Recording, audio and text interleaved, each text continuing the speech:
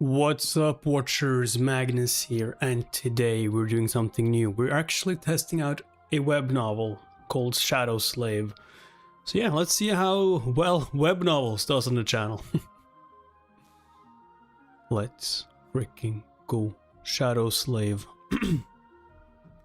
A frail-looking young man with pale skin and dark circles under his eyes was sitting on a rusty bench across from the police station. He was cradling a cup of coffee in his hands. Not the cheap synthetic type slum rats like him had access to, but the real deal. This cup of plant-based coffee, usually available only to higher ranked citizens, had cost most of his savings. But on this particular day, Sonny decided to pamper himself. After all, his life was coming to an end. Enjoying the warmth of the luxurious drink, he raised the cup and savored the aroma. Then tentatively, he took a small sip and immediately grimaced. Ugh, so bitter. Giving the cup of coffee an intense look, Sonny sighed and forced himself to drink some more. Bitter or not, he was determined to get his money's worth. Taste buds be damned. Hopefully the voice is good, even like the sound, the mount and stuff like that. Welcome, Evie.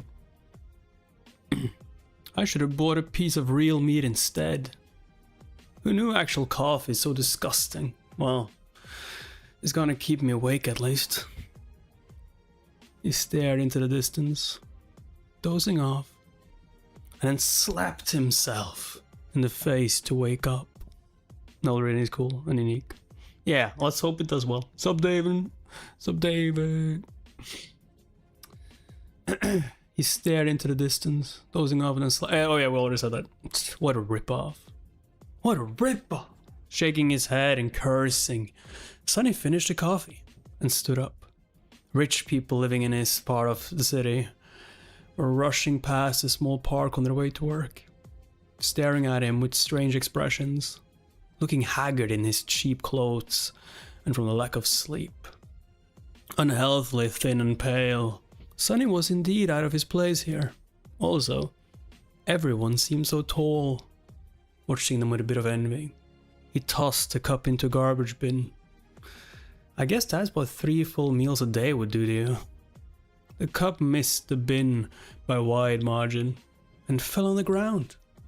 Sonny rolled his eyes in exasperation, walked over, picked it up, before carefully putting it in the trash. Then, with a slight grin, he crossed the street and entered the police station. When did you start reading novels, man? Right now! Right now, brainy! And also, I need glasses, or I need to squint to like read these goddamn text bubbles. Text chat. Inside, a tired-looking officer gave him a quick glance and frowned with obvious distaste. Are you lost, boy? I hope you guys like my novel readings though, because I will do more if it does well. Or at least I will continue on with Shadow Slave obviously if it does well. Sonny looked around with curiosity, noting reinforced armor plates on the walls and poorly hidden turret nests in the ceiling. The officer too looked scruffy and mean.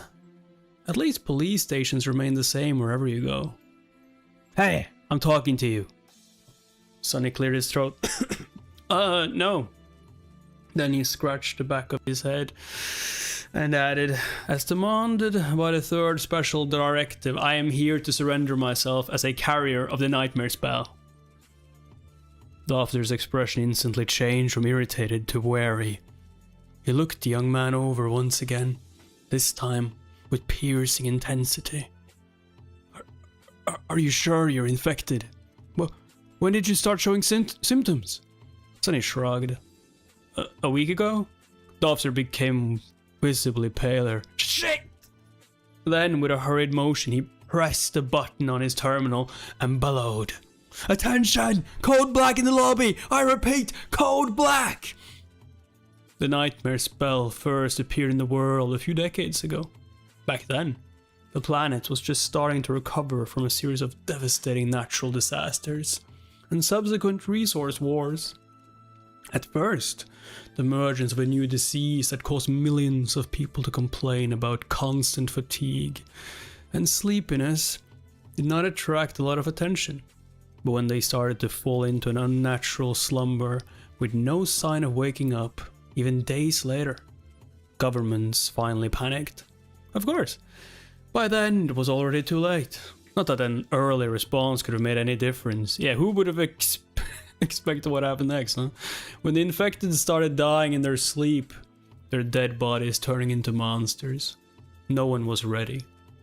Nightmare creatures quickly overwhelmed national militaries, plunging the world into complete chaos. By the way, we did read like the first 5 chapters of the webcomic, so I do know the beginning anyway. It's like that's why like I kind of get what's happening right now. No one knew what the spell was, what powers it possessed, and how to fight it. In the end, it was the awakened, those who survived the first trials of the spell and came back alive, who put a stop to its rampage. Armed with miraculous abilities, earned in their nightmares, they restored peace and created a semblance of a new order. Of course, it was only the first of the catastrophes brought upon by the spell. But as far as Sonny was concerned, none of it had anything to do with him. Not until a few days ago, that is, when he first started having trouble with staying awake. For an average person, being chosen by the spell was as much of a risk as an opportunity. Kids learn survival skills and fighting techniques in school, on the off chance of being infected. Well-to-do families hired private tutors to train their children in all sorts of martial arts. Those from the awakened clans even had access to powerful legacies, wielding inherited memories and echoes in their first visit to the dream realm. The richer your family was, the better your chances of surviving and becoming an awakened were. But for Sonny, who had no family to speak of, and spent most of his time scrounging for food instead of going to school, being chosen by the spell presented no opportunity at all. To him, it was basically a death sentence. A few minutes later, Sonny was yawning while several policemen were busy putting him in restraints. Soon he was fastened into a bulky chair that looked like a weird mix between a hospital bed and a torture device. The room they were in was situated in the basement of the police station, with thick armored walls and a formidable looking vault door. Other officers were standing near the walls, with automatic rifles in their hands, and grim expressions on their faces. Sonny did not particularly care about them. The only thing he could think about was how much he wanted to sleep. God damn it, just hit me easily. Finally, the vault door opened, and the grey-haired policeman walked in. He had a seasoned face and stern eyes, looking like someone who had seen a lot of terrible things in his life. After checking the restraints, the policeman glanced quickly on his wristwatch, and then turned to Sonny. "What's your name, kid?" Sonny blinked a few times, trying to concentrate, then shifted uncomfortably. Sunless. The old policeman raised an eyebrow. "Sunless? That's a strange name." Sonny tried to shrug, but found himself unable to move. What's so strange about it? At least I have a name, back in the outskirts. Not everyone even gets one. After another yawn, he added, "It's because I was born during a solar eclipse. My mom had a poetic soul, you see. That's why he got this weird-ass name, and his little sister was called Rain. Back when she still lived with them, at least whether it was the result of poetic imagination or simple laziness, he did not know." Okay, we did not get all of that in the webcomic, I think. I don't remember him saying that his sister was called Rain. The old policeman grunted. Oh no. Okay. Do you want me to contact your family? Sonny simply shook his head. "There's no one. Don't bother. For a second there was a dark look on the policeman's face. Then his expression turned serious. Alright, Sunless. How long can you stay awake? Not long. The policeman sighed. We don't have time for the full procedure. Try to resist for as long as you can and listen to me very carefully, okay? Not waiting for a response, he added. How much do you know about the nightmare spell? Sonny gave him a questioning look. As much as anyone, I guess. Who doesn't know about the spell? Not the fancy stuff you see in dramas and hear in the propaganda broadcast. I mean, how much do you really know? That was a hard question to answer. Don't I just go into the dream realm, kill a few monsters to complete the first nightmare, receive magic powers, and become an awakened? God dang! Sounds amazing. The old policeman shook his head. Listen carefully. Once you fall asleep, you will be transported inside your first nightmare. Nightmares are trials created by the spell. Once inside, you will meet monsters, sure, but you will also meet people. Remember, they are not real. They are just illusions conjured up to test you. How do you know? The policeman just stared at him. I mean, no one understands what the spell is and how it works, right? So how do you know that... Oh shit, that was it. I mean, no one understands what the spell is and how it works, right? So how do you know? Know that they're not real. You might have to kill them. Kid, so do yourself a favor and just think about them as illusions. Oh. The old policeman waited for a second, then nodded and continued. A lot of things about the first nightmare depend on luck. Generally, it shouldn't be overwhelmingly hard. The situation you're in, the tools you have at your disposal, and the creatures you have to defeat should be within the range of your abilities. At least, after all, the spell sets up trials, not executions. You're a bit disadvantaged due to, well, your circumstances. But kids from the outskirts are tough. Don't give up on yourself just yet. Uh-huh. Sunny was getting more and more sleepy. It was becoming hard to follow the conversation. About those magic powers you mentioned, you will indeed receive them if you survive until the end of the nightmare. What those powers will be, exactly, depends on your natural affinity as well, what you do during the trial. But some of it will be at your disposal right from the start. The voice of the old policeman sounded more and more distant. Sonny's eyelids were so heavy that he was struggling to keep his eyes open.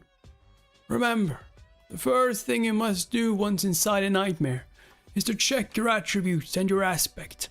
If you get a combat-oriented aspect, something like a swordsman or an archer, things will be easier. If it is reinforced by physical attributes, then that's even better. Combat aspects are the most common, so the probability of receiving one is high. The armored room was growing dimmer.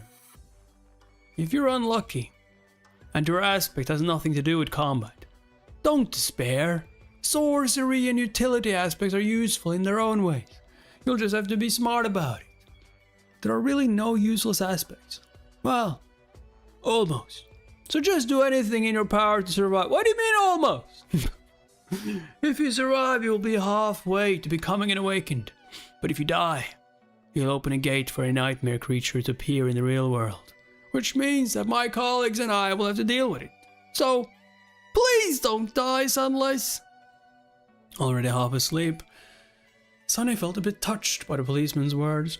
Why did he feel so touched by that? It was obviously him not wanting to die. Or at least try. Or at least try not to die right away. The nearest awakened won't be able to get it for a few hours. So we would really appreciate it if you don't make us fight that thing ourselves. You know, what? With that last thought, Sonny finally slipped into deep slumber. What? Everything became black. And then, in the darkness, and a faintly familiar voice rang. Aspirant, welcome to the nightmare spell. Prepare for your first trial. Welcome to Sword Art Online. No, I'm just kidding. Wait, what?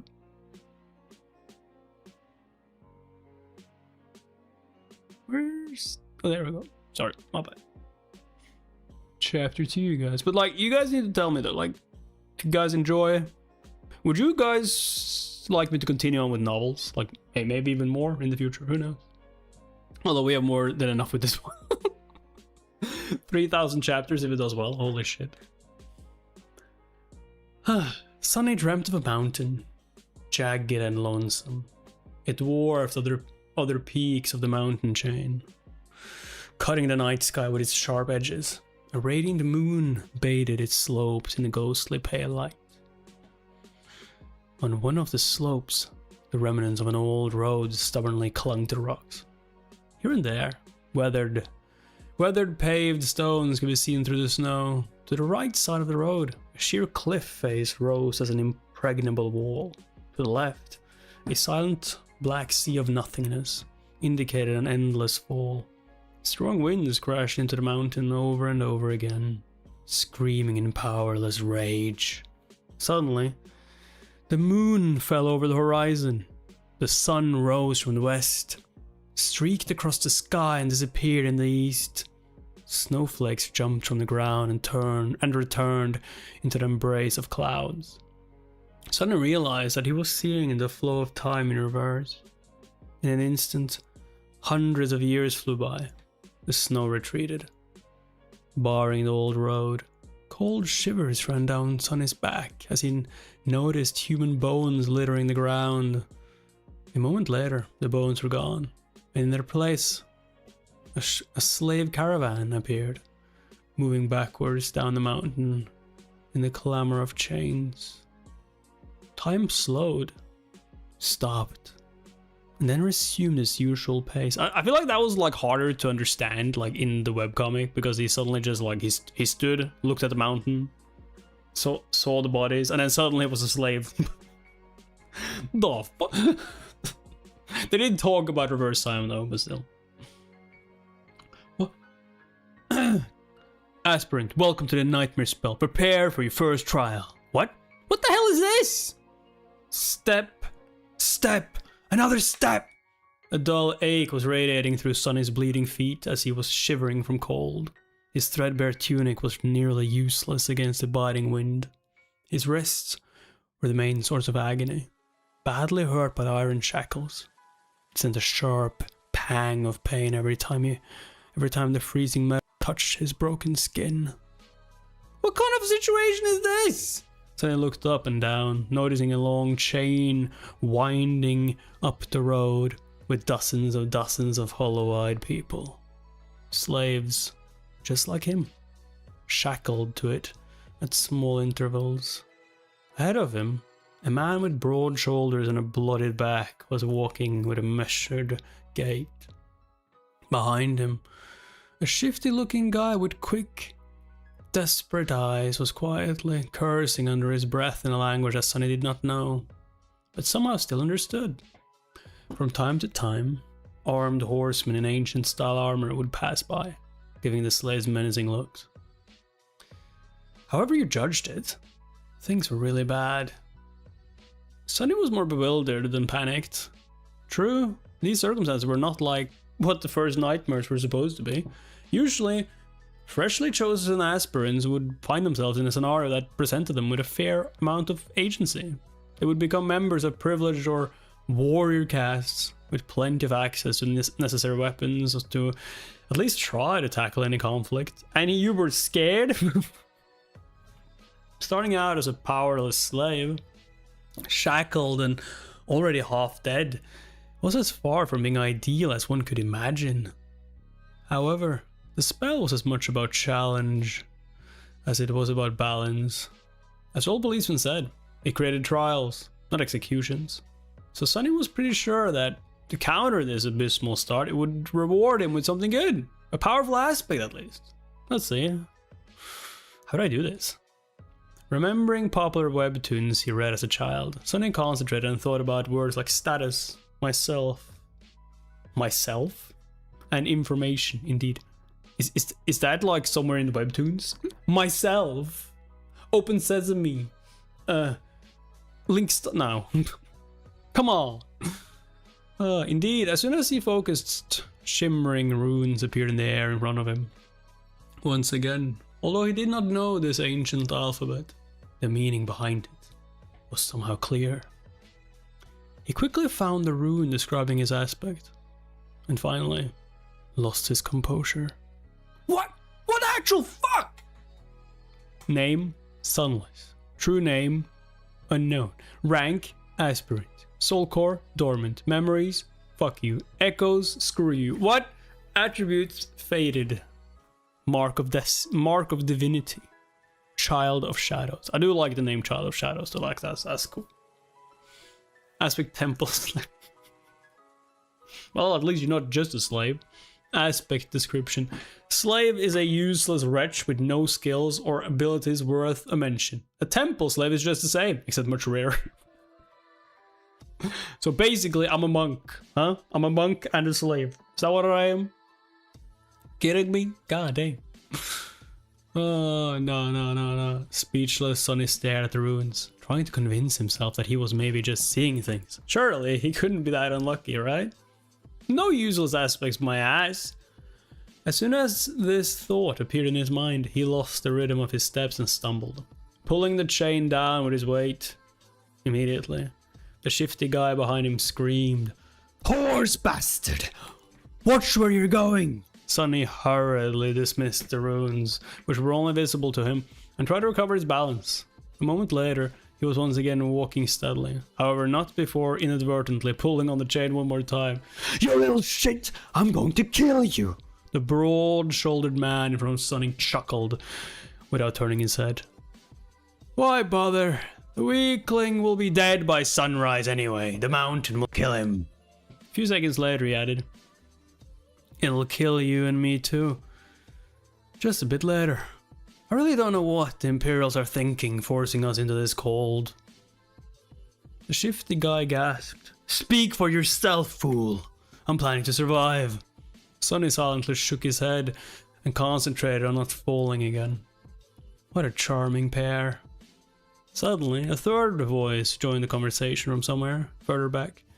This one sounded gentle and intelligent. "This mountain pass is usually much warmer this time of year. We just had a really bad luck. Also, I would advise you against harming this boy." "Why is that?" Sonny turned his head slightly, listening. "Haven't you seen the markings on his skin? He's not like us, who fell into slavery due to debts, crimes, or misfortune. He was born a slave, a temple slave, to be precise. Not long ago, the Imperials destroyed the last temple of the Shadow God. I suspect that this is how the boy ended up here." The broad-shouldered man cast a look back. "So what? Why should we be afraid of a half-forgotten weakling god? He couldn't even save his own temples. The Empire is protected by the mighty war god. Of course, they're not afraid to burn down a few temples. But we here are not protected by anything or anyone. Do you really want to risk angering a god? Just survived a car crash, feeling painful." What? Hope you feel better soon, Sparkle. Like what? Survived a car crash? Like a bad one? Damn. Took me out of it. The broad-shouldered man grunted, not willing to answer. Yeah, god damn. Need to go to the hospital? Their conversation was stopped by a young soldier riding a beautiful white horse, clad in a simple leather cuirass, yeah, armed with a spear and a short sword. He looked dignified and noble. To Sonny's irritation, the asshole was really pretty too. If this was a historical drama, the soldier would definitely be a male lead. Hey! How did I forget my phone password of all things? I put it in yesterday. God damn it, EVN. Need to write it down. On paper though, not on your phone. A bus hit our car. That's insane. Seriously? A bus? How are you alive? Like, did it just bump it? What is going on here? There was no particular menace in his voice. Oh, what is going on here? There was no particular menace in his voice. Even something resembling concern. When everyone hesitated, the gentle voiced slave answered. "Oh, it's nothing, sir. We're just all tired and cold. Especially our young friend over there. This journey is truly too hard for someone that young. The soldier looked at Sonny with pity. What are you looking at? You're not much older than me, Sonny thought. Of course, he didn't say anything out loud. Yeah, it kind of would have been stupid. Yep, I went to the hospital, but the doctors were more surprised by the fact all 4 people did not even... What? I was on my way to class in my friend's car. Our dad said he will drop us off, and that happened. So, not school for you anytime soon. Nah, you didn't get a scratch. I guess you have to go to school again tomorrow.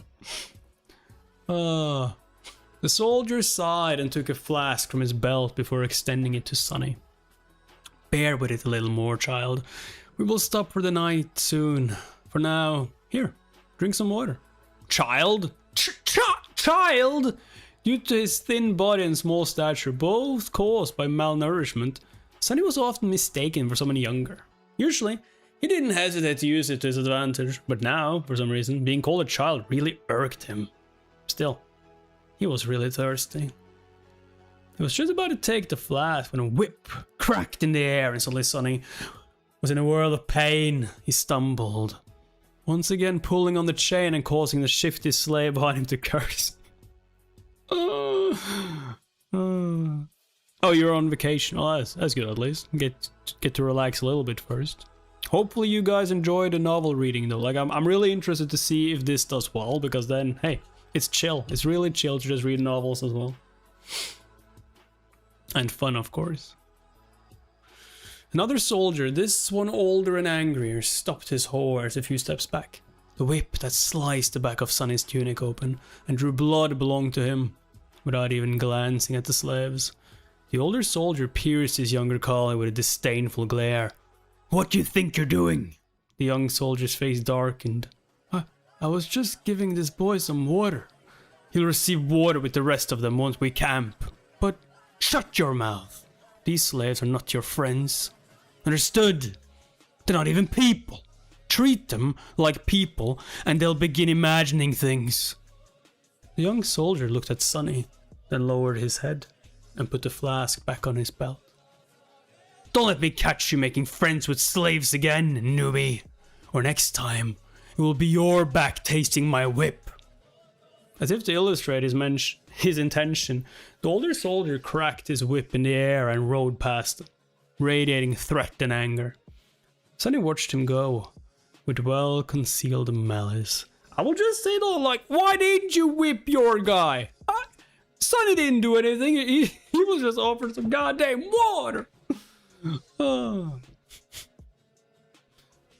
Oh, no. I don't know how, but I will watch you die. Oh shit, Sonny's like... I don't know how, but I will watch you die first. Then he turned his head and glanced in the direction of the younger soldier, who was falling behind with his head still lowered. And you second. Yo, what did he do? So the soldier tried to help you. He's like, nah, you gonna die second. Eventually, I will kill everyone. No one left alive.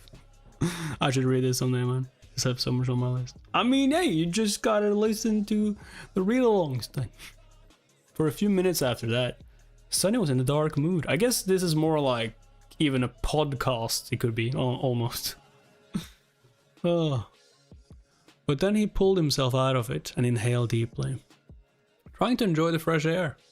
Indeed, air like that was hard to come by in the real world. Microdust and other pollutants made it rough and unpleasant, not to mention the general stench of the outskirts. In the better parts of the city, sophisticated filtration systems worked diligently. However, filtrated air tasted sterile and stagnant. Only the very rich had access to truly pleasant breathing. And here he was, able to enjoy an unlimited amount of pristine, delicious air like a second-generation chavo. Hey! I guess, okay, so he's never felt fresh air before. Truly, being chosen by the spell has its benefits. If only there was no dreadful cold. His feet did not ache, and his wrists and back were not in agony. Is that because he can't feel them? The slave caravan slowly dragged itself up the mountain, with more and more slaves stumbling and periodically falling to the ground. A couple of times, those who could not walk anymore were taken off the chain and unceremoniously tossed off the road, down into the abyss that loomed to the left of it.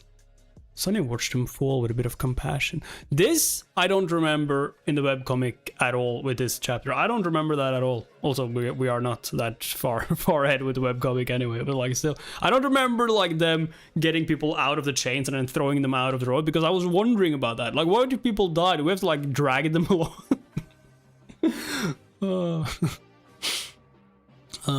Poor fellows. Rest in peace, you pitiful souls.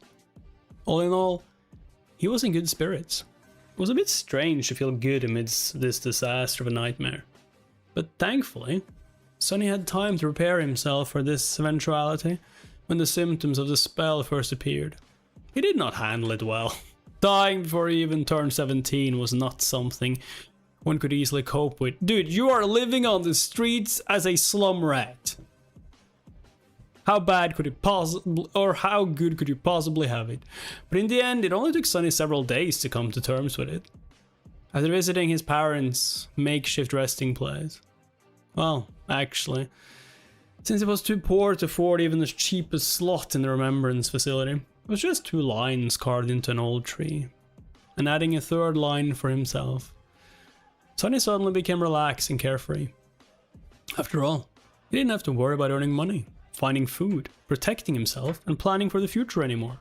Once the worst that could happen had already happened, what else was there to fear? This is what I'm saying though, like, didn't sound like he had an easy life. Anyway, so, like, hey, I'll take my chances with the lotto. And at the same time, like, it's said that he should have had way more chances to, like, actually survive. He should have been in, like, a normal warrior family, started off there, had weapons. He didn't expect to be, to wake up as a slave. Like, what the hell?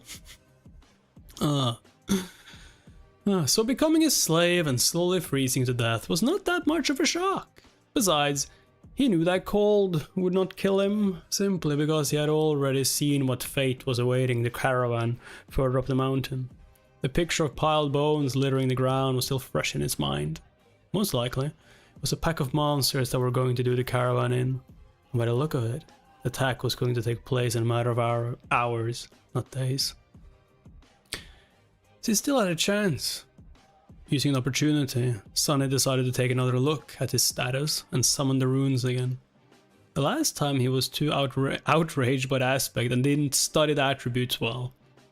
While not as important as one's aspect, the attributes were often the deciding factor between life and death.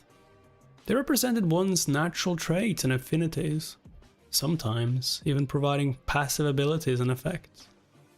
Fated. Attribute description. The strings of fate wrap tightly around you. Unlikely events, both good and bad, are drawn by your presence. There are those who are blessed, and there are those who are cursed, but rarely both. Wait a second, so you're both? Mark of divinity, attribute description. You bear a faint scent of divinity, as though someone briefly touched by it once, a long time ago. Child of Shadows. Attribute description. Shadows recognize you as one of their own. Like, this is what I'm, like, curious about with the shadow. And no spoilers, you guys. No freaking spoilers. But, like, when I hear shadows recognize you as one of their own, I'm thinking, like, maybe he can, like, hide in shadows, turn into a shadow. Maybe he can talk to people's shadows. So many creative ways they can do with this. Interesting. Sonny quickly recognized the first attribute, fated, as the main culprit of his predicament. Yeah, oh shit, that's true.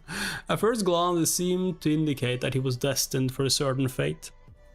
To die miserably and vanish without a trace, for example.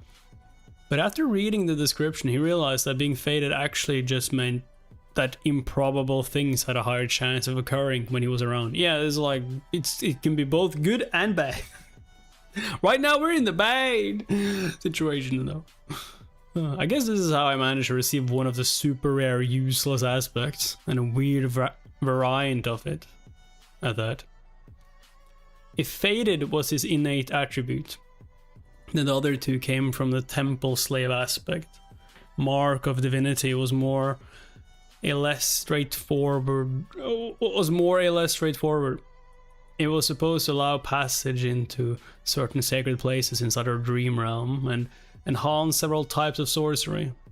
Since there were no sacred places in sight and Sunny's aspect had nothing to do with sorcery, it was useless too. Oh no! Oh. Child of Shadows was a stranger one. He had never heard of it and had no idea what it was supposed to do. At least not until the sun hid behind a mountain and the sky began to darken. To his surprise, Sunny found himself able to see perfectly in the darkness, as though it was still as bright as day. This ability alone was nothing to scoff at, and it was quite possible that Shadows would reward him with some other yet unknown gifts. I mean, that's night vision, yeah. Thermal goggles. Inside your eyes, not bad. Finally something good. I wonder if... Stop the caravan! Prepare to camp! Following the head soldier's order, the slaves stopped and fell to the ground, shivering and exhausted. The small clearing where the road widened was somewhat protected from the wind by a protruding mass of rock. It was still too cold to rest with ease. The soldiers got busy herding the slaves into a tight circle, forcing them to share warmth, and lighting up a large bonfire in the center of the camp, although not before tending to their horses. The heavy wagon carrying food, water, and other cargo, to which the main chain was firmly affixed, was pushed forward to block the wind. While looking around, Sunny noticed the young soldier from before watching the mountain with a complicated look on his face. What a weirdo. Soon the bonfire was blazing. The stronger slaves tried to find their way closer to the fire, while the weaker ones, like Sunny, were forced to sit at the outer end of the circle, with their backs freezing in the cold. Of course, any movement was encumbered by the fact that they were still shackled to the chain. That's why the familiar broad-shouldered slave ended up just where he started, despite all of his efforts to get closer to the flame. Sup, top is critical. Yeah, let's go. Novel reading. Damn Imperials, he hissed, clearly irritated. The soldiers walked among the slaves, giving them water and food. Sunny, just like everybody else, received a few sips of icy water and a small piece of rock-hard moldy bread. Ugh. Despite its unappetizing look, he forced himself to eat the whole thing, just to be left as hungry as he was before. By the looks of it, he wasn't the only one. The shifty slave that had been walking behind him looked around in anguish. By all the gods, they used to feed me better even in the dungeons. He spat on the ground, desperate. And most of us, innocent men in the dungeon, were there, waiting to visit the gallows too. As someone who read like 900 chapters of this, I will tell you, you are in for an absolute wild ride of a journey, bro. I mean, I just hope it does well on the channel, because I really want to keep reading novels. Like, I really want this to like be one of the main things on the channel. Like, say we do Shadow Slave at least like once a week, if it does well. And then, hey, who knows? If it does well enough, maybe we'll catch up to all 3,000 chapters. The author says Sunny was based on Peter Pan. Oh, that's interesting. Wait, really, what? Oh, you mean about Peter Pan? Yeah, probably. A few steps away from them, where the paved road ended and sharp rocks began, a scattering of bright red berries were growing from the snow. Sunny had noticed them before, clustering here and there along the road, and even noted how pretty those resilient things looked, contrasted against the white. The shifty slave's eyes glistened as he tried to crawl towards the berries on all fours. I would advise against eating those, friend. It was the gentle voiced slave again.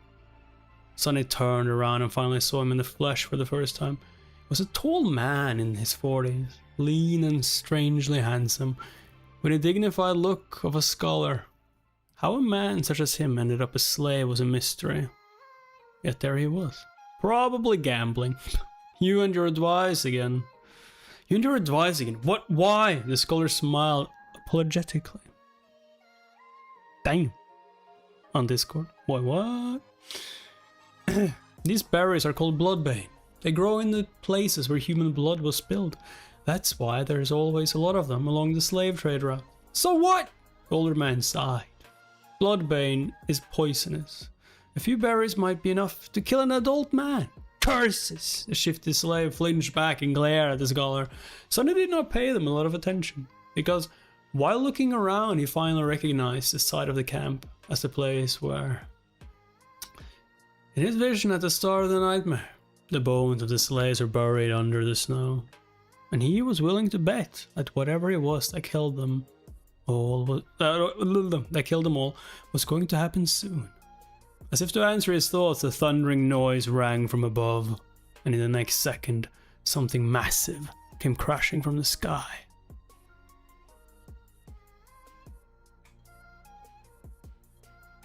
Damn! Damn, you guys.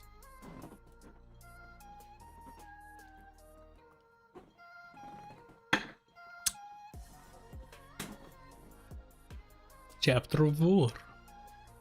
Turning in the direction of the thundering noise, many slaves rose their heads, only to see rocks and heavy shards of ice raining on them from above. They instantly panicked, lurching away in a cacophony of screams. Shadows happily danced on black stones as, entangled by the thick chain, those slaves fell to the ground and pulled others with them.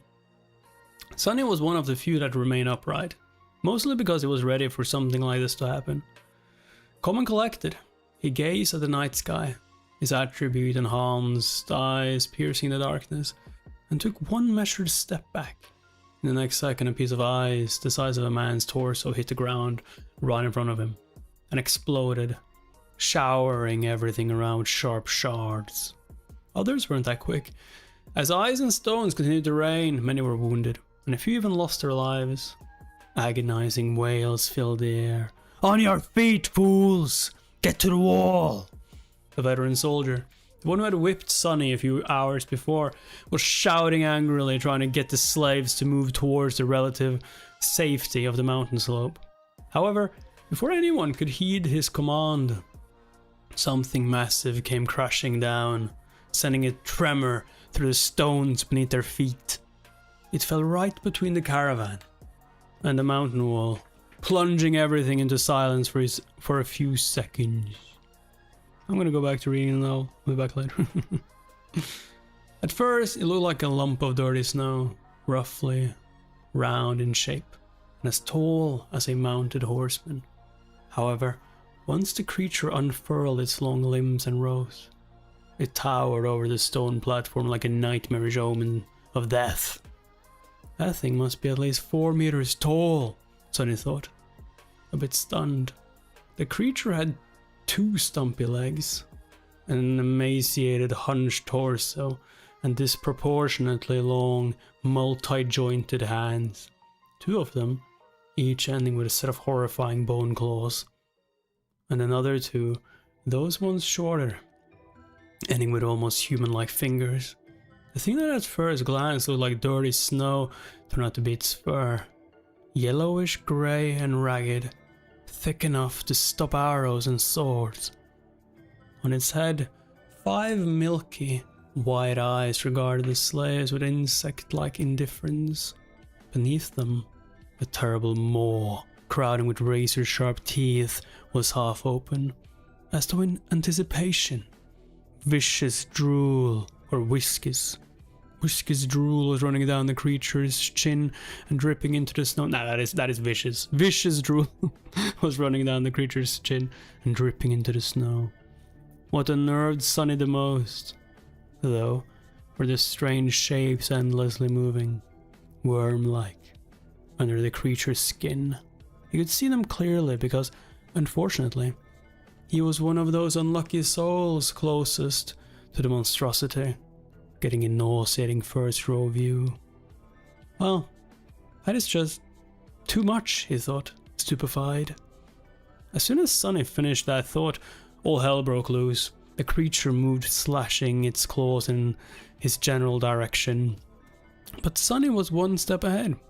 Without wasting a single moment, he jumped sideways, as far as the chain allowed, conveniently placing the broad-shouldered slave between himself and the monster. Ah! His quick reaction saved his life, as those sharp claws, each as long as a sword, sliced through the broad-shouldered man. A fraction of a second later and sent streams of blood flying through the air. Drenched in the hot liquid, Sonny hit the ground, and his fellow slave, now simply a corpse, fell on him from above. Damn, why are you so heavy? Temporarily blinded, Sonny heard a chilling howl and felt an enormous shadow passing over him. Immediately, after a deafening chorus of screams filled the night, not paying it any attention, he tried to roll the corpse to the side, but was stopped by a forceful lurch of the chain that twisted his wrist and filled his mind with white-hot pain. Disoriented, he felt himself being dragged a few steps, but then the chain suddenly slackened and he was able to control his hands again. I don't really get why some people complain about the Mountain King's design. Looks fine.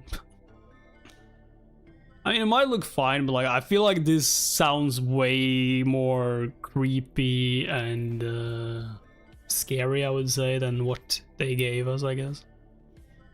But hey, soon I will be blind, by the way, because I mean, I did read like the first 5 chapters of the webcomic. It's on the channel, like you guys can see.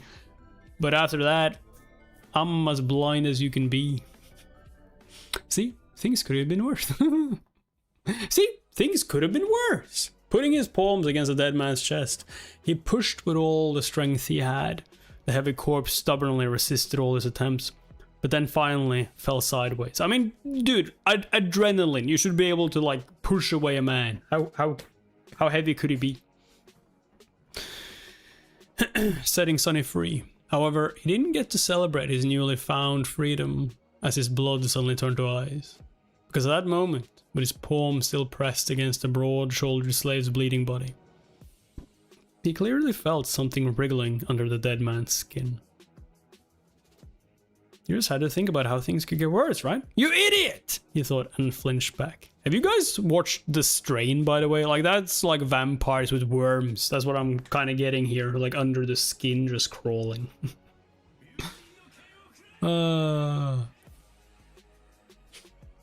Pushing the corpse with his legs, Sonny crawled as far away from it as he could, which was about 1.5 meters, thanks to the ever-present chain. He quickly glanced around, noticing a mass of dancing shadows and the silhouette of the monster rampaging amidst the screaming slaves on the opposite end of the stone platform.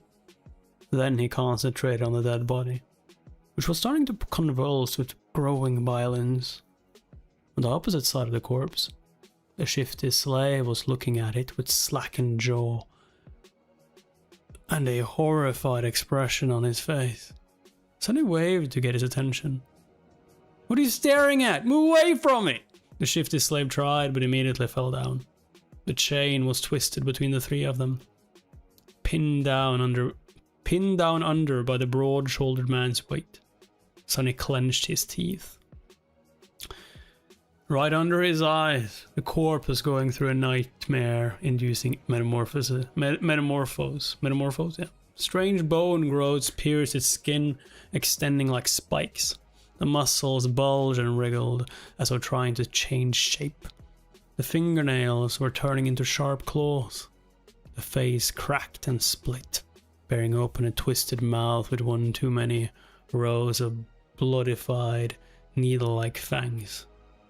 This is not right. Sonny twitched, feeling a strong urge to empty his stomach. The chain! The scholarly slave was just a few steps behind the shifty one, pointing at his shackles with a face as pale as a ghost. That remark was far from helpful, but given the circumstances, his shock was understandable.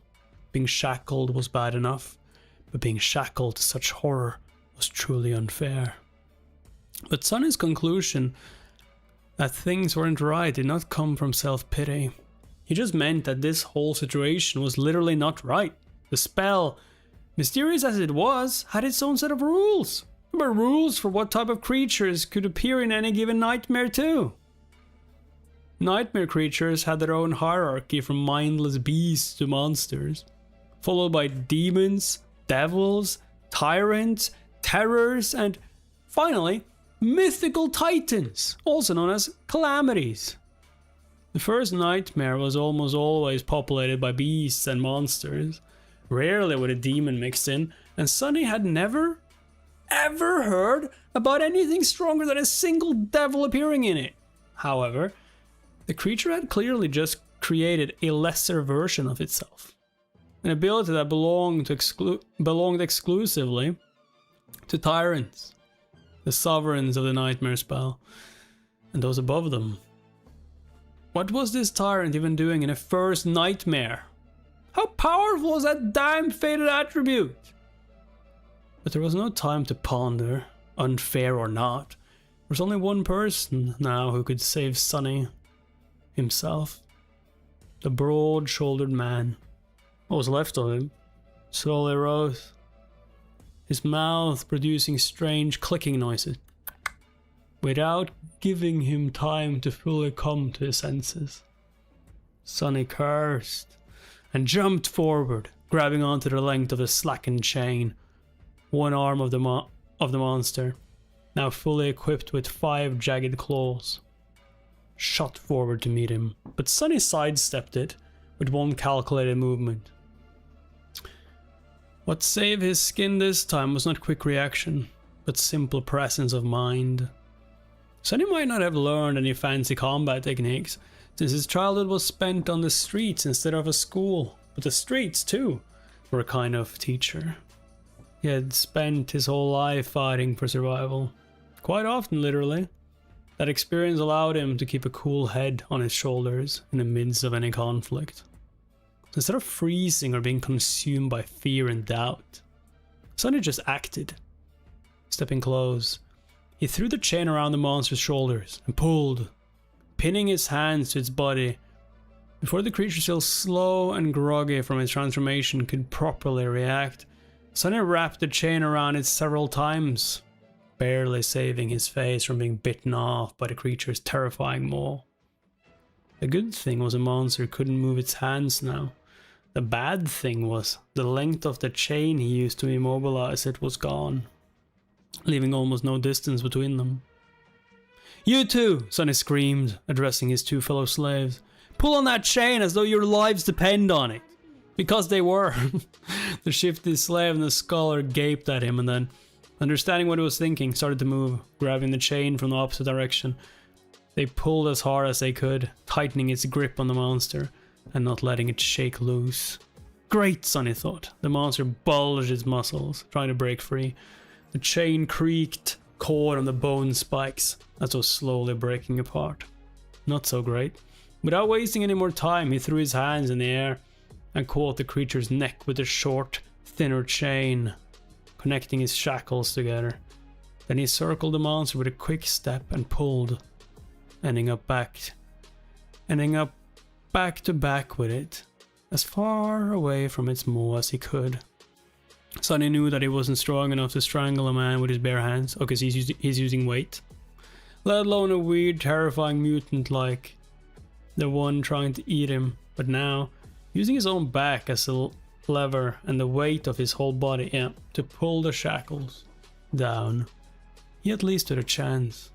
He pulled down with all his might, feeling the monster's body pressing against him, bone spikes brushing against his skin. The monster continued to struggle, clicking loudly and trying to break the chain, tying him down, apart. Now it's just a question of what would break first, the chain or the monster itself. Die! Die, you bastard! Sweat and blood were rolling down Sonny's face as he was pulling and pulling and pulling down with as much force as he could muster. Every second felt like an eternity. His strength and stamina, what little he had to begin with, were quickly running out. His wounded back, wrists, and muscles pierced by the bone spikes were in agony. And then, finally, Sonny felt the monster's body go limp. A moment later, a faintly familiar voice rang in the air. It was the most beautiful sound he had ever heard. "You have slain a dormant beast, Mountain King's larvae." The hell? That was weird. Ugh.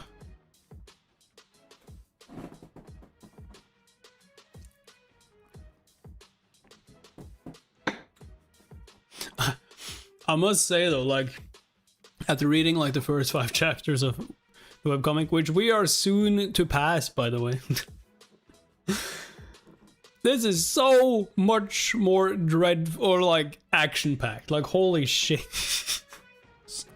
All the details, like in the webcomic, it felt like he just wrapped this chain around its throat, dragged a little bit. The other one, like, hey, just drag. Head just popped off. Here he had to like go behind his back to like do. Yes, so different. Sonny felt his knees, breathless. His whole body felt as though it just went through a meat grinder. Even large amounts of adrenaline could not wash away all the pain and exhaustion, and yet he was exhilarated. The satisfaction of killing the larvae was so vast that he even forgot to be disappointed about not receiving a memory. The special item tied to a dream realm inhabitant's essence, which was sometimes awarded by the spell to the triumphant awakened. A magic sword or a suit of armor would have come in handy right about now. Damn. You would even settle for a warp coat! 3 seconds. You can rest for 3 more seconds, Sonny thought. After all, the nightmare was far from over. A few moments later, he forced himself to come back to his senses and looked around, trying to ascertain the situation. The larvae was dead, which was great. However, he was still tied to it by the damn chain. The shifty slave and the scholar, both pale as death, were busy untangling it to buy the 3 of them. Entangling it to buy the 3 of them at least some freedom of movement. Yeah. Further away, torn bodies and pieces of flesh were lying on the ground. Many slaves were killed. A few had somehow managed to escape and were now running away. Fools.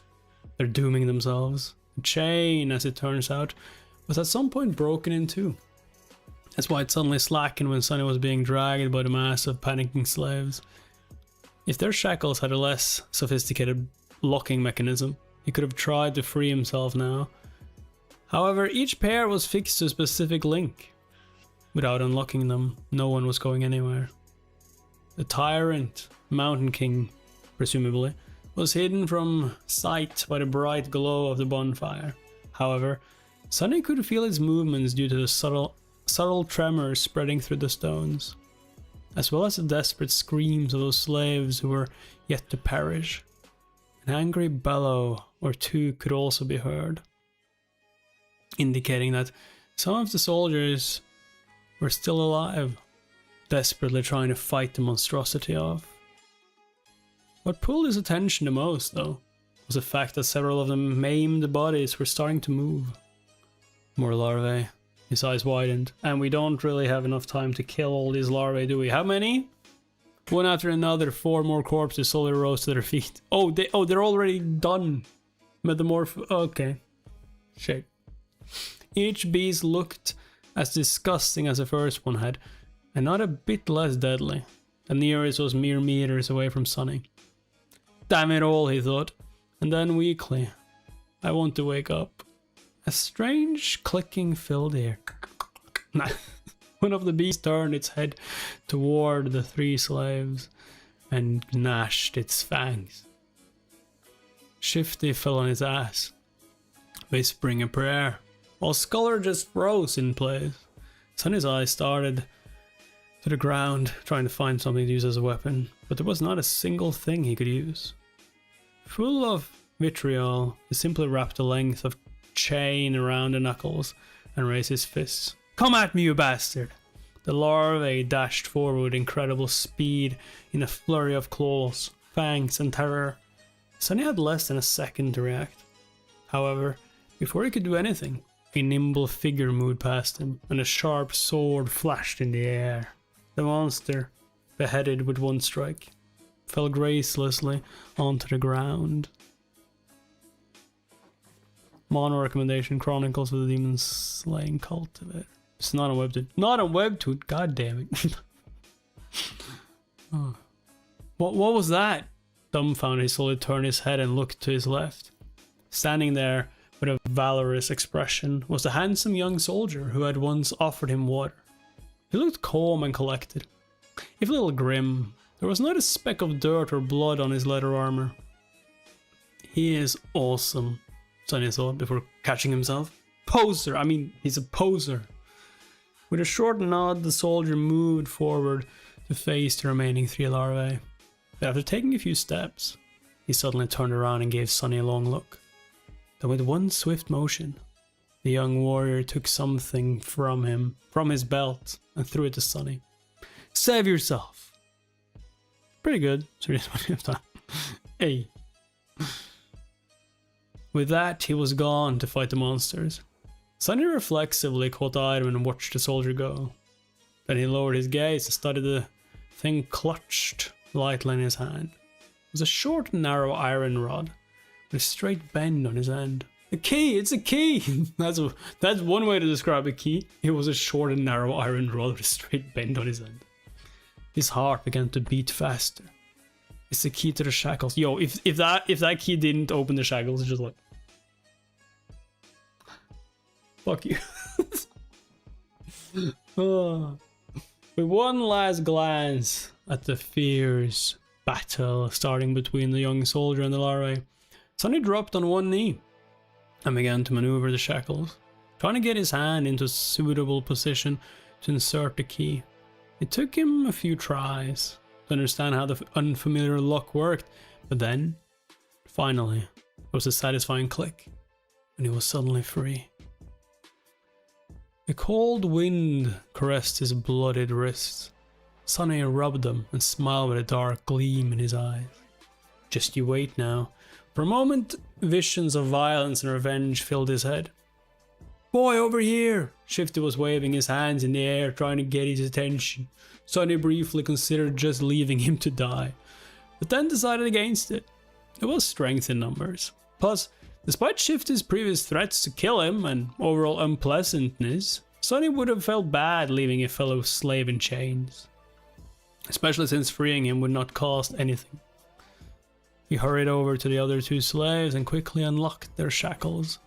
As soon as Shifty was free, he pushed Sonny away and did a little dance, laughing like a maniac.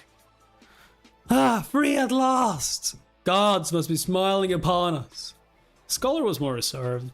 He squeezed Sonny's shoulder in gratitude and smiled weakly, casting a tense look in the direction of the ensuing fight. 2 of the 3 larvae were already dead. The third one was missing an arm, but still trying to tear its opponent apart. The young soldier danced around it, moving with a graceful fluidity of a natural-born warrior. What are you waiting for? Run! Shifty made a move to run away, but was stopped by Scholar. My friend, I would. If you say it twice again, I swear to gods, I will bash your head open. The 2 slaves looked at each other with open animosity. A moment later, Scholar lowered his eyes and sighed. If we run away now, we will surely die. Why? The older slave simply pointed at the tall bonfire. Because without that fire, we will freeze to death before the night is over. Until the sun rises, running away is suicide. Sonny did not say anything, knowing that Scholar was right. Actually, he realized it right after strangling the larvae. No matter how terrible Mountain King was, the bonfire was still their only lifeline in this frozen hell. It was just as what the broad-shouldered slave, may he rest in peace, had said. There was no need for anyone to kill them, because the mountain itself would do it if given a chance. So what? I prefer freezing to death than being eaten by that monster anyway. Not to mention, turning into one of those things. Shifty was pretending to be brave. There was no conviction in his voice. He glanced at the darkness surrounding the stone platform and shivered before taking a small step back.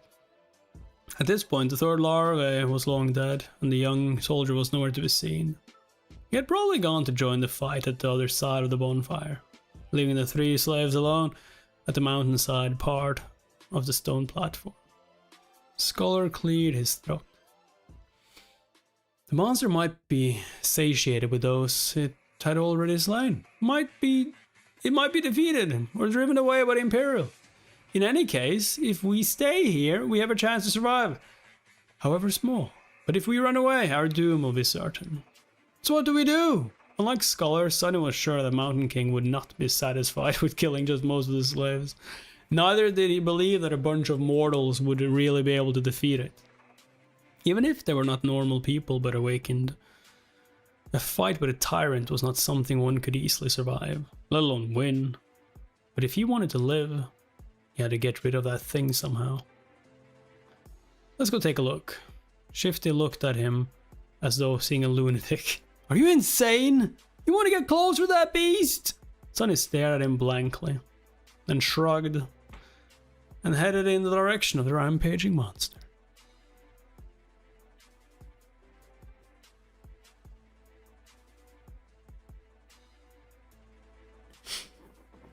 And a dark gleam. It's a key, Potter. A key. It shows you. You're a wizard, Harry. Sonny was off to face against a nightmare creature. And not any creature at that, but one of the 5th category. A dreaded, fearsome tyrant. The odds of survival were so low that anyone would have laughed in his face if he were to ever suggest attempting to fight it. If they weren't an awakened 2 or 3 ranks above the creature, of course. Which Sonny certainly wasn't. And yet, he had to deal with his Mountain King somehow to avoid an even more miserable death. The ridiculous degree to which the odds are stacked against him from the very beginning of his delayed execution had gotten old a long time ago, so he didn't have any more energy to think about it. What was there to fear? After all, he was already as good as dead. It's not like he could get any deader. Yeah, but it can get more painful though. Like, you know, ripped apart while he's still alive is kind of maybe worse than freezing to death. Maybe. So why worry? On the other side of the bonfire, things were turning from bad to worse. Most of the slaves were already dead. A few soldiers were still desperately trying to fight the monster, but it was clear that they weren't going to last long.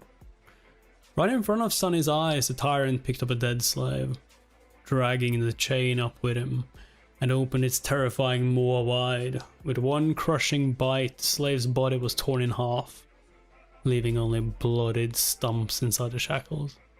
Mountain King's 5 indifferent, milky eyes stared into the distance as he chewed, streams of blood flowing down its chin.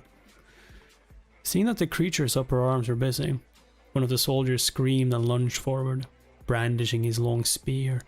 Without turning its head, the tyrant extended one of his shorter lower arms, caught the soldier's head in an iron grip, and squeezed, crushing the poor man's skull like a soap bubble. A moment later, the headless body was tossed over the cliff and disappeared into the abyss below. Shifty doubled over, puking his guts out. Then he shakily rose to his feet and glared at Sonny. Well, we've taken a look. Now what? Sonny did not answer, pensively observing the tyrant with his head slightly tilted to one side. Shifty stared at him some more, then turned to Scholar. I'm telling you, old man, the boy is sick in the head. How the hell can he be so calm? Shh! Lower your voice, fool. Blood drained from Shifty's face as he slapped himself, covering his mouth with both hands. Then he cast a fearful look in the direction of the tyrant. Luckily, the abomination was too busy feasting on the slaves. Lucky ones who were already dead and unlucky ones who were still alive. To pay them any attention, Shifty slowly exhaled. Sonny was preoccupied with measuring his chances of survival. How do I get rid of that thing? He didn't have any special powers, nor did he have an army ready to bury the Tyrant under a mountain of bodies. He didn't even have a weapon to at least scratch the damn bastard. Yeah, we need to like look around. Is there anything that can kill him? Maybe that tree over there. Oh, I'll feed him so much snow, he'll die of cold. Yes, I'll freeze him to death, obviously. Sonny moved his gaze and looked past the creature into the endless darkness of the moonless sky as he was watching the night. A bright flash streaked in the air and collided with one of the Tyrant's arms, bursting into a rain of sparks. The young soldier, Sonny's heroic liberator, had just tossed a burning piece of wood at the monster and was now defiantly raising his sword. Face me, devil! A distraction. Just what I needed.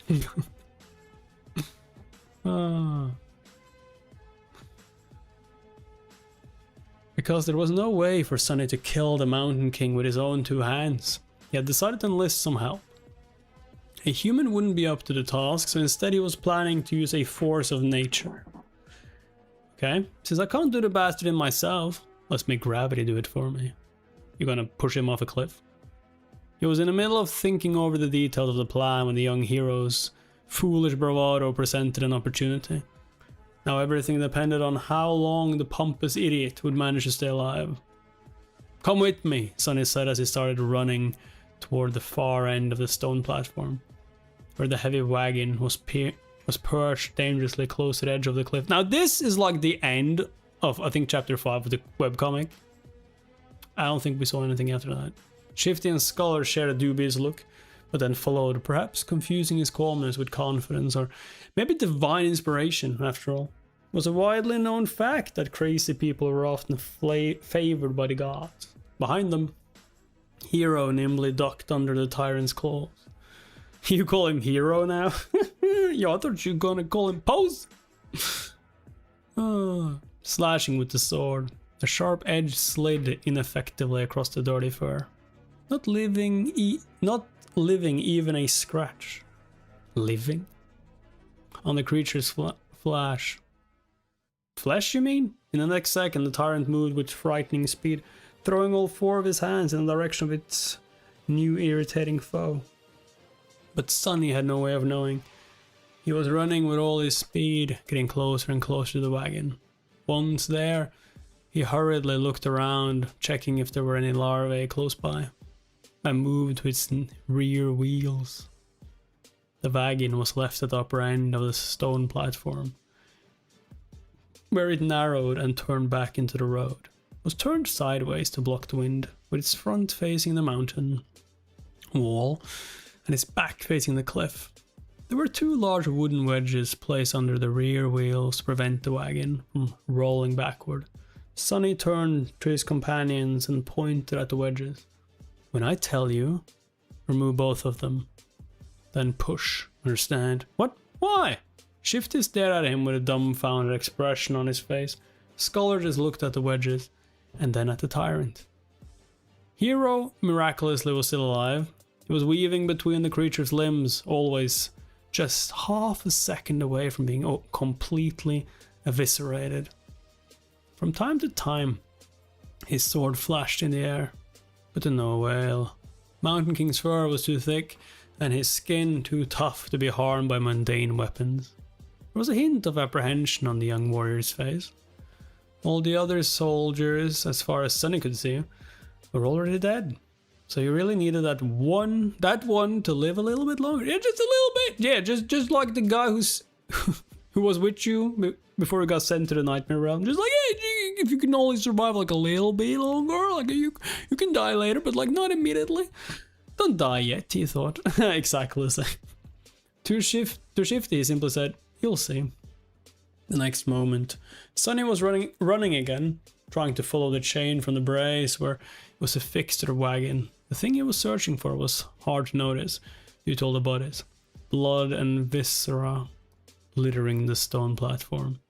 But for once, luck was on his side. A short amount of time later, he had found what he needed, the torn end of the chain. Is he going to like chain up the monster, or make like the hero chain up the monster, send the caravan like out of the mountain, out of the mountain, like down, to make it fall to its death? Mountain trail, like send it out, send it off the cliff. Is that what we're doing? Finding the nearest set of shackles, complete with a horribly disfigured body of a slave locked in them. Sonny plopped down on his knees and started to fumble with the key. There was a muffled scream, and with a sideways glance, he noticed Hero flying through the air, finally caught by one of the Tyrant's strikes. Incredibly, the young soldier managed to land on his feet, sliding several meters across the stones. All of his limbs were still in place. There were no terrible wounds on his body either, without skipping a beat, I think. Hero rolled forward, picking up his sword from where it fell on the ground, and then rolled once more, this time sideways, narrowly avoiding heavy stomp from the creature's foot. Rolling. Who the hell rolls around in this situation? Without any more time to waste, Sonny finally managed to unlock the shackles, shaking the dead slave out of them. He then promptly locked them once again, this time around the chain itself, ending up with a makeshift slip knot and a loop. Now everything depended on his resolve, hand-to-eye coordination and luck. Turning to Shifty and Scholar, who were still waiting by the wagon, he screamed, "Now!" Then, picking up a sizable length of chain, Sonny stood up and faced the Tyrant. Hero spared him half a glance. His eyes lingered on the chain for a moment, and then quickly followed it to the wagon. Then, without showing a hint of emotion, he gets the plan. The young warrior doubled his efforts, drawing the creature's attention away from Sonny. So he's smart too. What a scam! What a scam! Not only pretty, he got the brains. God dang! Clearing his head of all unnecessary thoughts, Sonny concentrated on the weight of the chain in his hands. The distance between him and the Tyrant, and his target. Time seemed to slow down a bit. Please don't miss. Gathering all of his strength, Sonny spun and threw the chain in the air, as though a fisherman casting his net. Are you kidding me? He's just like, with a lasso? The loop opened as it flew, closing in on the position of the fight between Hero and the Tyrant. Sonny's plan was to place the loop on the ground close enough to them that... Oh wait, is he gonna make him like step into it and then drag him? Not like throat, but like take his leg? If he has... Sonny's plan was to place the loop on the ground close enough to them that once one of the Tyrant's feet landed in the trap, he could pull on the chain and tighten it around the monster's ankle. Yeah, okay. I was thinking more throat, but okay. Like, yeah, that's probably easier. But his plan failed spectacularly. Oh, okay. Which is to say, it was literally a spectacle. In the last moment, Mountain King suddenly flinched back, and instead of falling on the ground, the chain loop landed perfectly around his neck. Oh, it did! Yo, this is like his fated ability. Like, either he's like super lucky or super unlucky. Either you're cursed or you're revered by God. Yo, I can't believe what happened is that what I thought was going to happen, but not what he was trying to do. I thought he was going to try and... Although I didn't think he was going to throw it at him, I thought he was going to, like, walk up behind him and just get it on him, you know what I'm saying? I've been subscriber years. I love your dedication. That is great, Marid. Hopefully you also will enjoy the novel readings, because I do want to continue on with this series, like, if you guys want me to, because, like, novels is something I enjoy reading. I just haven't really read that much of them because I've been focusing on webtoons for you guys and I guess some anime, although not that much. But I really do... I just haven't read that many novels. Like, light novels I've read a little bit of is, like, Trapped in a Dating Sim a little bit. And other than that, it was another one that I don't really remember the name of.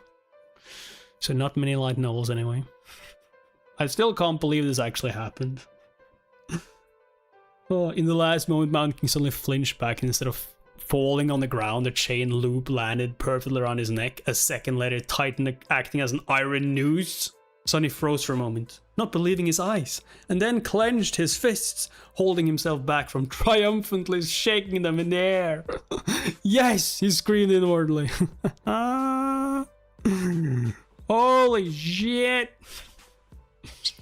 Moments later, the wagon would roll off the cliff, pulling the Tyrant down with it. Sonny looked back to make sure, and instantly turned even paler than he usually was. I feel like I did that. I predicted it exactly as it happened. Yo, that wasn't bad. Instantly turned even pale. Moments later, the wagon would roll off the cliff, pulling Tyrant. Yes. Sonny looked back to make sure, and instantly turned even paler than he usually was. Why? Did it rip it off? Did the Tyrant rip off the chain? Oh no. Oh no.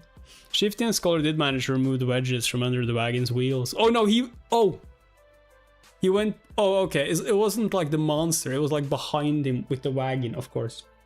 And they haven't been able to push the wagon off yet. Are you guys useless? God dang. Okay, so what did they do? Shifty and Scholar did manage to remove the wedges from under the wagon's wheels, and were now desperately pushing it to the edge of the road.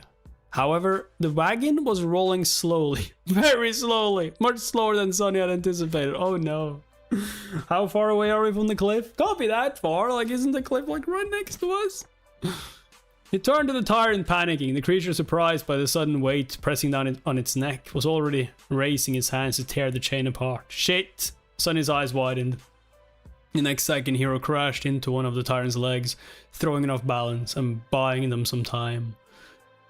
Sonny was already running to the wagon, cursing loudly in his mind, reaching it. He threw himself onto the damp wood alongside Shifty and Scholar, pushing with all the strength left in his rather small but terribly beaten and enormously exhausted body. Roll! Roll, you creaky piece of shit! The wagon sped up a little, but was still rather slow in reaching the cliff's edge. At the same time, the Tyrant finally managed to get a hold of the chain tied around his neck, ready to free itself. Now, whether they lived or not was just a question of which thing would happen first. Off the mountainside, or he getting free, obviously. Oh, you gotta be freaking shitting me. God damn it. Roll, you cricket piece of shit. Sonny pressed himself against the wagon. Sonny pressed himself against the wagon, pushing it with all he had. 4 powerful oxen that used to pull it were now dead, and instead of them, 3 tired slaves were trying to do the job, even with the slope of the road helping them. Yeah, it's like downhill, isn't it? Maybe. Slope of the road. The speed of the wagon was agonizingly slow. The Tyrant, in comparison, was moving much faster, pushing Hero back with a deadly swipe of his lower arms. He raised the other 2 to its neck and tried to grab the chain that was wrapped around it like a noose. However, this time, Mountain King's fearsome physique turned into a disadvantage. His long, terrifying bone claws were perfect for tearing flesh apart. But they weren't the best tool for precise manipulations. It took the Tyrant some time to get a hold of the chain without slicing his own neck open.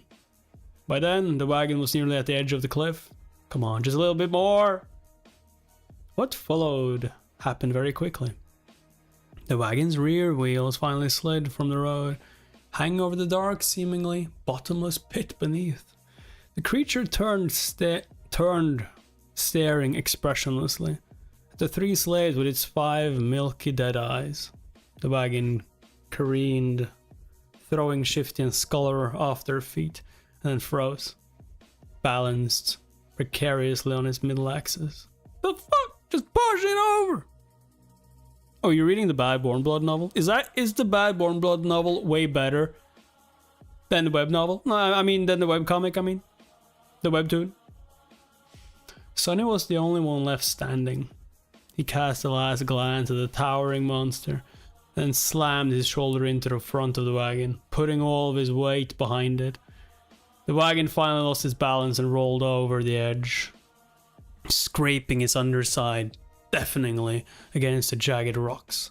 Sonny fell forward and landed on his knees, narrowly saving himself from tumbling down the cliff with it. Turning his head to the Tyrant, he gave it a wicked smile.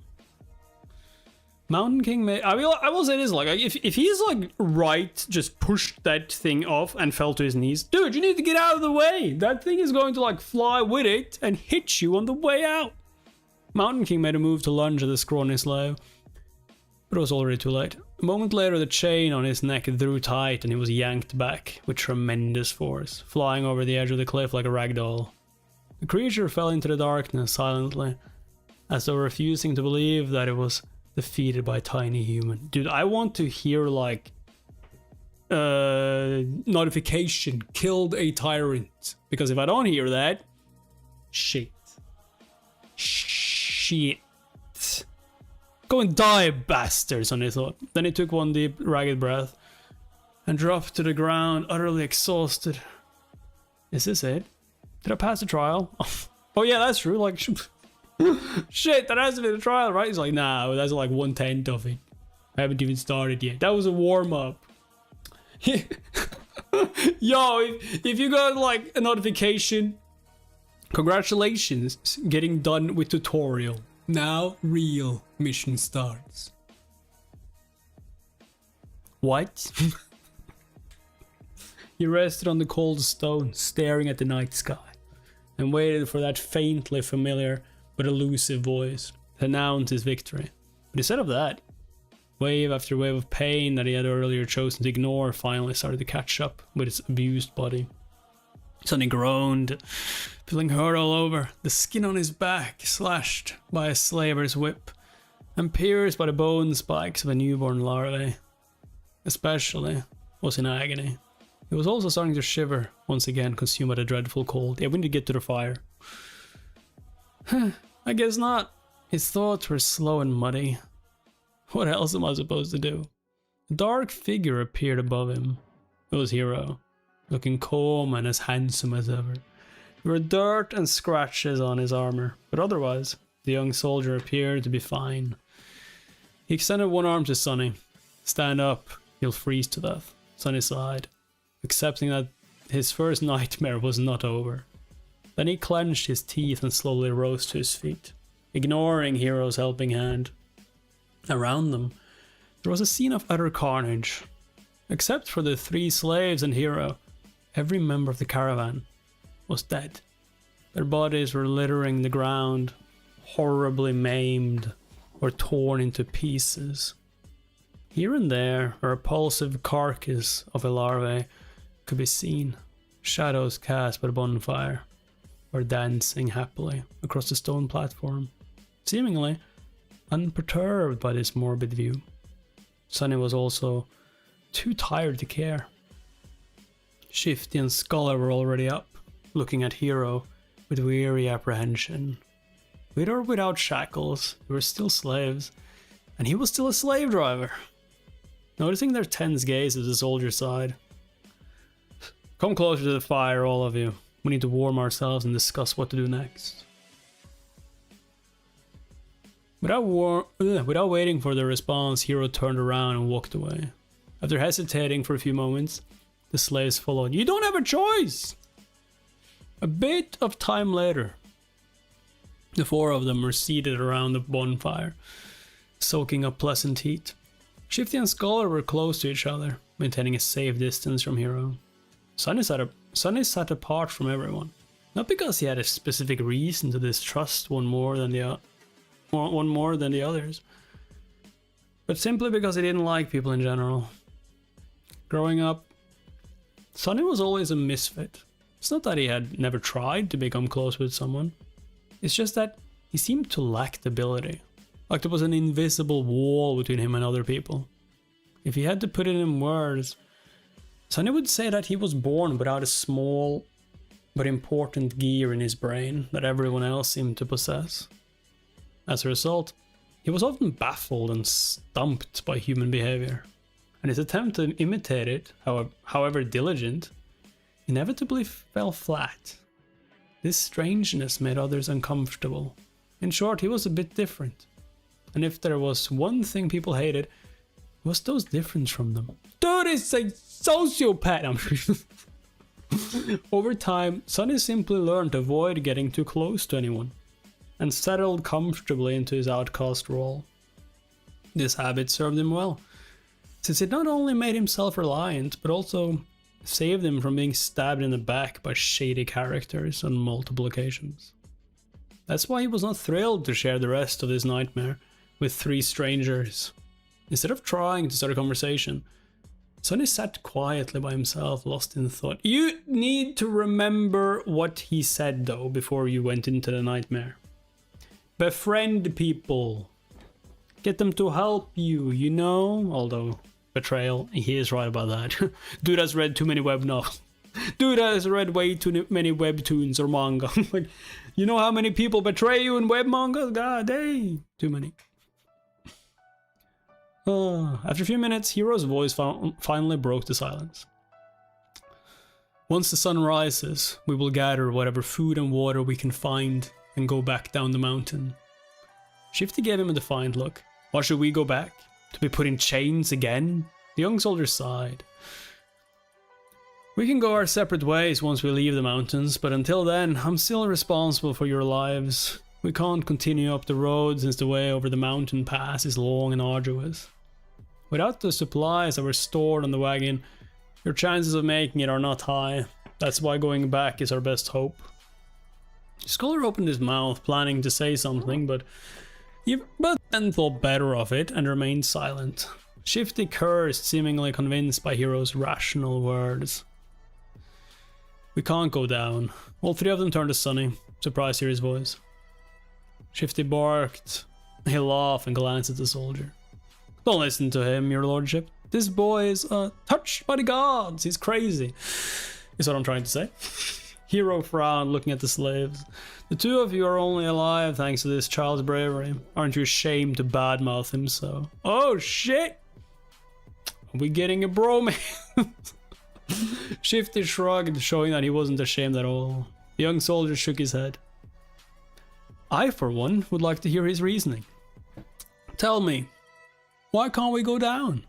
Sonny shifted, uncomfortable in the center of everyone's attention. Because the monster isn't dead. Yeah.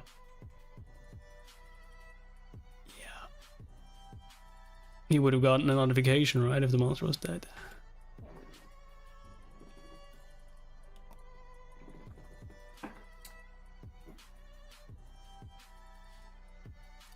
These ominous words hung in the silence. 3 pairs of eyes widened, staring right at Sonny. Why do you say that? After thinking about it, Sonny came to the conclusion that the Tyrant was indeed still alive. His reasoning was pretty straightforward. He did not hear the spell congratulating him on slaying the creature after it fell off the cliff, which meant that it was not slain. What if you didn't slay it? Caravan did.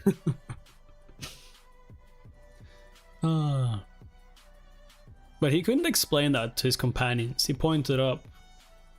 The monster jumped from an incredible height to land on this platform. Yet it wasn't harmed at all. Why would it be killed by falling off the platform? Neither the hero nor the slaves could find a flaw in his argument. Sonny continued. Which means that it's still alive somewhere down the mountain. So by going back, we will be delivering ourselves into its maw. Shifty cursed loudly and crawled closer to the bonfire, staring into the darkness with terror in his eyes. Scholar rubbed his temples, mumbling.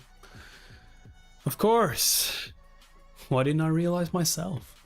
Hero was the most stoic of the 3. After thinking it over, he nodded. Then we go up and over the mountain pass. But that's not all. He glanced in the direction where the Tyrant had fallen. If the monster is still alive, there is a high possibility that it will return here and then pursue us. Which means that time is of the essence. We will need to move as soon as the sun rises. He gestured to the torn bodies littering the platform. We can't allow ourselves to rest the whole night anymore. We need to gather supplies now. If there was a chance, I would have liked to give these people at least a humble burial after gathering all that. After gathering all that we can from them. But alas, fate has decided otherwise. Hero rose to his feet and brandished a sharp knife. Shifty tensed up and watched the blade carefully, but then relaxed, seeing that the young soldier showed no sign of aggression. Food, water, warm clothes, firewood. That is all we need to find. Let us split up and accomplish one task each. Then he pointed at himself with the tip of the knife. I will carve the oxen carcasses to get us some meat. The scholar looked around the stone platform, most of it drowning in deep shadows, and grimaced. I'll look for firewood. Ooh. It's better if you don't think of it as a notification from the system. Unfortunately, the webcomic portrayed it as a screen, but in reality it's about a bunch of ruins that hung in the air. Oh really? So it's like ruins, like in Norrøn mythology. It's kind of fun to think of it as a system though. I'll look for firewood. Shifty also glanced left and right with a strange gleam in his eyes. Then I'll go find something warm to wear. Sunny was the last one left. Hero gave him a long look. Most of our water was stored on the wagon, but each of my fallen brothers was carrying a flagon. Gather as many as you can find. Sometime later, far enough from the bonfire to be hidden in the shadows, Sunny was looking for dead soldiers with half a dozen flagons, already weighing him down, shivering in the cold. He finally stumbled on the last broken body clad in leather armor, the old veteran, the one who had whipped him for trying to accept Hero's flask. Is he still alive?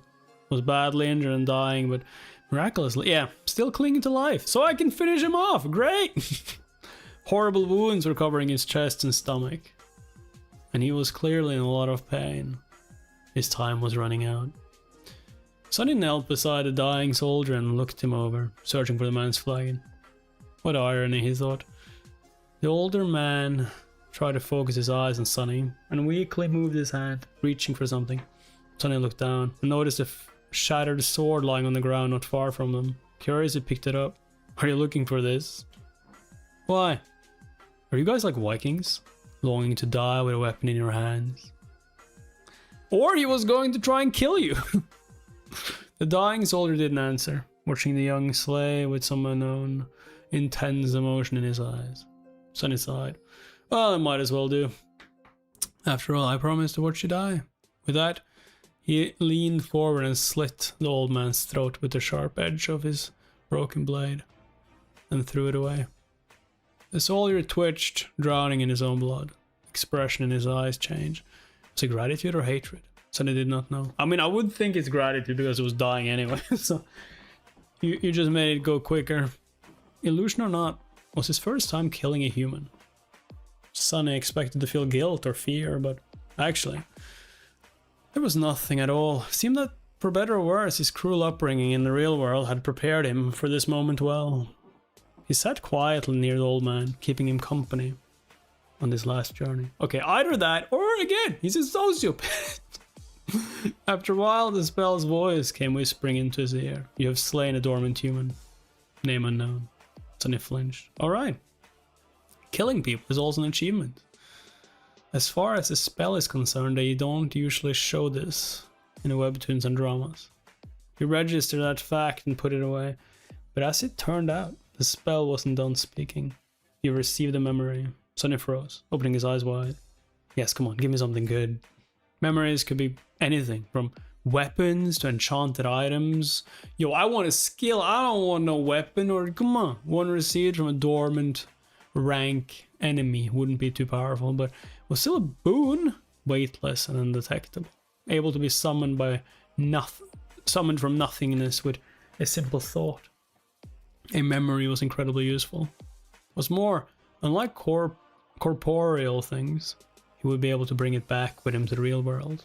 The advantage of having something like that back in the outskirts was hard to overestimate. A weapon, give me a sword. Received a memory. Silver Bell. Sonny sighed, disappointed. Well, with my luck, what was I expecting? Dude, Silver Bell could still be good. Like, we need to see the attributes or what it does.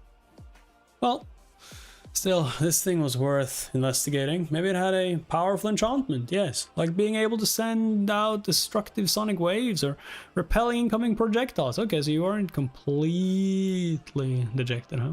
Sunny summoned the runes and concentrated on the word Silver Bell. Immediately an image of a small bell appeared in front of his eyes, with a short string of text below. Silver Bell. A small memento of a long-lost home, which once brought its owner comfort and joy. Its clear ringing can be heard from miles away. You gotta be fucking shit. Where is it? Okay, we need to find out if this is actually useful. Okay. A small memento of a long-lost home. Just a memento. Which once brought its owner comfort and joy. Okay, so it's just something nostalgic to him and not for us. Its clear ringing can be heard from miles away. I mean, you can signal people with it, but it doesn't help you right now. Also, that is horrible if that like tells the monster where you are. What a piece of crap, Sonny thought dejected. His first memory turned out to be pretty much useless. Like everything else he possessed, he was almost starting to see a theme in how the spell was treating him. No matter. Sonny dismissed the runes and then got busy removing the dead man's fur cloak and warm, sturdy leather boots. As an officer, the quality of these clothes was a notch above those of the simple soldiers. Yeah, but does it fit you though? Because like, I have a feeling like that guy is way bigger than you, like his shoe size. Of course you don't care, like you need to get something around your feet, but still, like you didn't find anyone else closer to your size. The young slave finally felt warm. The quality of these clothes was a notch above those of the simple soldiers. After putting them on, the young slave finally felt... Okay, so it's like, it's better. It's like way better than the other ones. Finally felt warm for the first time since the nightmare began. Not considering the short time he had spent near the bonfire. Perfect, he thought. Is it that he just doesn't care about the size and is not gonna mention it? I feel like that's something you should have mentioned though, like if they're like way too big for him. And he's supposed to be like a small 17-year-old, right? Perfect, he thought. The cloak was a bit bloody, but then again, so was Sonny. He looked around, easily piercing the veil of darkness with his tenebrous eyes. Tenebrous eyes. Hero and Scholar were still in the middle of their tasks. Shifty was supposed to be looking for winter clothes, but was greedily pulling rings off the dead man's fingers instead. Unseen to them, Sonny hesitated, considering if he had really thought things through well. His companions were unreliable. The future was too uncertain. Even the requirements of passing the nightmare remained a mystery. Any decisions he could make would have been a gamble at best.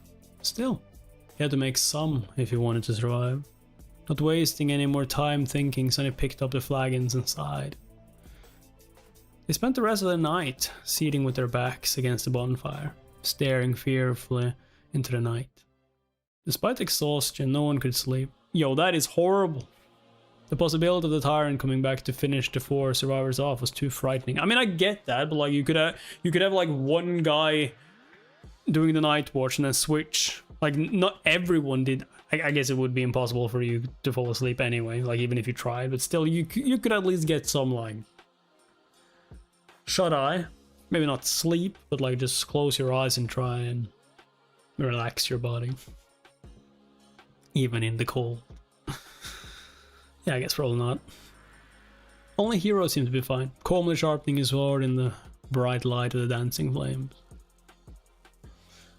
The sound of the whetstone scraping against the blade was somehow comforting.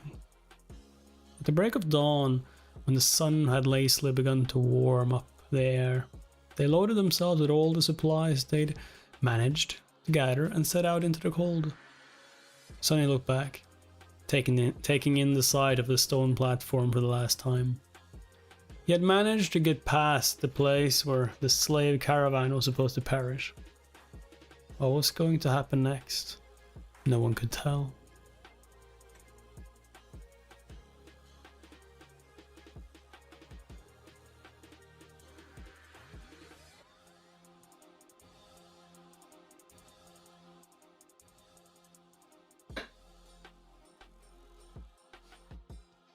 There was a problem They were planning to follow the road up to the mountain pass and then over it, getting as far away from the scene of the massacre as they could before the night came.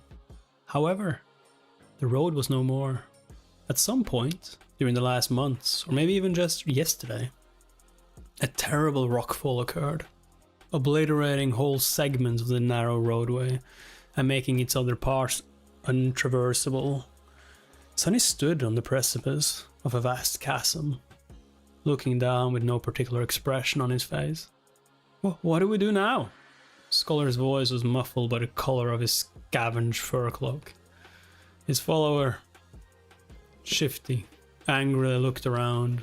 His gaze stopped at Sonny, a suitable victim to vent his frustration. I'll tell you what we need to do. Get rid of some dead weight. He eyed Sonny's fine boots and turned to Hero. Listen, your lordship. The boy is too weak. He's slowing us down. Plus, he's weird. Doesn't he give you the creeps? Dude, I'm gonna throw you off the mountain. And I feel like Hero is closer to throwing Shifty off the mountain than he is like to throw Sonny off it. Like, come on, dude. It doesn't make any sense. The young soldier answered with a judgmental frown, but Shifty wasn't done. Look how he's glaring at me. I swear to gods, ever since he joined the caravan, nothing had gone right. Maybe the old man was right. The boy is cursed by the shadow god. Okay. You just said you needed to like get rid of dead weight, right, dude? And you're surprised by getting a nasty look from Sonny? I would do more than that. I would kick your ass. Nah, I would just push you off the mountain when you were too close to it. Give you a little push. Wait, what? I didn't push him. He fell. Right? That's what you saw. No one saw otherwise. Sonny struggled to not roll his eyes. It was true that he was unlucky. However, the whole truth was opposite to what Shifty was trying to insinuate. It was not that he had attracted misfortune to the slave caravan. On the contrary, it was because the caravan was doomed to begin with that he had ended up here. Scholar cleared his throat. But I've never said that. Whatever. Shouldn't we get rid of him just in case? He can't go on for much longer anyway. Scholar gave Sonny a strange look. Perhaps Sonny was getting paranoid, but there seemed to be a bit of calculating coldness in the older slave's eyes. Finally, Scholar shook his head. Don't be too hasty, my friend. The boy might prove useful later on. What do you mean? What do you mean the boy might If not for me, you guys will be dead. You guys will be ripped apart alive by a tyrant. Not that you know it is a tyrant, but still. If I hadn't used my brain, you guys would be lying in a bloodied pool of your own vomit. But Hero finally spoke, putting an end to their quarrel. What do you mean, but? We are not going to leave anyone behind. As for how much longer you'll be able to endure, just worry about yourself. Shifty clenched his teeth, but then just waved a hand. Fine. So what do we do then? We walk. We continue on. What do you think we do? The four of them looked at the broken road, then down the slope of the mountain and finally up, where a sheer cliff wall was broken apart by the falling rocks after a bit of silence. Scholar finally spoke. Wait, do we need to climb? Actually, in the old days, there used to be a path leading to the peak of the mountain. It was sometimes used by pilgrims. Later, the Empire had widened parts of the path and built a proper road on top of it, now leading to the mountain pass instead of the peak. Of course. He looked up. The remnants of the original path should be somewhere above us. If we reach it, we should be able to find our way back to the undamaged section of the road. Everyone followed his gaze, shifting uncomfortably at the prospect of climbing the treacherous slope. Except for Hero. Of course, who remained as calm as a saint.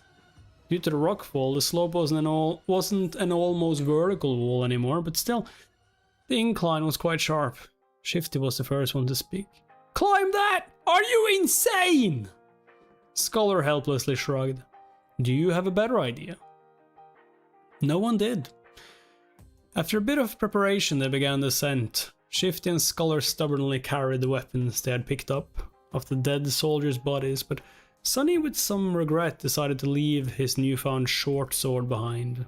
He knew that this climb was going to test the limits of their endurance. I'm kind of like surprised of how much they're climbing, because he said it wasn't like straight up, but it's up. So it's like, do they even climb? Is it just like, maybe just they have to go on all fours? Nah, because if it's snowing, then it would just slip down again because it's slippery, right? The sword might not have seemed to be that heavy right now, but every extra gram of weight was bound to feel like a ton all too soon. As the weakest member of the group, he was already struggling to keep up, so there wasn't a lot of choice. Shedding a few kilograms of iron was the right thing to do. Must suck though to have walked around with it for so long and now having to like throw it away. Could have kept so much of your endurance if you had just not taken it.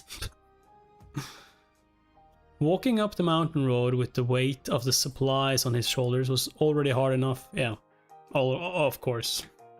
The climbing of the mountain itself turned out to be pure torture. Just half an hour later, he felt like his muscles were going to melt, with his lungs on the verge of imploding. Clenching his teeth, Sonny continued to move forward and up. He had to constantly remind himself to watch his footing. On this unstable, icy slope, one misstep was enough to send a man tumbling down to his death. Just think about something pleasant, he thought. But what happy thoughts could he summon? Like, my life is awful. I lived as a slum rat, trying to barely survive each day as it came by. And then suddenly, I get cursed by the nightmare spell. Failing to come up with something else. He's like, just think of puppies. What are puppies? Sonny began to imagine what reward it was going to receive at the end of this trial. I mean, yeah, okay, that's better. The boon of the first nightmare was the most important thing given to Awakened by the spell. Okay, but even if you didn't kill the Tyrant, you were able to like remove it from the game board, or at least slow it down, right? So that should give you something. Plus you killed like a larvae. And you killed one of those, or one old soldier, which was pretty high up in the rankings, I guess. We should be getting something powerful. Also, you started off as a slave. There are so many reasons you should be getting something good after all this shit.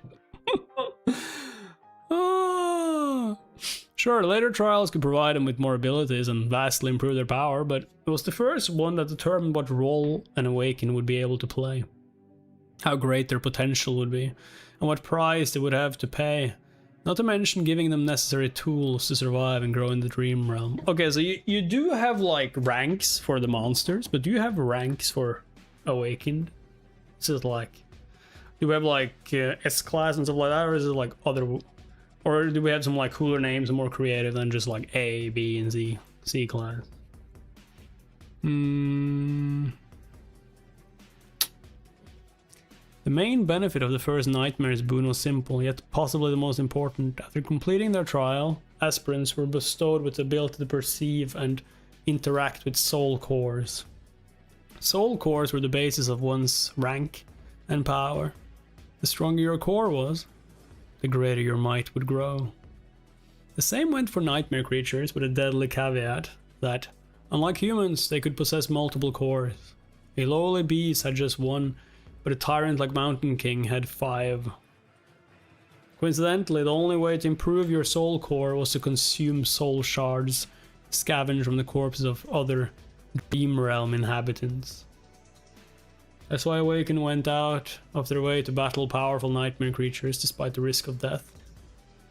Did they also just kill normal people and just like took a little bit of shards everywhere? I feel like some people would do that because it would be easier, right? The second benefit was less straightforward. Nevertheless, vital. After completing the first nightmare, aspirants were elevated to the rank of dreamers, colloquially known as sleepers, and gained access to the dream realm itself. They would enter it on the first winter's solstice after passing the trial and remain there until an exit was found, thus becoming fully awakened That time between finishing the first nightmare and entering the dream realm was very important, as it was the last chance to train and prepare yourself a person would receive.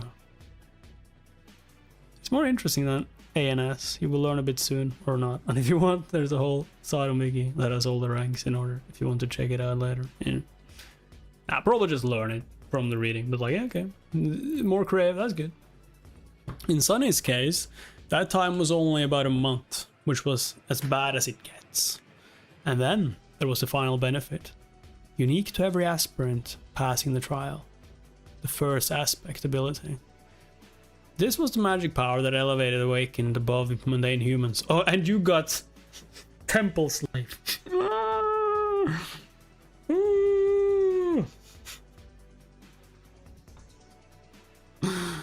Oh, aspect abilities were diverse, unique, and powerful. Some could be categorized into types like combat, sorcery, and utility, but some were simply beyond imagination.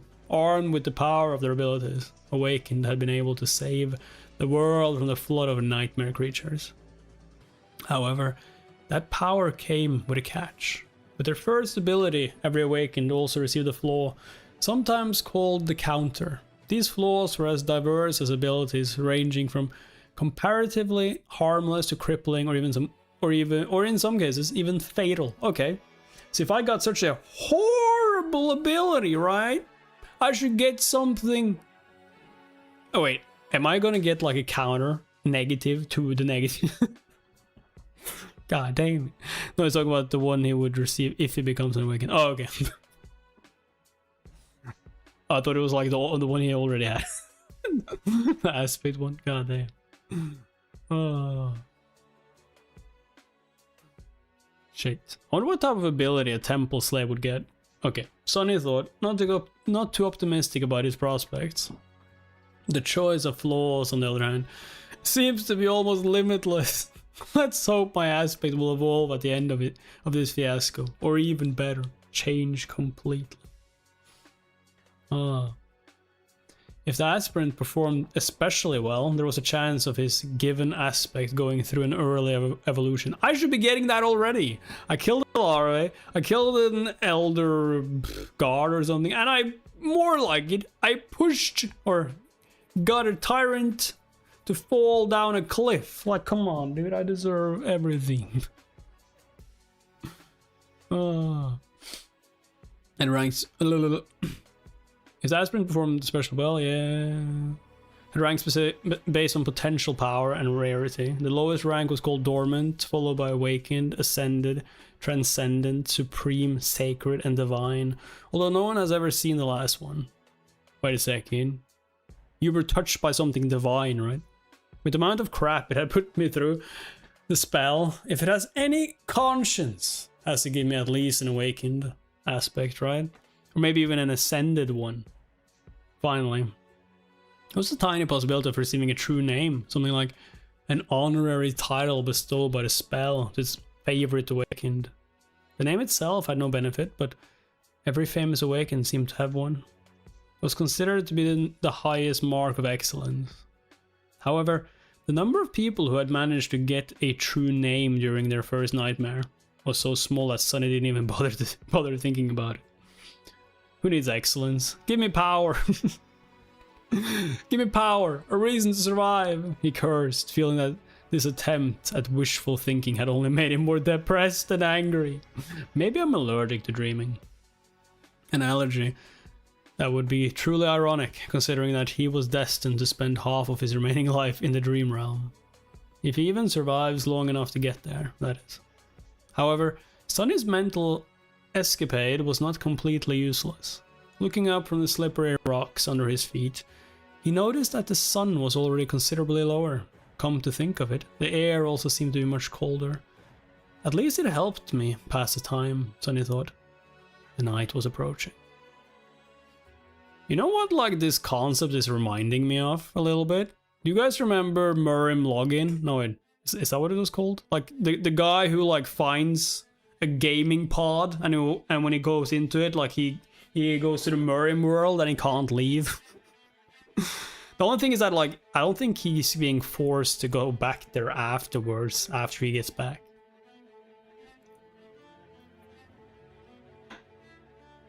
But that's like the concept where you can go to another realm and then go back to your main one and become more powerful, I guess. By the time they decided to stop, Sonny was on the verge of fainting. After hours and hours of traversing the rough mountain slope, his body was almost at its limit. However, to everyone's surprise, Shifty seemed to be doing even worse than him. This is what I'm saying! Like, he should be worrying about himself! The roguish slave's eyes were muddy and unfocused, aimlessly wandering around. His breath was ragged and shallow, as though something was exerting pressure on his lungs. He looked feverish and unwell. As soon as Hero found a suitable place for a camp, Shifty simply collapsed on the ground. The most unnerving part about all of this was the lack of angry cursing that they had already gotten used to. The slave lay silent and motionless, with only movements of his chest betraying that he was still alive. Several moments later, he uncorked his flagon with a shaky hand and greedily drank a few large gulps. "Conserve your water," Hero said, a hint of concern somehow finding its way into his usually stoic voice. Disregarding these words, Shifty drank more, emptying the flagon completely. Scholar didn't look much better than him. The arduous climb took a heavy toll on the older slave. Despite the unbearable cold, he was sweaty, with bloodshot eyes and a grim expression on his face. Being the weakest of the three, Sonny had somehow managed to endure the best. "Can't we just melt the snow once there's no more water?" Hero gave Scholar a complicated look. "There might come a time when we won't be able to make a fire, as to not attract unwanted attention." No one commented, knowing perfectly well whose attention they had to avoid. The memory of Mountain King's horror was still fresh in their minds. Connie just smells anyway. Luckily today, Hero had managed to find a natural alcove in the mountain wall, perched precariously behind a narrow ledge. The fire was well hidden by the rocks, allowing them to enjoy its warmth without the fear of being noticed. No one was in the mood to talk, so they just roasted slices of oxen meat above the flames and ate in silence. By the time the skies had turned completely black, Shifty and Scholar were already asleep, lost in the thrall of their own nightmares. Hero took out his sword and moved to the edge of the rock outcropping. "Try to rest as well. I'll take the first watch." Sonny gave him a nod and lay down near the fire. Dead tired, falling asleep inside a dream was a new experience for him. But unexpectedly, it turned out to be quite mundane. As soon as his head touched the ground, his consciousness slipped into darkness. After what felt like only a second, someone had gently shaken him awake. Groggy and disoriented, Sonny blinked a few times, finally noticing Hero hovering above him. These two didn't look too well, so it's better to give them some time to recover. Don't let the flames go out and wake us up once the sun starts to rise. Or if the beast appears. Or if the beast appears. Sonny silently rose and changed places with Hero, who added a couple of logs into the fire, and was soon fast asleep. For a few hours he was on his own. Yo, why do I have to be night watch just because I am doing better than those two? That is unfair. That doesn't make any sense. God damn it. Sonny silently rose and changed places with Hero, who added a couple of logs into the fire and was soon fast asleep. Oh yeah, for a few hours he was on his own, yeah. The skies were black, with dim stars and a sharp crescent of the newborn moon. However, its light was not enough to pierce the darkness that enveloped the mountain. Only Sonny's eyes seemed to be able to do so. He sat quietly, looking down the way they came. Despite the fact that they had managed to climb quite high during the previous day, he could still see the distant ribbon of the road. He could even trace it back to the stone platform where the fight with the Tyrant had taken place. The tiny dots littering the stones were the dead bodies of the slaves.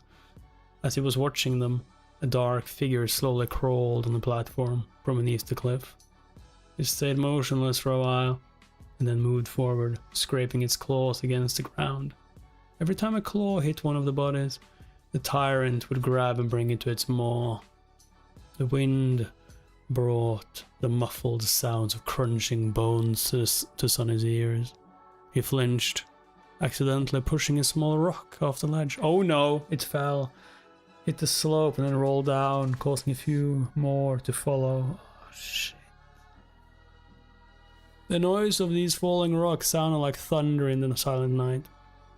Far below, the tyrant suddenly turned its head, looking directly at Sonny. Sonny froze, petrified. He was scared to make even the tiniest sound for a while. He even forgot to breathe. The tyrant was staring directly at him, not doing anything. A few torturous seconds passed, each feeling like an eternity. Then the tyrant calmly turned away and continued to devour dead slaves, as though he had not seen Sonny at all. It's blind, Sonny suddenly understood. He inhaled, watching Mountain King with widened eyes. It was true, the creature could not see.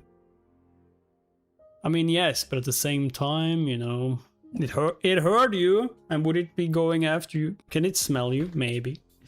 How does it even find you if it's blind? I guess it can hear sounds. Looking back at everything that happened earlier, he grew more and more certain of his guess. Those milky, expressionless eyes. Come to think of it, he never saw the tyrant moving them at all. And back when Sonny was pushing the wagon off the cliff, the tyrant only reacted after the wagons had started to fall, scraping loudly against the rocks. Of course, it was all making sense now. At the break of dawn, Sonny had woken the others up. Hero had hoped that a full night's rest would do Shifty and Scholar some good, but his hopes were crushed. Somehow, the two slaves looked even worse than before. Can we leave them? It was as though yesterday's climb had overstrained Scholar too much. However, Shifty's condition could not be explained by simple overexertion. He was deadly pale and shaky, with half-conscious eyes and a lost look on his face. What's wrong with him? Scholar, who himself was not doing very well, helplessly shook his head. It might be the mountain sickness. It affects different people differently. Kind of funny how the tyrant is blind and yet has like 4 or 5 eyes. Yeah, he has 5 eyes here at least. His voice sounded raspy and weak. I'm fine, assholes. Get out of my face. Shifty had trouble forming full sentences, but still insisted that he was alright. Oh yeah, I'm fine, assholes. Get out of my face. Hero frowned and took most of the supplies the defiant slave was supposed to carry before adding them to his own load. After hesitating a little, he gave some to Sonny too. What motherfucker? You called me, or people called me a child. Wait, he called me a child. The hero called him a child. Like, god damn it. Yo, do you see how skinny I am? And you give me more weight to carry? Dude, I could have taken that sword instead. Fucking bullshit. His voice sounded raspy and weak. Oh no. Did anything happen while we were asleep? Sonny stared at him for a few seconds. The monster ate the dead. The young soldier's frown deepened. How do you know? I heard it. Hero moved to the edge and looked down, trying to make out the distant stone platform. After a minute or so, he clenched his jaw, showing signs of uncertainty for the first time. Then we'll have to move faster. If the creature is finished with all the bodies, it will come for us next. We need to find that old path before nightfall. Frightened and dejected, they set out again and continued to climb. Sonny was slowly dying under the weight of the added load. Thankfully, Shifty and Scholar had already drunk most of the water, lightening it a little. This is hell, he thought. They climbed higher, and higher, and higher. The sun was climbing with them, slowly approaching the Senate. There was no talking, no laughs, only strained breathing. Each of the 4 survivors was concentrated on his own steps and footing. However, Shifty was falling farther and farther behind. His strength was abandoning him. And then, at some point, Sonny heard a desperate scream. Turning around, he only had time to see a panic-stricken face. Then Shifty fell backward, his foot slipping on an ice-covered rock. He hit the ground hard and rolled down, still trying to grab onto something. But it was too late. Frozen in place and powerless, they could only watch as his body tumbled down the slope, leaving bloody marks on the rocks with each second. Shifty looked less like a man and more like a ragdoll. A handful of moments later, he finally came to a halt, hitting the top of a large, protruding stone in a pile of broken flesh. Shifty was dead.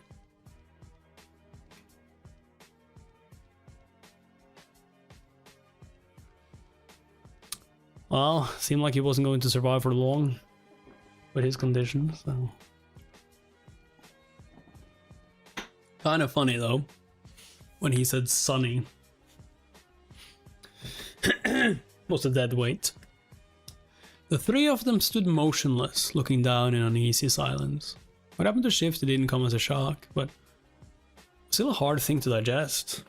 An ominous feeling settled in their hearts, seeing the broken body of their companion. It was too easy to imagine one of them sharing the same fate. No one knew what to say. After a minute or so, Scholar finally sighed. It's a good thing that you took most of the supplies he had been carrying. A bit heartless, but not wrong, Sonny thought, giving the older slave a careful look. Scholar frowned, realizing that his mask of a kind-hearted gentleman had slipped for a second, and hurriedly added in a somber tone, "May you rest in peace, my friend." Yeah, you bullshitting piece of... Wow, what a performance, yeah. Actually, Sonny had not believed in his benevolent act for a second. Every kid from the outskirts knew that people who acted kind for no reason were the ones to be most wary of. They were either fools or monsters. Scholar didn't seem like a fool, so Sonny became cautious of him from the moment they met. He got this far by being a mistrustful cynic, and there was no reason to change now. Also, like, there's a reason he has become a slave, you know. We have to go, Hero said, casting one last look down. His voice was even, but Sonny could feel a well of emotion behind it. He just couldn't tell what that emotion was. Scholar sighed and turned away, too. Sonny stared at the bloodied rocks for a few more seconds. Why do I feel so guilty? He thought, bewildered by this unexpected reaction. He got what he deserved. A little unsettled, Sonny turned around and followed his two remaining companions. I guess he like he might feel a little remorse because like he thought he wanted him, or he wanted him dead and stuff like that. But like, dude was asking for it. Calling you dead weight, saying they should throw you off the mountain. Like, just like that, they left Shifty behind and continued to climb. At this altitude, traversing the mountain was getting harder and harder. The wind was slamming into them with enough force to throw a person off balance. If they were not careful, making every step seem like a gamble. The air was becoming too thin to breathe. Due to the lack of oxygen, Sonny was starting to feel dizzy and nauseated. It was as though they were all slowly suffocating.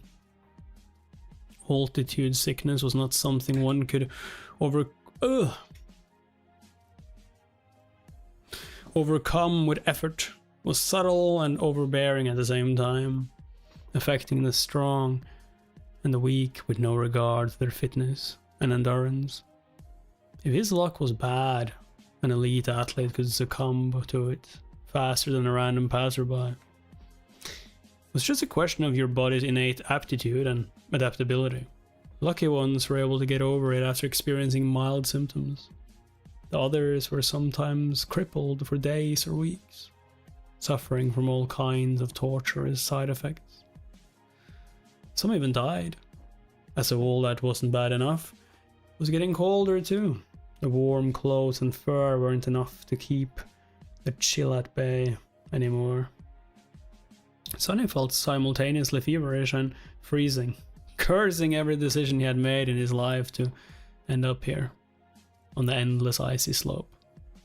This mountain was not a place for humans, and yet they had to go on.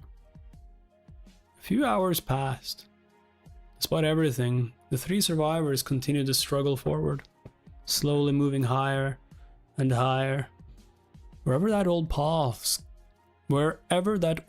Scholar had talked about was by now, it couldn't have been far. At least that's what Sonny was hoping for. But at some point, he started to doubt if the path even existed. Maybe the older slave lied. Maybe the path was long ago destroyed by the ravages of time. Maybe they had already missed it without even noticing. Just as he was about to fall into despair, they finally found it. It was weathered and narrow, barely enough for two people to walk side by side. The path wasn't paved, but rather cut from the black rock by some unknown tool or magic, winding its way up the mountain like a tail of a sleeping dragon. Here and there, it was hidden beneath the snow, but most importantly, it was flat. Sonny had never been that happy to see something flat in his life. Yo! Okay. See something flat. Does that mean he's a boob guy? he likes that rack. Oh, he liked melons. Without saying a word, Scholar dropped his rucksack and sat down. He was deathly pale, gasping for air like a fish out of water. Despite that, there was a slight grin on his face. Told you. What else they? What else they? Hero gave him a nod and looked around. A few seconds later, he turned back to the triumphant slave. Stand up. It's not time to rest yet. Scholar blinked a few times and glanced at him with pleading eyes. Just give me a few minutes. We don't have minutes. The young soldier was going to retort, but Sonny suddenly put a hand on his shoulder. Hero turned to face him. What is it? It's gone. What is gone? Sonny gestured down. Back the way they came. Shift his body. It's gone. So it's right behind us. Hero stared at him for a few moments, clearly failing to understand what Sonny was trying to say. Yo, what do you mean you're failing to see what I'm trying to say? Either it has snowed, either there's so much snow coming down that he's already disappeared, or more likely, he's eaten by now. Although, why haven't we heard him being eaten though, if that's true? Maybe dragged him away.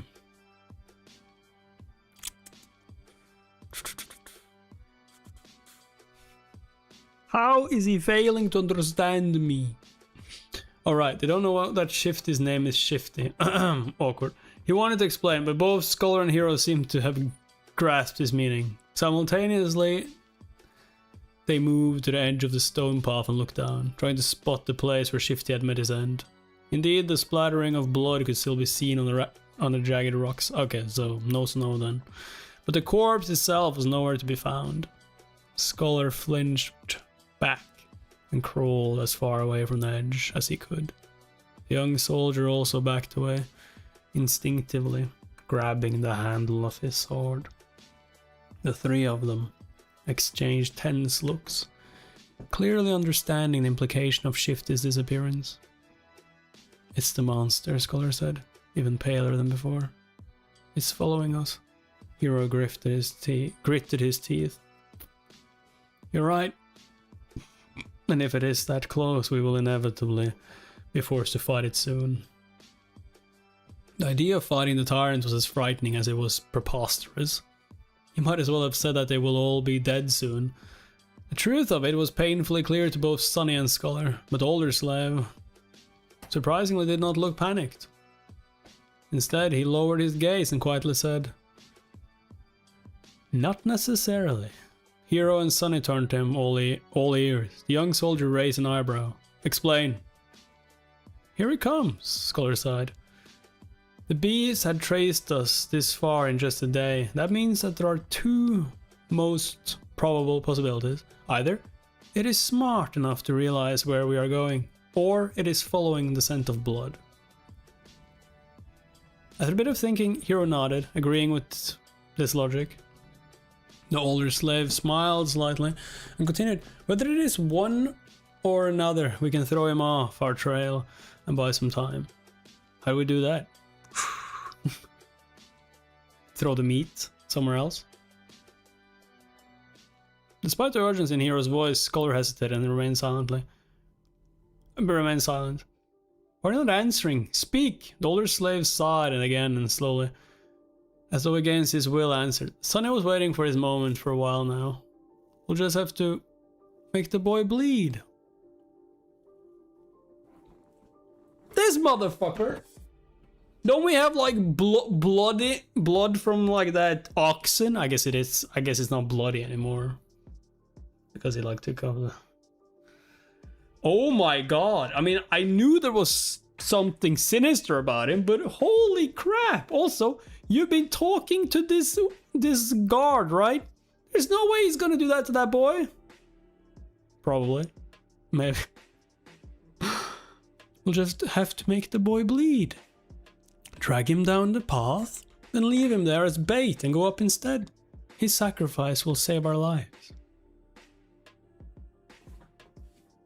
I don't get his logic, to be honest, because like he's already eaten like that dude down there, right? Which means there's no blood for him to follow, unless like he follows sound.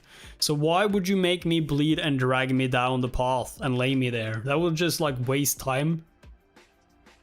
And it won't take him long to eat him either, so like I don't see his logic at all, to be honest. Like there's nothing in that.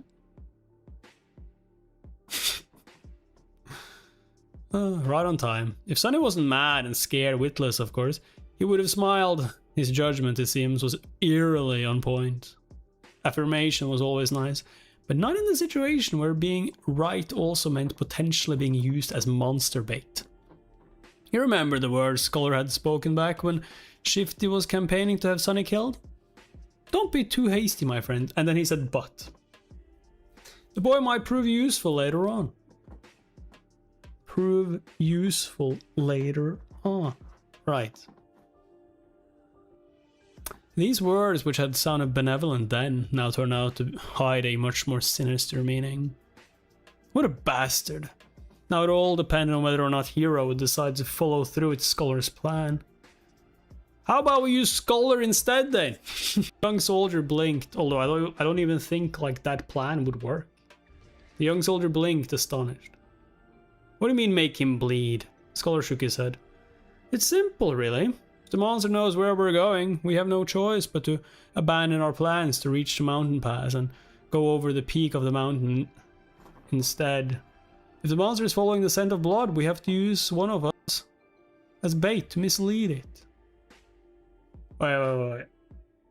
So you're telling me you're gonna make me bleed, drag me off, but like, the only thing that would work is that if he made me bleed and I ran off, like the opposite way, then they might go after him.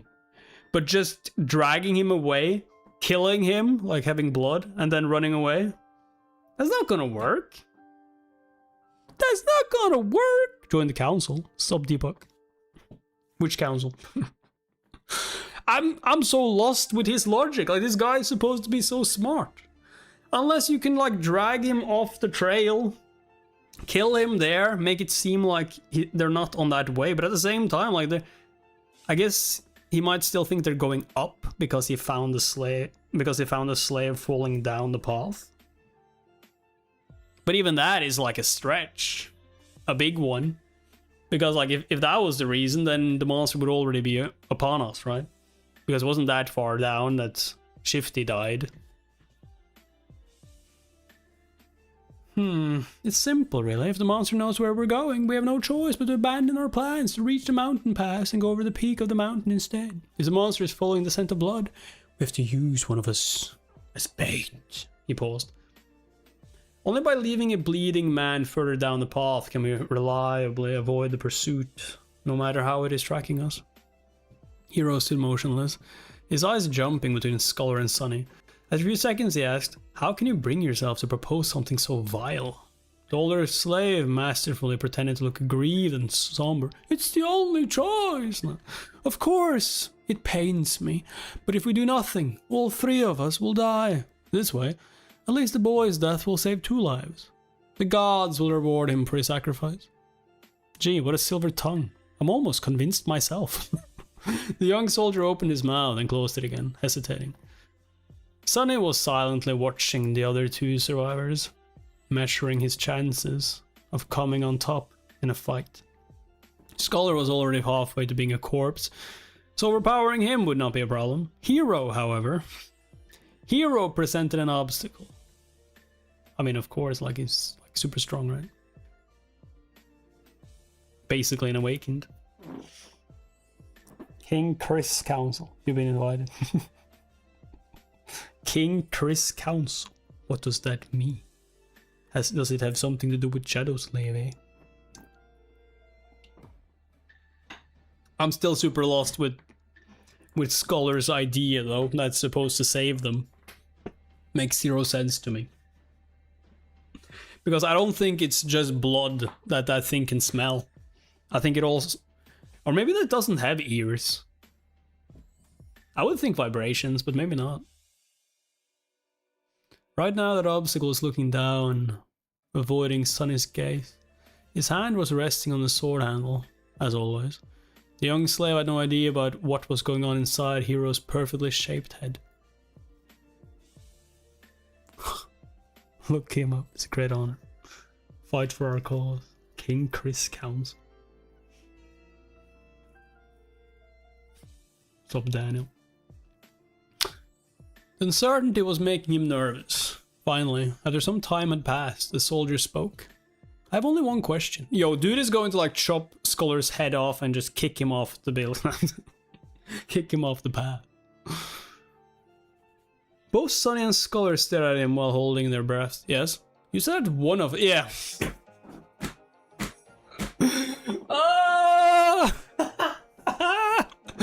I'm gonna read until the end of the first nightmare now. It's not that far off from where you are. Like, which chapter? Or, nah, don't spoil me. If it's not... Don't say anything. If it's not that far, probably I'm gonna finish it.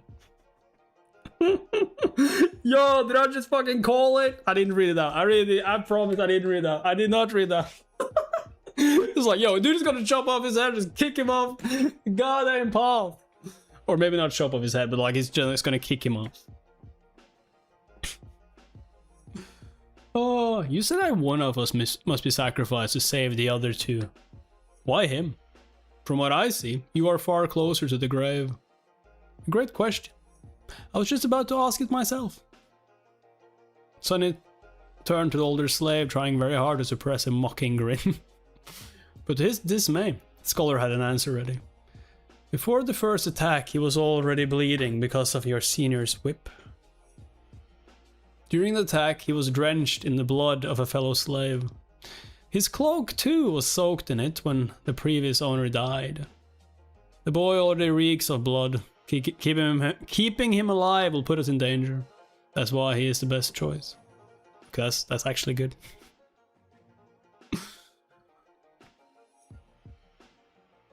Still, at least I will survive to the top. I'm not so sure about you. Also, I feel like the guard is just too honorable to take out Sonny.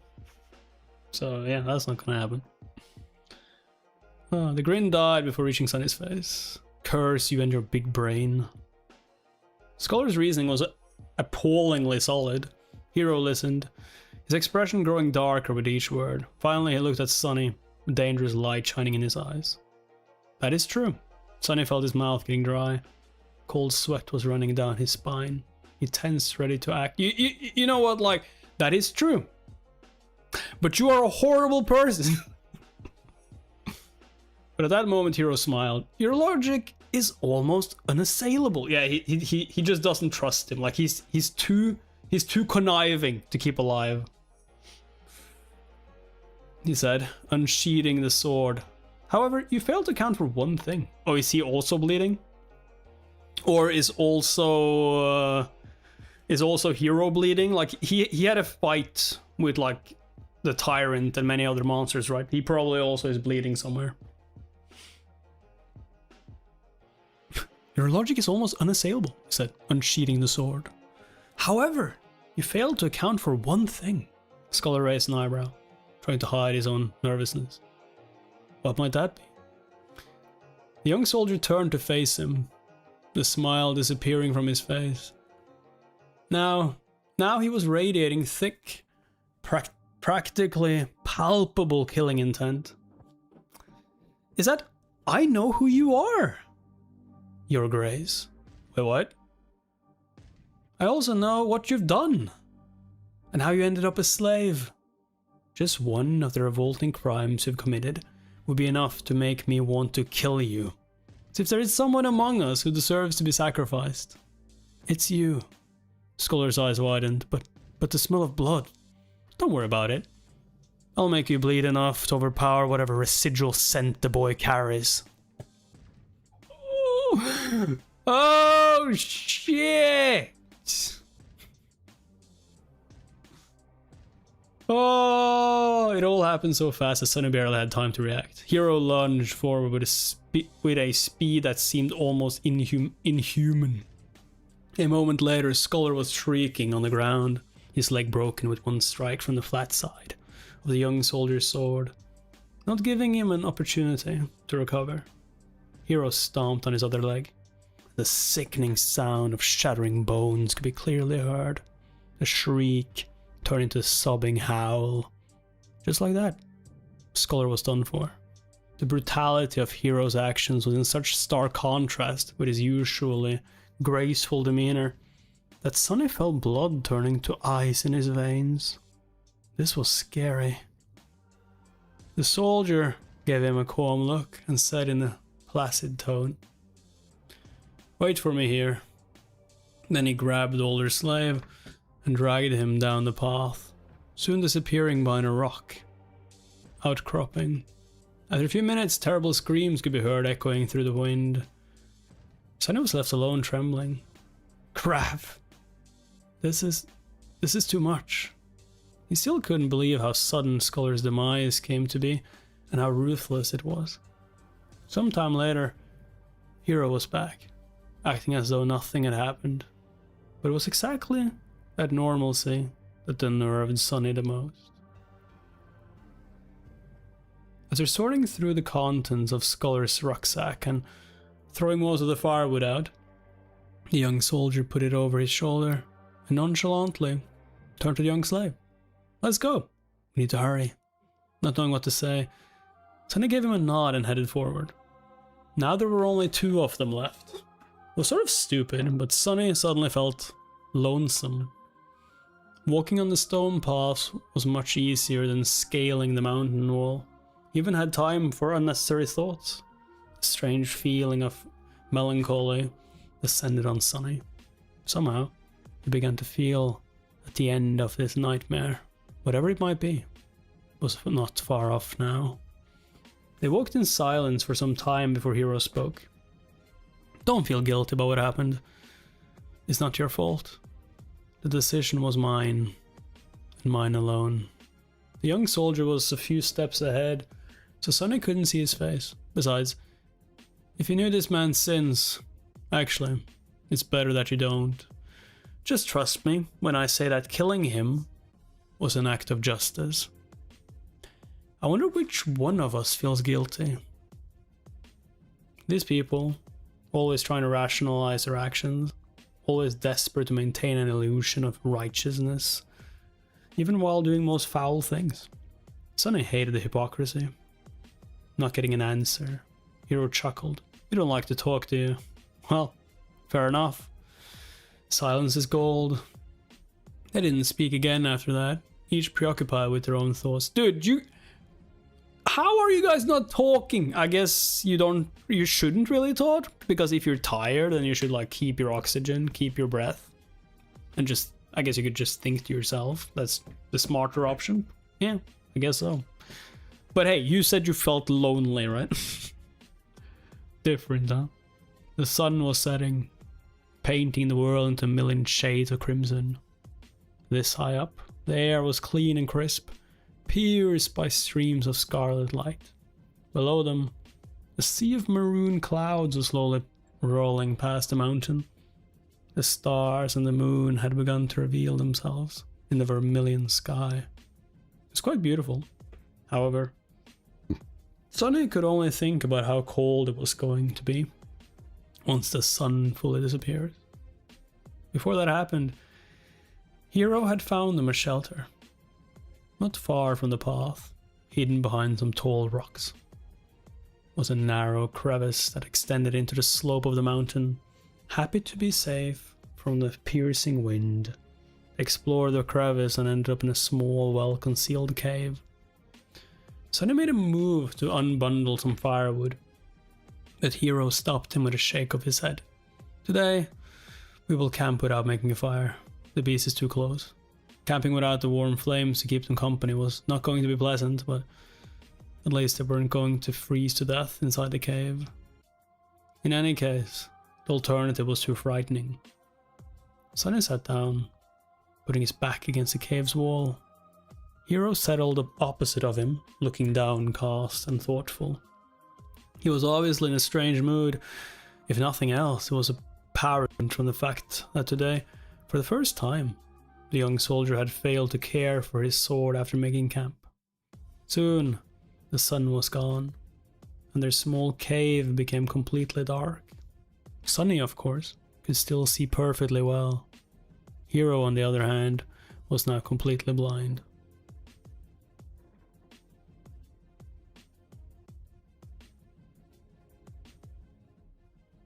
There we go. In the darkness, his handsome face looked noble, and for some reason, sorrowful. Sunny studied it, not willing to fall asleep. After a while, Hero suddenly spoke in a quiet voice. You know, it's strange. Usually, I can feel someone's presence even in absolute darkness, but with you, there's nothing. It's like you're just one of the shadows. Oh. So that's another thing of his powers, huh? People can't sense him when it's dark out. Can they hear him? Probably. Maybe not. Like if you can sense him. Just movements. With only silence to answer him, he smiled. Are you asleep? The question echoed in the darkness. Sunny, who had never spoken with Hero unless there was an urgent need to, and even then, only using a few words at best, felt like there was a strange intimacy between them now. Because you're only the two of you. That's why he decided to talk. Maybe the darkness gave him courage. Yo! Our introvert is finally... maybe getting a friend. Or at least close to that. Besides, there was an occasion. Why? Are you waiting for me to fall asleep before you kill me? Or will you do it in the morning? Due to his personality, huh? Not what I thought he would say, but okay.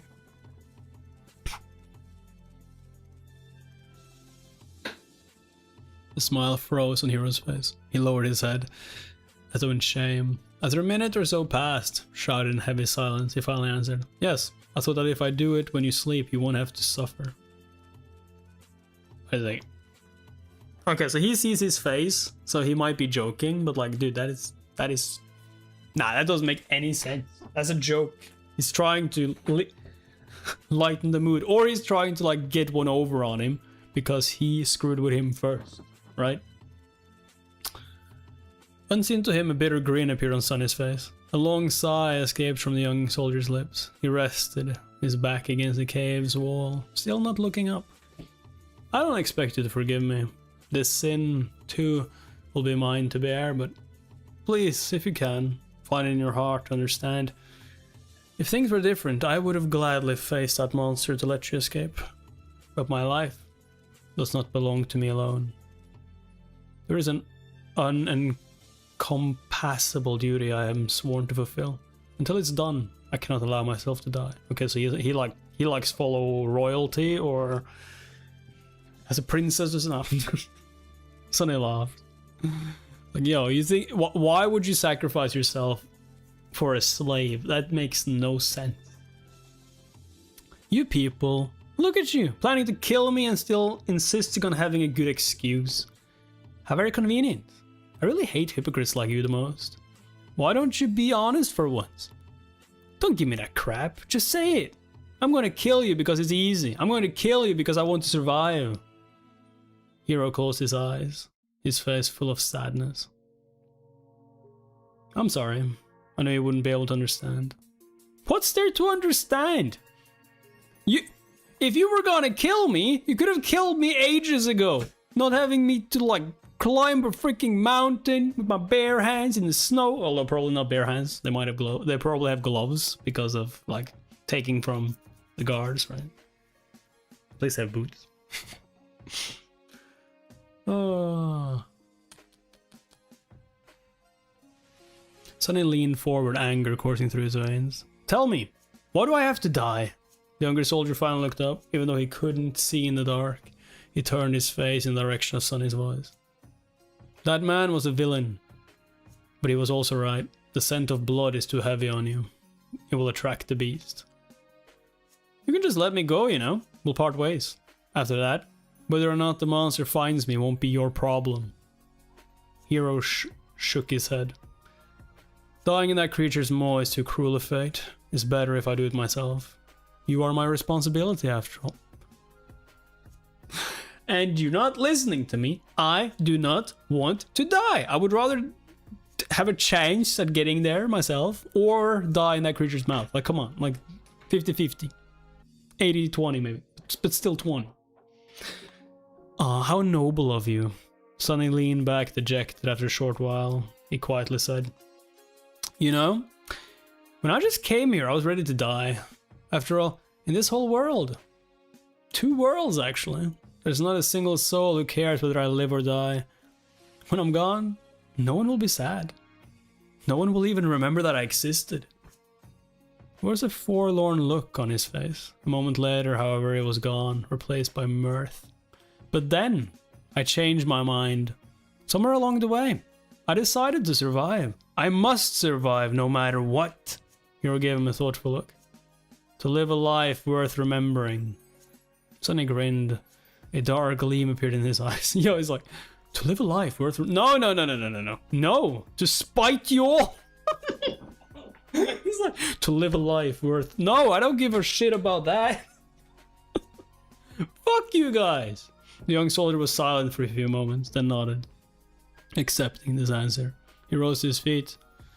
Don't worry, I'll make it quick. Aren't you overly confident? What makes you think you'll be able to kill me? Maybe I'll kill you instead. Yeah, it's like, you can't even sense me. I should probably shut up. Hero shook his head. I doubt that. And in the next second, he staggered and fell on one knee. The young man's face turned deathly pale, and with a pained groan, he suddenly vomited blood. A satisfied smile appeared on Sonny's face. Finally. Yeah, he's been poisoning him.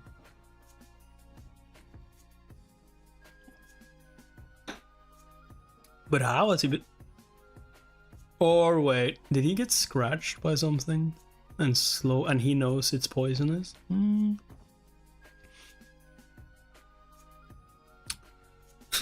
Hero was standing on his knees, the lower part of his face covered in blood, astonished. He was staring at his hands, trying to understand what had happened to him. What magic is this?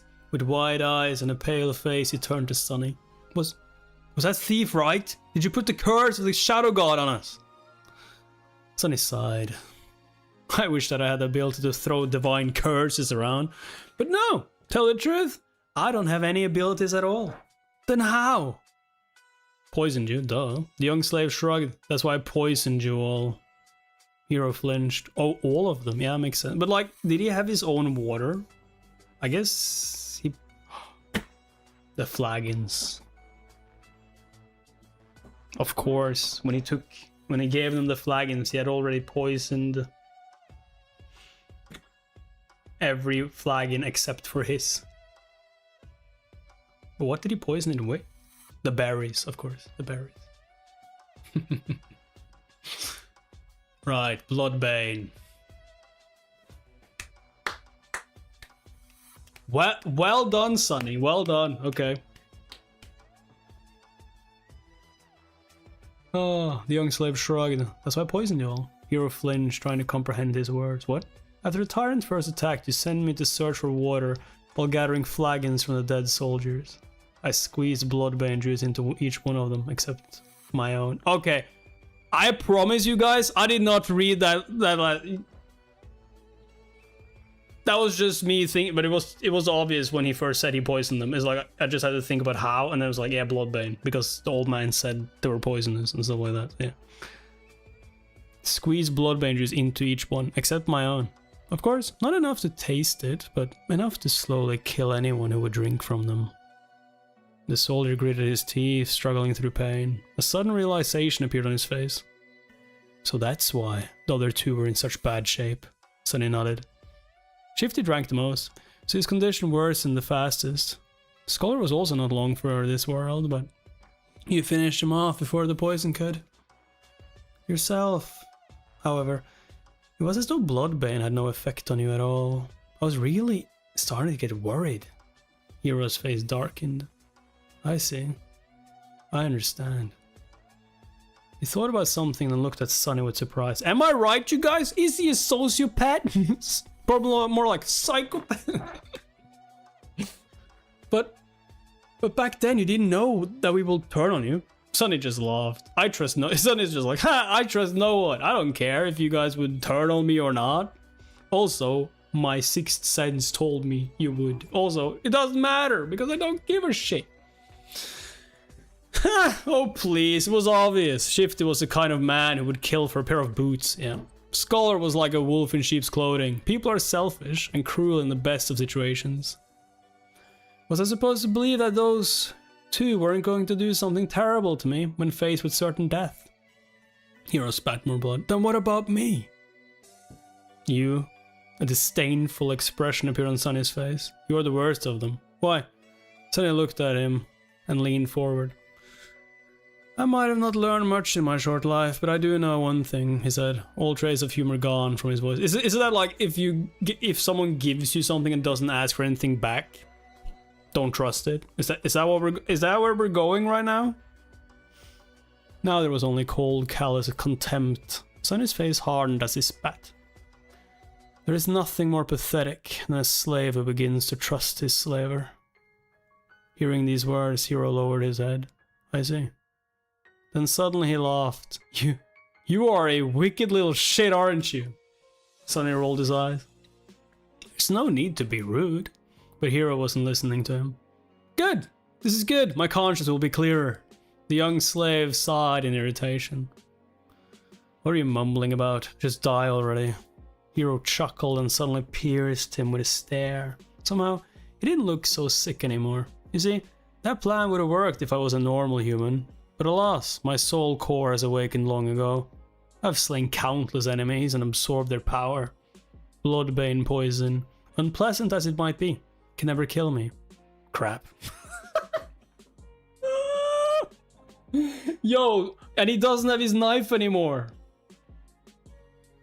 And if we run out of the cave, we freeze to death because it's dark out and it's ice cold probably.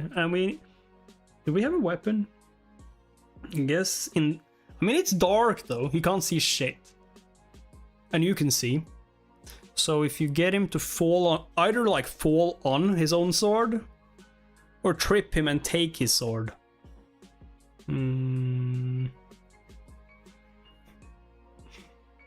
turned around and tried to run away, but it was already too late. Something hit him in the back, sending his body crashing into a rock wall.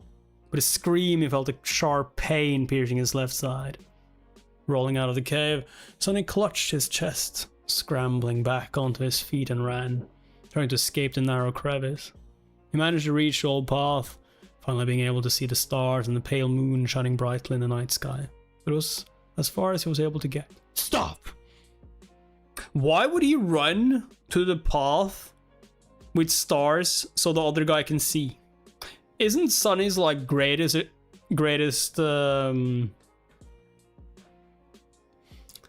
advantage right now that he's the only one who can see in the dark? Like I think you should have tried to take him like while he couldn't see shit and he could see pretty much normally. As a cold voice sounded behind him, Sonny froze. If Hero really had an awakened soul core, he had no chances of getting away from him. In a fight, he had no chances at all. Turn around! The young slave obediently turned, holding his hands up. He looked at Hero, who was wiping the blood off his face, with a displeased look in his eyes. Oh wait, blood. Outside. Smells blood. Gets that monster to come there, maybe? Off his face, or a displeased look in his eyes. The two of them stared at each other, shivering in the murderous cold. Was it worth it? No matter. Despite it all, I will be true to my promise. I'll make it quick. The soldier unsheathed his sword. Do you have any last words? Sonny did not answer. I have a feeling the monster is like right behind him, is gonna eat him up. However, a small silver bell suddenly appeared in his hand. Oh yeah, there we go. He frowned. Hero frowned. Where were you hiding that thing? The bell who can be heard. But that means the monster had ears, or that it hears vibrations or sounds, which means blood. Which, like, yeah, sure, you can smell blood, but it makes way more sense for it to hear them like walk or like fall down the cliff. So yeah. Hero frowned. Where were you hiding that thing? Sonny shook the bell. A beautiful clear ringing sound flowed over the mountain, filling the night with an enchanting melody. You can do both. Yeah. Yeah, of course you can do both, but I feel like sound would be like way more, or way harder to like hide than the blood smell. Unless you can smell blood for like way further away than sound. What are you doing? Stop! The young slave dutifully stopped. What was... Right under Hero's bewildered eyes, the silver bell disappeared into thin air. He looked at Sonny, stumped and suspicious. Tell me, what did you just do? But Sonny didn't answer. In fact, he hadn't said a single word ever since escaping the cave. Right now, he wasn't even breathing. Yeah. Although he was the one who got the bell though, so it was like right where he's standing, the bell started. So you should probably like move away, right? Unless it's just the area and the monster can't hear like exactly where. So I guess that doesn't matter. It's just the closest. Hero, on the other hand, continued to speak. Tell me right now or you will regret it. He scowled. Why are you not saying anything? The shivering boy just stared at him. Completely silent. No, he was staring into the darkness behind him. Hero's eyes wide. What? Hey. Getting the monster, of course. I thought it was going to be the blood first, because like he puked up blood, right? But of course the bell. The freaking bell. Makes sense. Sonny had no choice but to resort to one last desperate gamble. He had no chance against the enemy in a direct confrontation. At least not without an advantage. Bloodbane poison was supposed to be his hidden card, but turned out to be nearly useless. Being able to see in the dark did not help that much, too. Somehow. But like, didn't he puke up blood? Like, you're telling me that it's useless? Being able to see in the dark did not help that much, too, somehow. Hero was able to perceive their surroundings even without any light. Okay, so that's the reason. Hero could perceive his... But he said he couldn't sense him, though. And he didn't lie about that. Whether he was using his sense of hearing or some magical ability... Okay, Sonny did not know. Not that it mattered now that they had left the cave and were standing under the moonlit sky. Now he had only one advantage left. The fact that he knew that the Tyrant was blind. And Hero did not. Acting on that knowledge, however, was easier said than done. What else could he do? That's why he tried to stay as quiet as possible and rang the silver bell. His description did not lie. Its ringing could be heard from miles away. Surely the Tyrant was going to hear it, too. Now Sonny only had to stay silent, stall for time, and hope that the monster would come. As he did so, Hero's bewilderment slowly turned into anger. Tell me right now or you will regret it. His voice was quite threatening. But still, the young slave did not answer. He just shivered in the cold and tried not to moan despite the pulsing pain in his chest. Why are you not answering? But Sonny did not dare to answer. He held his breath and watched horrified as a familiar colossal figure appeared behind Hero. His lungs were on fire, and his heart was beating like crazy. It was beating so loud that he was even afraid that the blind Tyrant would hear it. But of course, it couldn't be louder than Hero's voice. He was still talking, turning himself into the only source of noise on this mountain. At the last second, a hint of understanding appeared in the young soldier's eyes. He began to turn around, his sword rising with lightning speed. But it was too late. A massive hand appeared from the darkness and caught him into an iron grip. The bone claws scraped against the armor, pulling it apart. Mountain King dragged Hero back, paying little attention to the sword biting into its wrist. Vicious saliva was streaming from its opened maw. Petrified by fear, Sonny slowly turned his back to them and took a couple of steps up the old, winding path. Then he darted away, running as fast as he could.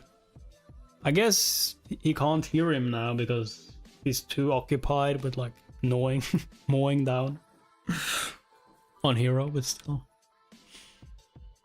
Behind him, a desperate scream tore apart the silent night. Then a hungry roar followed. It seemed that Hero wasn't going down without a fight, even though his fate was already sealed. But Sonny didn't care. He was running away, climbing higher and higher. Are we gonna get some experience from Hero dying? Because like we poisoned him first? I threw a rock at him and then he fell down a cliff, you know? Oh. But Sonny didn't care. He was running away, climbing higher and higher. I'm sorry, Hero, he thought. I did say that I will watch you die, but as you know, I'm a liar. So go and die on your own. A lonesome dark mountain stood tall against the raging winds. I do love how we go back to like what he said. I will see you die, and you second. He didn't say him die second though. He saw Shifty and then Scholar. So also that was wrong. Jagged and proud, it dwarfed other peaks of the mountain chain, cutting the night sky with its sharp edges. A radiant moon bathed its slopes in a ghostly light. Under that light, a young man with pale skin and black hair reached the peak of the mountain. However, his looks didn't match the magnificence of the scene. Wounded and staggering, he looked pathetic and weak. The young man looked like a walking corpse. His coarse tunic and cloak were torn and smeared with blood. His sunken eyes were cloudy and lifeless. His body was bruised, beaten and cut. There were specks of bloody foam on his lips. He was hunched over, cradling the left side of his chest. Each step caused him to moan, ragged breath barely escaping through gritted teeth. Sonny was hurting all over, but most of all, he was cold, so cold. He just wanted to lie down in the snow and fall asleep. But instead, he continued walking, because he believed that the nightmare will be over once he reaches the peak. Step, step, another step. Finally, he had made it. At the highest point of the mountain, a vast expanse of flat rock was covered with snow. In the center of it, illuminated by the moonlight, stood a magnificent temple. Its colossal columns and walls were cut from black marble, with exquisite reliefs decorating the Stygian pediment and broad frieze. Beautiful and awesome, it looked like a palace of a dark god. At least it did once. Now, the temple was in ruins. Fractures and cracks marred the black stones. Part of the roof had collapsed, letting in ice and snow. Its tall gates were broken, as if smashed into pieces by a hand of a giant. Still, Sonny was satisfied. "Found you," he said in a hoarse voice. Gathering the last of his strength, the young slave slowly limped in the direction of the ruined temple. His thoughts were muddled and confused. "See this, Hero?" he thought, forgetting for a second that Hero was already dead. "I made it! You were strong and ruthless, and I was weak and timid. Yet now, you are a corpse, and I am still alive. Isn't it funny?" He stumbled and groaned. feeling the edges of his broken ribs cutting deeper into his lungs. Blood was dripping from his mouth. Dead or not, Hero had gotten him good with that single strike. Actually, it's not... What do any of you even know about being ruthless? Actually, it's not. What do any of you even know about being ruthless? Poor fools. In the world where I come from, people had thousands of years to turn cruelty into an art. And as someone on the receiving end of all that cruelty, don't you think I would know more about being vicious than you ever could? He was getting closer to the temple. Truth be told, he never stood a chance. Wait, what was I thinking about? A moment later, he had already forgotten. There was only pain, the dark temple, and the overpowering desire to sleep. Don't fall for it. It's just hypothermia. Fall asleep, you'll die. But do you guys want me to like stop once he's out of the nightmare? If that's like really close? Because we haven't... How long have I been reading? 6, 7, 8, 3 hours? Truth be told, you never stood a chance. Finally, Sonny reached the steps of the Black Temple. He started to climb them, not noticing thousands of bones that were scattered around. These bones once belonged to humans and monsters both. All of them were killed by invisible guardians still lingering around the temple. If you want, I mean, I'd be happy if you continue, of course. I mean, it depends. It's like a good end point, or if there's like a good end point, like every chapter ends. Where was I? Guardians still lingering around the temple. Yeah. As Sonny was climbing the steps, one of the shapeless guardians approached him. Was ready to snuff out the spark of life that was burning weakly in the defiler's chest. But then stopped, sensing a faint, strangely familiar scent coming from his soul. The scent of divinity. Sorrowful and lonesome, the guardian moved aside, letting Sonny pass. Oblivious, he entered the temple. Sonny found himself in a grandiose hall. Cascades of moonlight were falling through the holes in the partially collapsed roof. Deep shadows were surrounding these circles of silver light, not daring to touch them. The floor was covered in snow and ice. At the far end of the hall, a large altar was cut from a single piece of black marble. It was the only thing inside the temple untouched by snow. Forgetting why he came here, Sonny headed for the altar. He just wanted to sleep. Okay, so that's how like they go back to the real world. They sleep. The altar was dry, clean, and as wide as a bed. Sonny climbed on it and lay down. Yo, they will think like he's a god when he comes back. He's just been like in a coma on top of the altar. Oh, it seemed like he was going to die. He was okay with it. Sonny tried to close his eyes, but was stopped by a sudden noise coming from the direction of the temple's entrance. He turned his head to look, not even a little bit curious. What he saw would have sent chills running down his spine if he wasn't so cold, tired, and indifferent. Mountain King was standing there, looking at him with its 5 blind eyes. He was still massive, terrifying, revolting. Worm-like shapes were still moving frantically under its skin. He was sniffing in the air, salivating. Then he opened its maw and moved forward, slowly approaching the altar. What an ugly bastard, Sonny thought, and suddenly clutched his chest, convulsing in a fit of torturous coughing. Bloody foam flew from his mouth and fell on the altar. However, the black marble soon absorbed it. A second later, it was as pristine as it was before. The Tyrant was just about to reach Sonny, was already stretching his hands to grab him. I guess this is the end, he thought, resigned to his fate. But at the last second, suddenly the voice of the spell resounded in the dark temple. Why now, though? Is it because, like, I bled on the altar? Was that the end? Yo, how the hell was I going to, like, be able to... Okay, so I end up on, like, this goddamn palace, right? And I need to know that I need to bleed on this shit? What if I'm not bleeding? How am I supposed to know what I'm going to sacrifice? Oh, but at the last second... Spell. You've offered yourself as a sacrifice to the gods. No, I haven't! The gods are dead and cannot hear you. Your soul bears the mark of divinity. You are a temple slave. Shadow God stirs in his eternal slumber.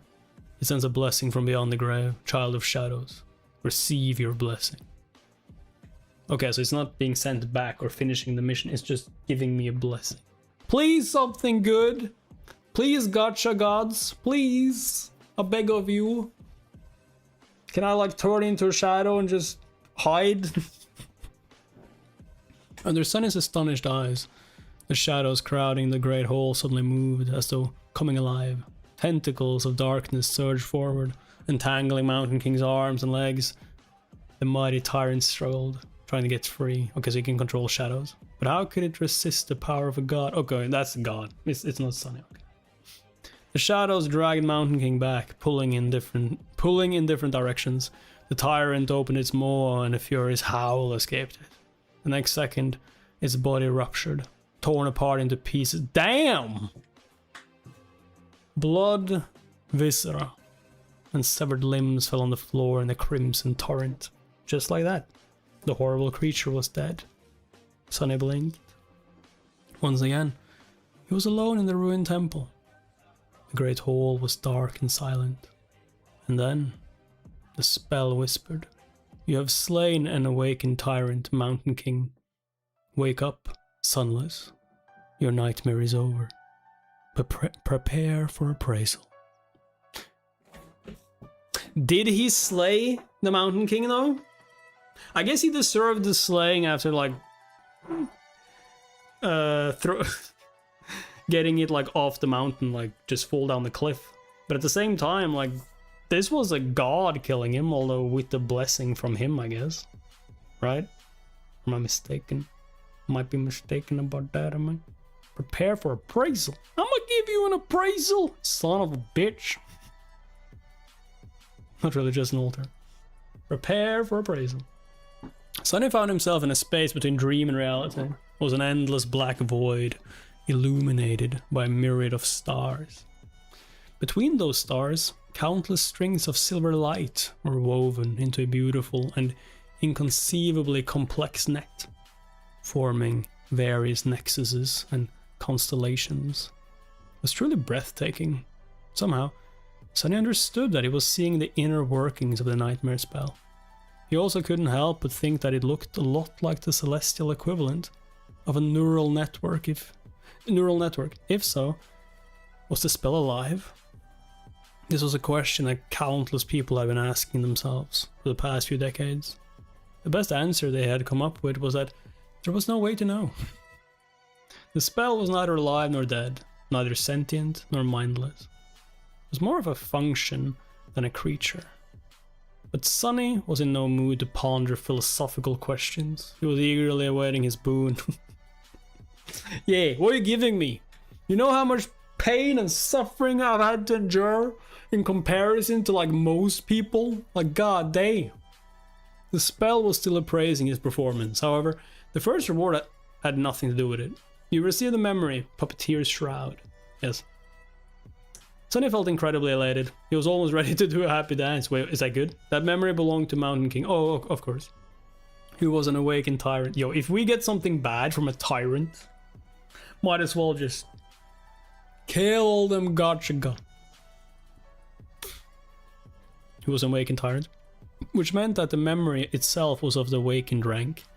Getting it was a stroke of incredible luck. There were 7 ranks to everything in the spell. These ranks were in order of growing power: dormant, awakened, ascended, transcendent, supreme. Yo, if we don't get at least awakened, we should be getting ascended or transcendent right now, right? At least. With the exclusion of nightmare creatures, who were ranked as dormant, awakened, fallen, corrupted, great, cursed, and unholy. From the spell's point of view, Sunny was a dormant human. Having a memory of a higher rank than his own soul core would be of great help once he enters the dream realm. Wait, won't it help in the real world? Yeah, it should help in the real world, like they have awakened there, right? The power gap between different ranks simply could not be overestimated. He wanted to take a look at the Puppeteer's shroud, but there was no more time. The spell was done with its appraisal. Here, in the void, its voice didn't sound subtle and familiar anymore. Rather, it seemed like the universe itself was speaking. Sonny held his breath, listening. Aspirant, your trial is over. A nameless slave ascended the Black Mountain. Both heroes and monsters fell by his hand. Unbroken, he entered the ruined temple of a long-forgotten god, and spilled his blood on the sacred altar. The gods were dead, and yet they listened. You have defeated a dormant beast, Mountain King Slarway. You have defeated three dormant humans, names unknown. You've defeated an awakened human, Oro of the Nine. Oro of the Nine? That sounds insane. You have defeated an awakened Tyrant. Wait a second! You defeated an awakened human. Does that mean that awakened human was from maybe his world as well?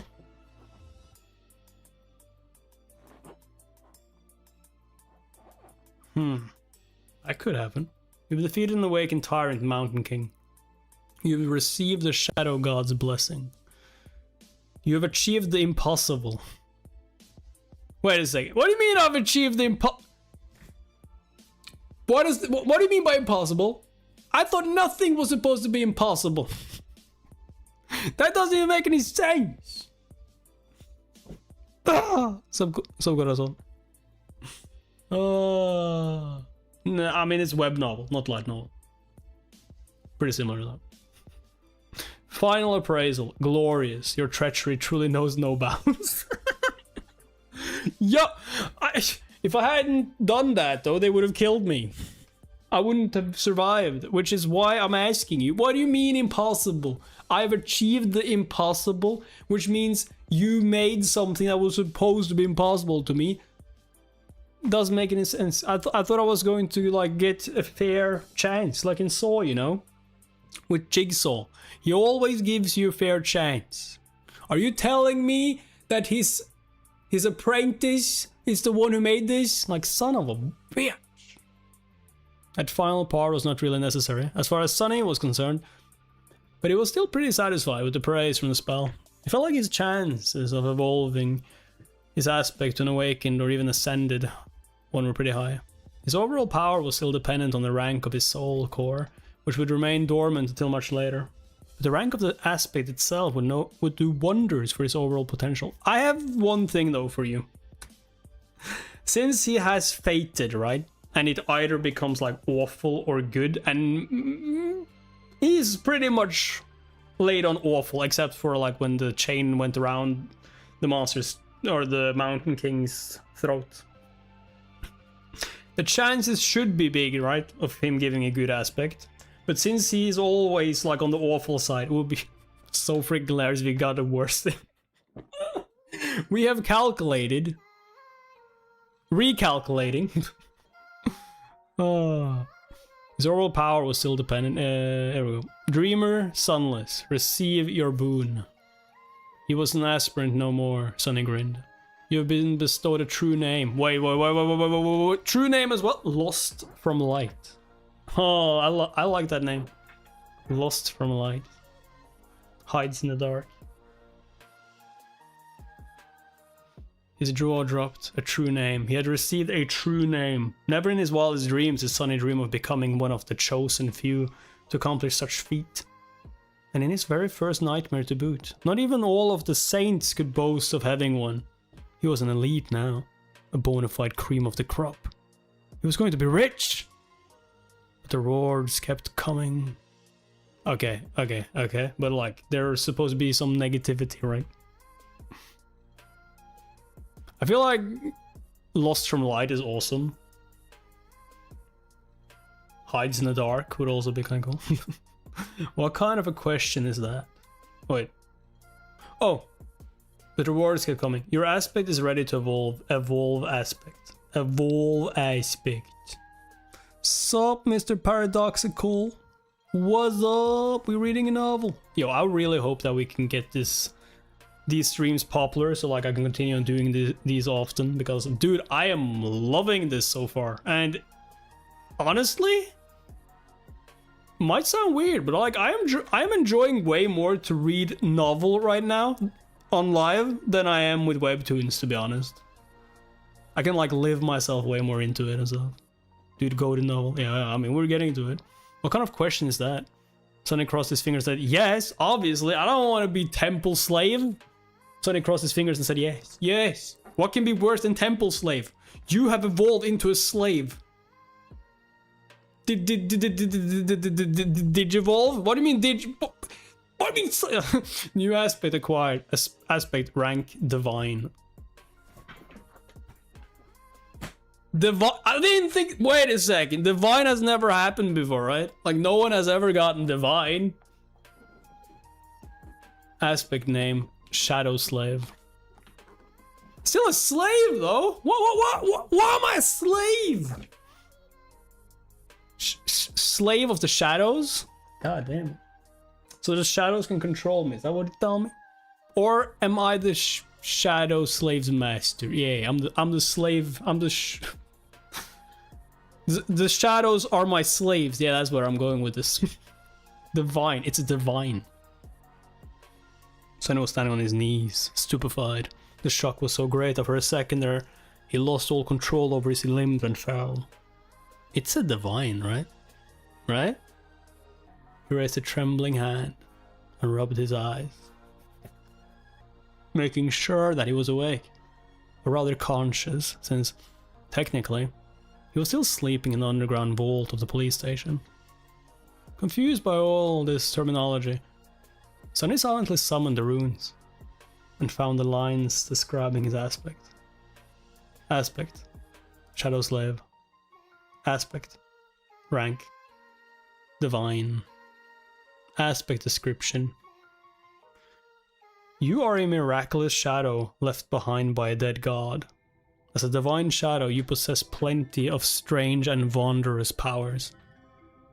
Here it comes. However, your existence is empty and lonesome. You mourn the passing of your former master, and long to find a new one. Whoa. Long to find a new one? No, I don't. I don't want to be a slave. You need to build a shadow bond. Nah, I'm not a cuck. No. Wait a second. Does this mean I will be more powerful when I find a master? I don't want no freaking master. No, I'm gonna spoiler. Also, you're not reading carefully. Read carefully. It's just starting. It's just starting. Everything has sense, and there are hints in chapter ever. Just read carefully.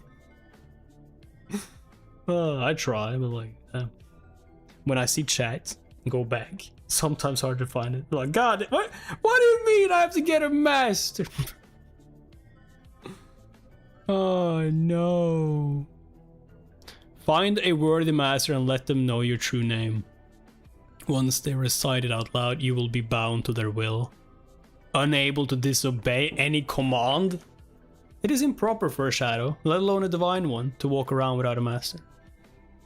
Why the hell would I want to do that? Because you can't use your powers without it. Maybe. Dude was so excited, and then he was like, can't control anything, will have to listen to master's advices. Dude, how am I gonna find? I don't trust anyone. This makes no... This is like the worst thing that could have happened to Sonny ever. He needs to trust someone with his life? Are you kidding me? That was a lot to digest. First of all, Sonny felt his heart beating faster. He heard it right. All the suffering and horror he had experienced in the first nightmare paid off in the end. A divine aspect. It received a divine aspect. Anything above awakened was rare and immensely valuable. People with ascended aspects were rare enough to be fought over by various factions. The factions themselves were built around singular powerhouses with transcendent or supreme aspects. And he had never ever heard of anyone acquiring a divine one. Never. The problem here though is that like he would have to... No, they can't see his aspects, so he can see what he can say to the guys he meets in the real world, or like in his world, whatever he wants. Because if he tells them he's a divine and his real powers, everyone's gonna try and get him to become their slave. Which he dreads, of course. So he has to say like he got maybe awakened or even lower than that to hide the truth here. But there must be a reason why that would be a good thing for him to be controlled. Like, maybe he can't use his powers without it. Anything with the divine prefix was so hard to find that it mostly lived in the realm of myths and legends. After all, the human race had not reached that high yet. It was only slightly more than a decade since humans managed to finally conquer the third nightmare and receive the ability to evolve their cores to transcendent rank. As transcendents, or saints, as they were called in the real world, powerful awakened rule over the dream realm. But even they did not dare to face nightmare creatures of higher ranks. Subsequently, there were not a lot of memories and echoes of supreme rank around, let alone sacred, or divine. The same went for aspects. And yet, Sonny just got one. He grinned, driven half mad by joy and arrogance. However, his jubilation was a little muddied. After all, there was that weird innate ability, of course. He had no intention of becoming someone's magical slave, with no free will of his own. To hell with that! But it wasn't that bad. All he had to do to avoid that fate was to conceal his true name. No one except for him could see his status. That meant that Sonny just had to keep his mouth shut, and no one will know that he even had one. Unless it like says so over his head. Or it gets like broadcasted to the world when it's like a new diviner, but like nah, probably not. He meant giving up on all the benefits as someone who was bestowed a true name after the first nightmare was entitled to, but it all paled in comparison with the divine aspect. Not a problem. Sonny thought with a smirk. Yes, you think so, but like there's a caveat. There has to be. Like, it can't be that easy. If the spell had the ability to laugh, it would surely do so after hearing his thoughts. However, it didn't. Instead, it began to speak again. The first seal is broken, awakening dormant powers. Yeah. This dude is about to like get powers, and the more powers he gets, like the better his relationship probably is to the man or woman he is a slave for. God damn. Little like a slave contract. I got some instincts. Dude, I've been reading too many webtoons, watching too much anime and series, movies and everything like that to not see something too good to be true and too easily too avoidable. Like, nah, that's not happening. Sonny felt something waking up inside of him.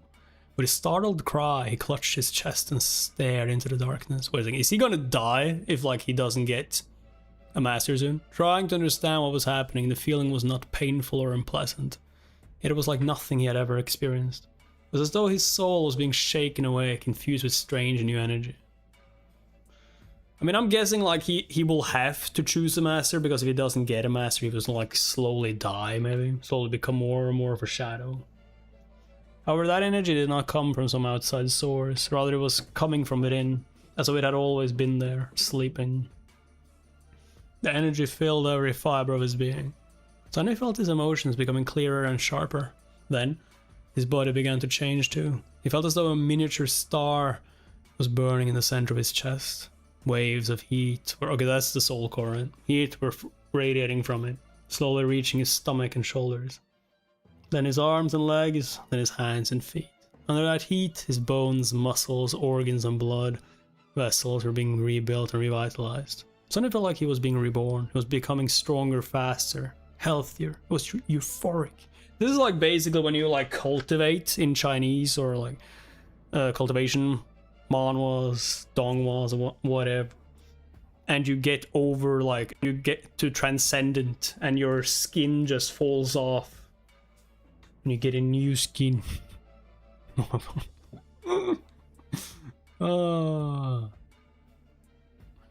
With each second, his transformation was becoming more profound.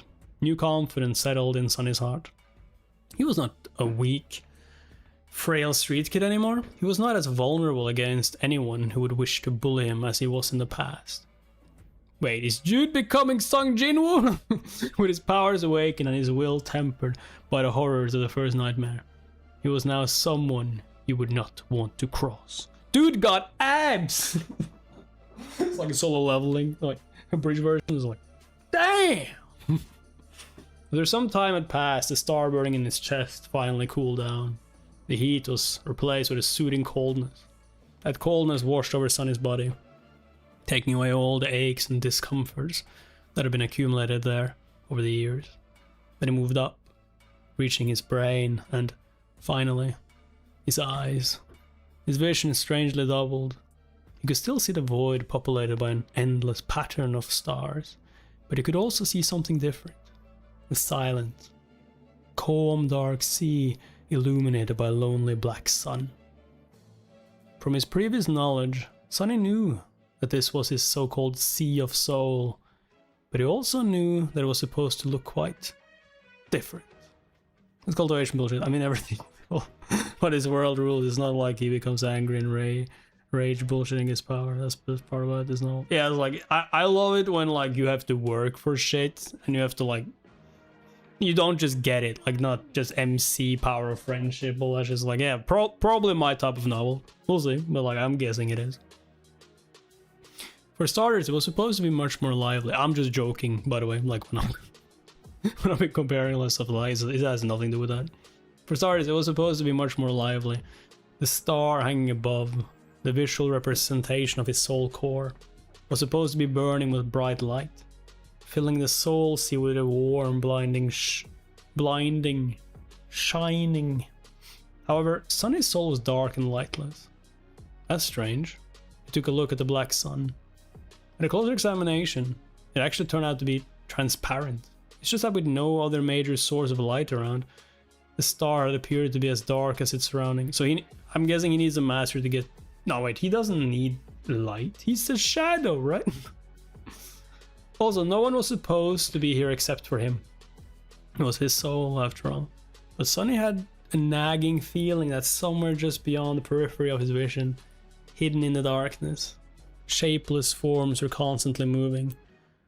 No matter how he turned his head, he couldn't catch a clear glimpse of them, and yet the feeling would not go away. Not wishing to waste any more time on this right now, Sunny turned back to the black sun and finally spotted two spheres of light orbiting around it, as though caught in the soul core's gravity well. A subtle smile appeared on his face. These were his memories, Silver Bell, and Puppeteer's Shroud. Later, there would be dozens of such spheres here. If he was lucky, he would even acquire an echo or two. The spell's voice suddenly pulled him out of the Sea of Soul, awakening aspect ability. This is it. The moment of truth. Sunny thought. Yeah, Sunny thought. This isn't gonna go well. Divine aspect or not, his immediate future still depended on the first aspect ability he would receive. His role in the dream realm would be based on his characteristics. Probably like nothing, unless he becomes a slave. His role in the dream realm would be based on its characteristics. If it was a combat ability, he would be most useful on the front lines of the bloody battles against the nightmare creatures. If it was tied to sorcery, he would likely become powerful but fragile ranged fighter. If it was something having to do with utility, he would be a vitally important part of the behind-the-scenes workings of the dream realm. Utility abilities were also extremely valued in the real world, where Awakened performed many tasks that kept it going. If he was lucky, he could even become a healer. Healers were very rare and, as such, sought after specialists. Aspect ability acquired. Aspect ability name Shadow Control. Control people's shadows, control all shadows, building shadows, create monsters from shadows. Sunny hurriedly summoned the runes. He wanted to go to the description of this new ability right away, but then decided to give his overall information a look first. Name, Sunless. True name, Lost from Light. Rank, Dreamer. Shadow Core, Dormant. Shadow fragments. 12 out of 1,000. What is that? Where the rank of his soul core was supposed to be written. A mysterious shadow core appeared instead. Sunny looked at it, blinking. He had never heard of anyone having a different kind of core before. Was it that unique? This enigmatic shadow core would certainly explain why his sea of soul looked so strange. And also, he moved his eyes down, noticing the shadow fragments counter. Usually, there was supposed to be an indicator of the number of soul shards consumed. However, it was nowhere to be seen. Do I actually have a completely different progression path than All Awakened? The idea was as exciting as it was frightening. Not having to fight for resources with anybody else was an incredible advantage. Most of the human society in the dream realm was built around the acquisition of soul shards. If he had no need to gather them to evolve, not only would he be able to become more powerful with incredible speed, he would also be completely self-sufficient. Okay, this sounds too good to be true. On the other hand, he had no idea how to acquire these shadow fragments. However, he had gotten 12 of them somehow already. So whatever it was that he had to do, he had already done it in the first nightmare. Killing creatures. Maybe. 12 though.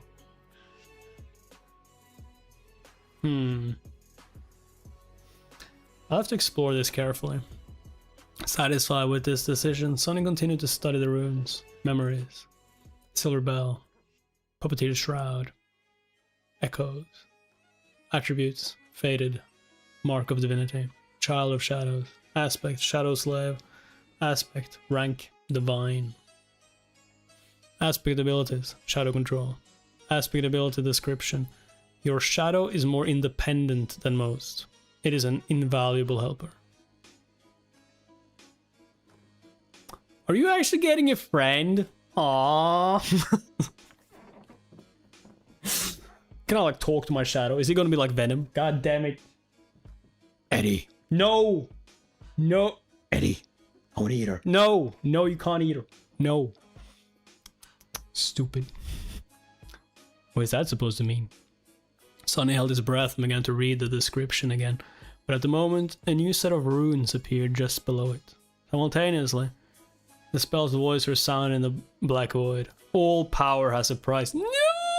You know, Sonny's just like, what do you mean all power has a price? I survived all this freaking bullshit! I survived it all, and you're gonna like take it all away from me! All power has a price. You have received a flaw. Your flaw is...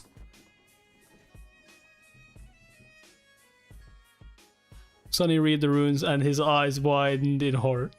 Oh, no, no, no, no, no, no, no, no, no, no, no, no! It has something to do with him having to have a master. Like, it has to do. It has to do. It's written in the stars. Written in the fucking star. Ah, no!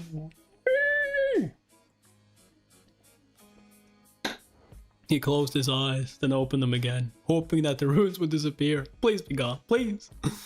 But the runes were still there, shining slightly, as though mocking him. Flaw. Clear cut!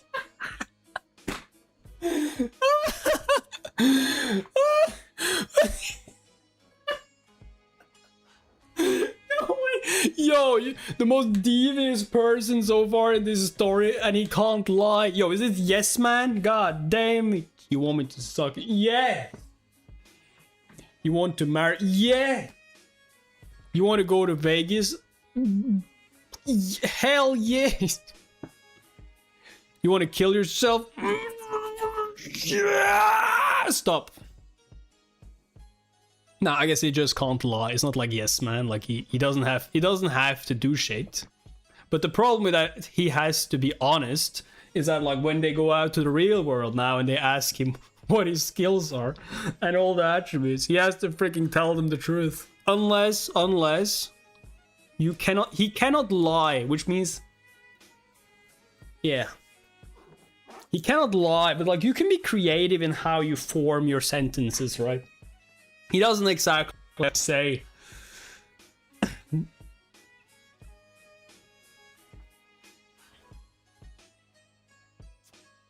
He doesn't have to say he needs a master. You don't ask him about it.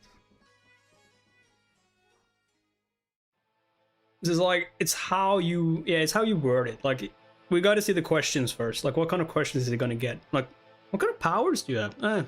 Shadows. Something. Like, I don't have to tell you every detail, do I? Like, unless you ask for every detail. It sucks though for someone so treacherous. Yeah, it's like the perfect thing for him. I can't lie.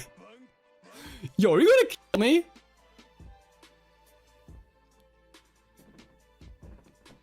Yes. What? Why? Because you can't. Because you never stop talking. Nah, but like, even though you cannot lie, doesn't mean he has to talk, right? Like, if he asks me a question, do I have to say something? No, don't spoil me. But like, that's how I see it. Like, if you ask me, like I said, do you not like me? I can just walk away, right?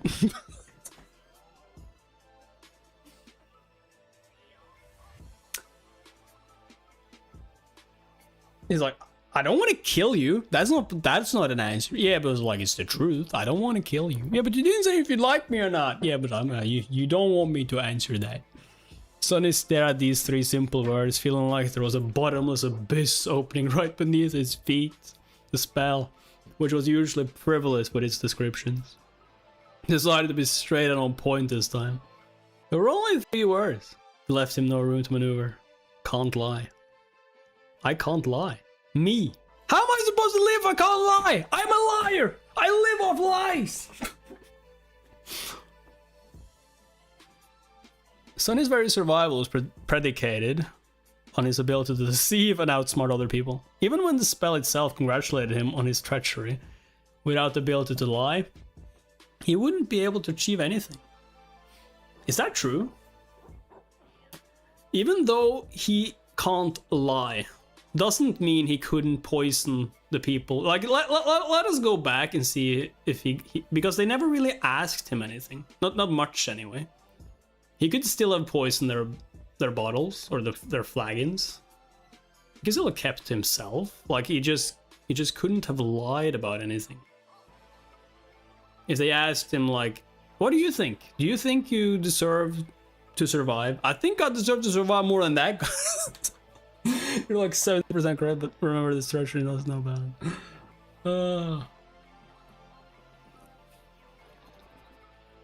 Sun is very survival, yeah, predicated. Not to mention, his heart suddenly felt as though it was about to stop. If he could only tell the truth, how is he supposed to hide his true name? Wouldn't anyone be able to turn him into an obedient slave by simply asking a couple of innocent questions?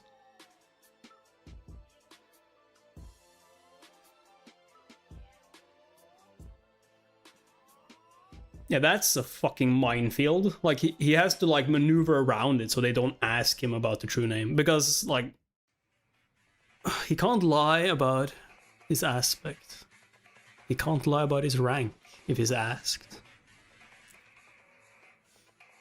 That's a tricky one. Like, it depends on the question. Like, how are you going to maneuver it? But, like I said, it depends on how he's asked.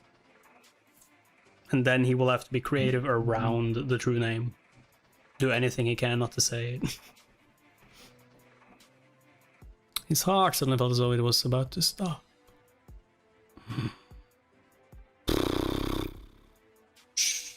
Sonny was about to scream and curse, but at that moment the spell spoke again. Wake up, lost from light. The black void spun and disappeared. Sonny opened his eyes. The armored ceiling of the police station's vault hung above him. No one would call it aesthetics beautiful. It's aesthetics, but to him was the most majestic sight. Only now did he realize how much he had missed the real world. It was safe and familiar. There were no monsters or slavers, well, at least officially. There was no constant fear of torturous death. Also, one thing we will have to be very careful about. Never say that you can't lie, okay? Someone asks him, wait, can't you lie? What? Can't you lie? Didn't hear you. What is that? Sorry. Sorry, see you tomorrow. What? The armored steel.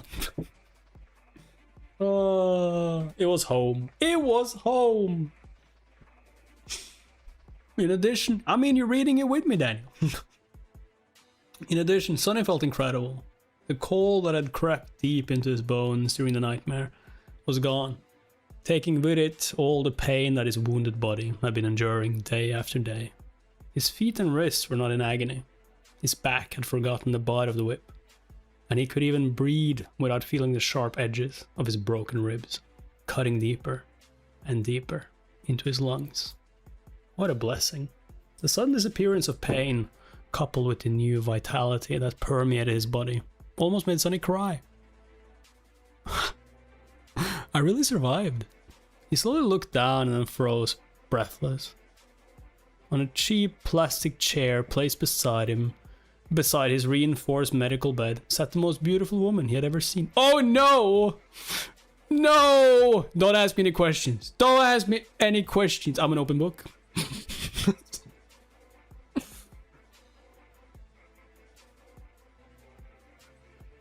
She had short, raven black hair and icy blue eyes. Her flawless skin was smooth, supple, and as white as snow. Actually, this was Sonny's first time meeting someone as pale as he himself was. However, while Sonny's pallor looked strange and unhealthy, the beautiful stranger was nothing short of striking. You do know, like, if this was normal Hollywood and you hear like white as snow, you know what kind of casting you're getting, right? I'm looking at you, Snape. The woman seemed to be in her late 20s. She was wearing a dark blue uniform with silver epaulets, and black leather boots. The jacket of her uniform was casually unbuttoned, of course, revealing a black tank top beneath. Currently, she was stretching her arms above her head. I'm sleeping, just close your eyes. Yeah, the Wakened who was going to like kill you if you died, obviously. Clearly bored and sleeping. The gesture forced the thin fabric to tighten provocatively, accentuating her full breasts. Yo, how detailed we gonna give? And yo, am I right, you guys? Is he a boobs guy? Because like the way he said, like he had never been so happy to see something flat in his life, like earlier in the novel. Yo, mesmerized. Yeah, Sonny almost missed the fact that there was a shoulder insignia on the woman's left sleeve. There were 3 stars on it. Is that like high rank? 3 stars, huh? He thought, distracted. 3 stars means an ascended, huh? Yeah. Wait, an ascended? Before Sonny could fully digest the meaning of this word, he realized that the woman was staring at him too. What are you looking at? She said. Not a gram of humor in her voice. What are you looking at? She said, not a gram of humor in her voice. What am I looking at? I've been fighting monsters this entire, I don't know, for days, maybe weeks. I don't know how long I was in there. And you are pissed that I was ogling your melons. Get a grip. Sonny blinked a couple of times, embarrassed, and quickly came up with an excuse. Then he opened his mouth and answered, your breast. He can't lie. It's like, I came up with an excuse. I'm just gonna say that. Your breast. Yo, this is gonna be hilarious. I already love this novel, and the way they've created our MC, the way they've created Sonny, makes it just so much better that he can't lie. It's peak. Yeah, it's peak already. Like, god damn it, you guys need to keep helping me make this series popular on the channel, so I can just continue on reading it. Because like, god damn it, your breasts, god. Day. Yo, I love you, Sonny. A second later, His eye widened in absolute horror because he wasn't planning to say those words at all. His mouth moved on its own. Okay, that makes this worse though, because that means he can't control himself. Unless he chose to speak and then he had to speak the truth instead of saying what he wanted to.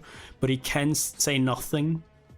We don't know that yet. Like that's what you need to hope, Sonny. A second later, his eye widened. A wave of terror suddenly drowned his mind. The woman slowly smiled with a dangerous gleam in her eyes. Then, without any warning, she moved her hand and slapped Sonny across the face. Sonny's whole body was turned around. If it wasn't for the restraints holding him in place, he would have probably flown off the bed. For a moment, he even saw stars. But it could still be considered getting off lightly. And ascended, the woman wasn't ascended. She could have torn his head clean off with a flick of a finger. Why do you have to offend someone so powerful of all people? Meanwhile, the woman cleared her throat and crossed her arms. Are you awake now? Sonny held his numb cheek and carefully nodded. Okay, so he doesn't have to answer. That's good. That's good. That's good. That's good. If he had said yes, then we would still not know. But him just nodding his head, yeah, okay. He can just keep quiet. If you have nothing good to say, just keep quiet. Just pretend just pretend you can't speak or hear, for that matter. Yeah, I can't hear or speak. Good. Let me give you a piece of advice. Don't just say anything that comes to your mind, especially to girls. It's not like you haven't seen a girl before, right? Say thank you. I definitely will not. Sonny's what? Yo, he's not gonna say that because he's just saying the truth. Sonny, what are you thinking? And if you open your mouth and the things you're thinking, you have to say, God damn it, dude. Oh my god. No. Say thank you. Just say thank you. But instead his mouth moved on his own and he said, I've seen plenty, but no one as beautiful as you. God dang! My dude's a wizard! Ah! Yeah! No! Then he flinched back, his face as red as a lobster. The woman stared at him for a few seconds, then burst into laughter. I see you haven't met a lot of Awakened then. By Awakened standards, I'm below average. Sonny glanced at her with doubt. The woman shook her head. As your soul core develops, the body gets rid of all its imperfections, so it's hard to find an unattractive Awakened, especially among the stronger ones. Live long enough and you might just become a flower boy yourself. Hey, I'm not so bad. Am I? Sonny's just like, what? I don't look that awful. Then she gave him a thorough look and added, well, maybe in any case, since you're awake, welcome back to the land of the living. Congratulations on surviving your first nightmare. Sleeper Sunless. Sleeper Sunless. That was how people would address him now. At least in the short span of days until the winter solstice. Or until they find out your true name! The good thing for him is that no one expects him to have a true name, so... Which is good. Possibilities, I see him. After that, he would either return from the dream realm as an awakened, or not return at all. It felt strange to have a title put before his name. In the past, Sonny was rarely even addressed by name. People mostly called him things like boy, punk, brat, or hey, you. But now he even had a title. Sleeper Sunless. Actually, the correct term was dreamer, but humans had their own set of words for those infected by the nightmare spell.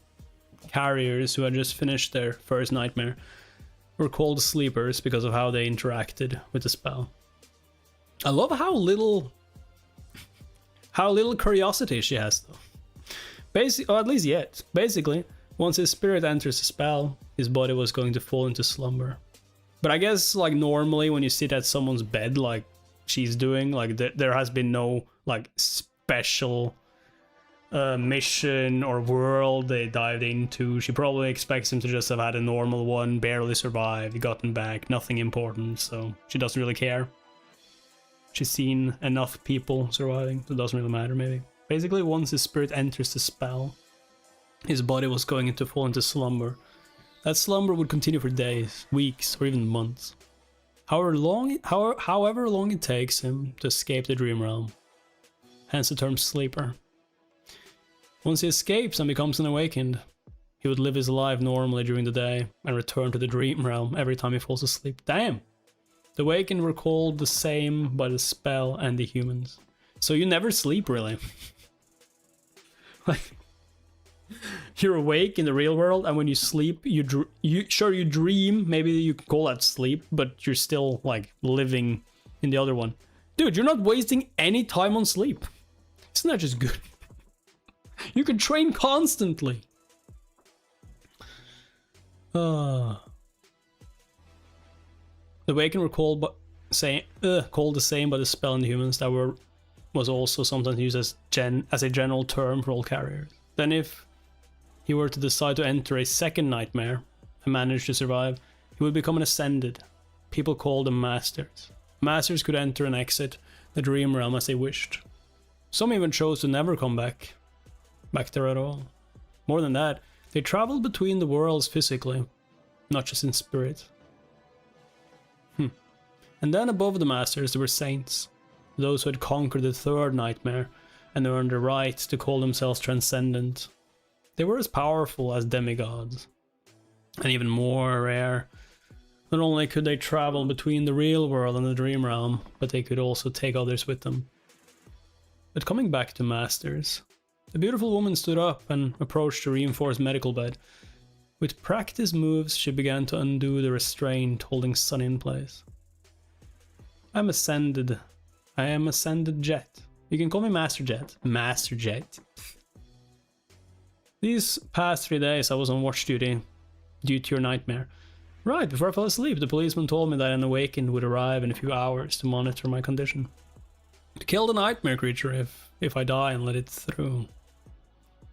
Sunny was unwilling to open his mouth, terrified that all sorts of truth would come spilling out, but there were things he simply had to know. Master Jet, I have a question. Go on. Why would a master be put on watch duty? Isn't it below your pay grade? Jet gave him a dark look. You're smarter than you seem. Recently there was a lot of gates opening in this sector. Most of the local awakened are either wounded or occupied with the cleanup, or dead. It's always like that close to the winter solstice. She opened the final restraint and took a step back. Plus, there's not a lot of awakened who, like me, directly work for the government. It's by far the least lucrative or glorious career one of us can choose. Would you abandon wealth and fame to work abysmal hours and risk your life, fueled only by altruism and sense of duty? Hell no! Yo, you asking Sunny that and he has to answer? Sunny wanted to say something flattering. Instead, he looked Master Jet right in the eyes and smirked. Of course not. I'm not an idiot. Damn, this damn fool! Damn! She stared at him with a humorless expression. Sunny thought that he was going to get slapped again, but instead Jet smiled. See? I was right. You really are smart. But that means she's not in the government either, right? It doesn't make any sense. It doesn't make any sense.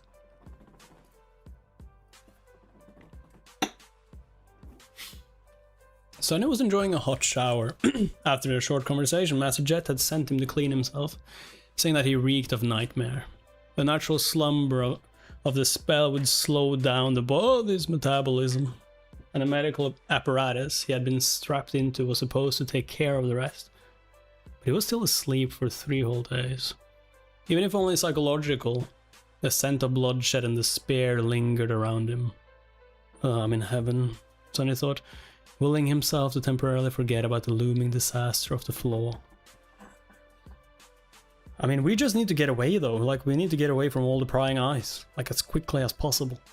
He was alone in the police station's showers, relaxing under the streams of hot water. After a bit of time had passed, Sunny reluctantly turned the tap off and walked over to the towel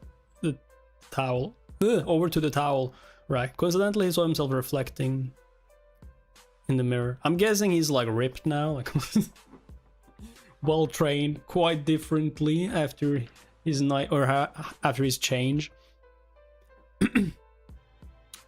One thing though, like he has to say the truth, right? But at the same time, if someone asks me like, say they're insanely creative and just ask me, what's your do you have a true name? I really don't want to say, because that would be the truth. I don't want to say it. That's none of your business. That's also the truth. How do we define have to say the truth? Is it my truth? His truth? Everyone has different truths, you know. The changes in his physique were subtle, but noticeable. His pale skin seemed a little healthier, his muscles a bit more pronounced. He looked slender and lean instead of emaciated and frail. Okay, I like how there's like small differences and not big ones, as he did before. There was a slight luster to his dark hair and a shine to his eyes. However, he was still rather diminutive, not exactly a picture of masculine handsomeness, to say the least. Flower boy, huh? Sonny thought, full of bitterness. And he suddenly froze, noticing something strange. As he was looking at himself in the mirror, the reflection of his shadow seemed to move. It was as though the shadow lowered its head and quietly facepalmed.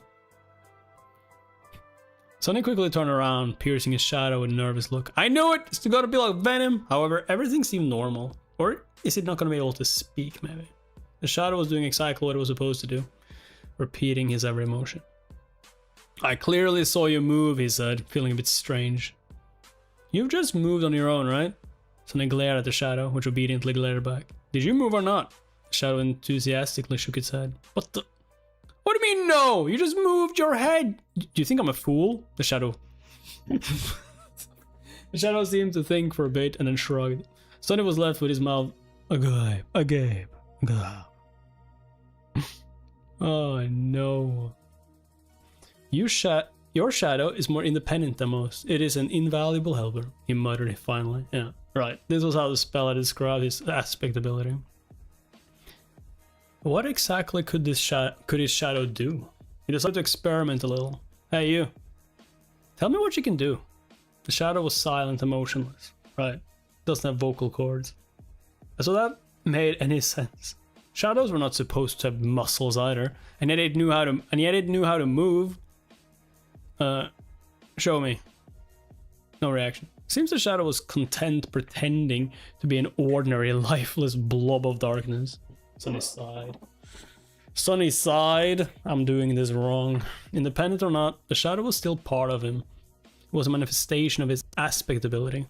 So instead of asking the shadow, he really should have been asking himself. Not going to talk, are you?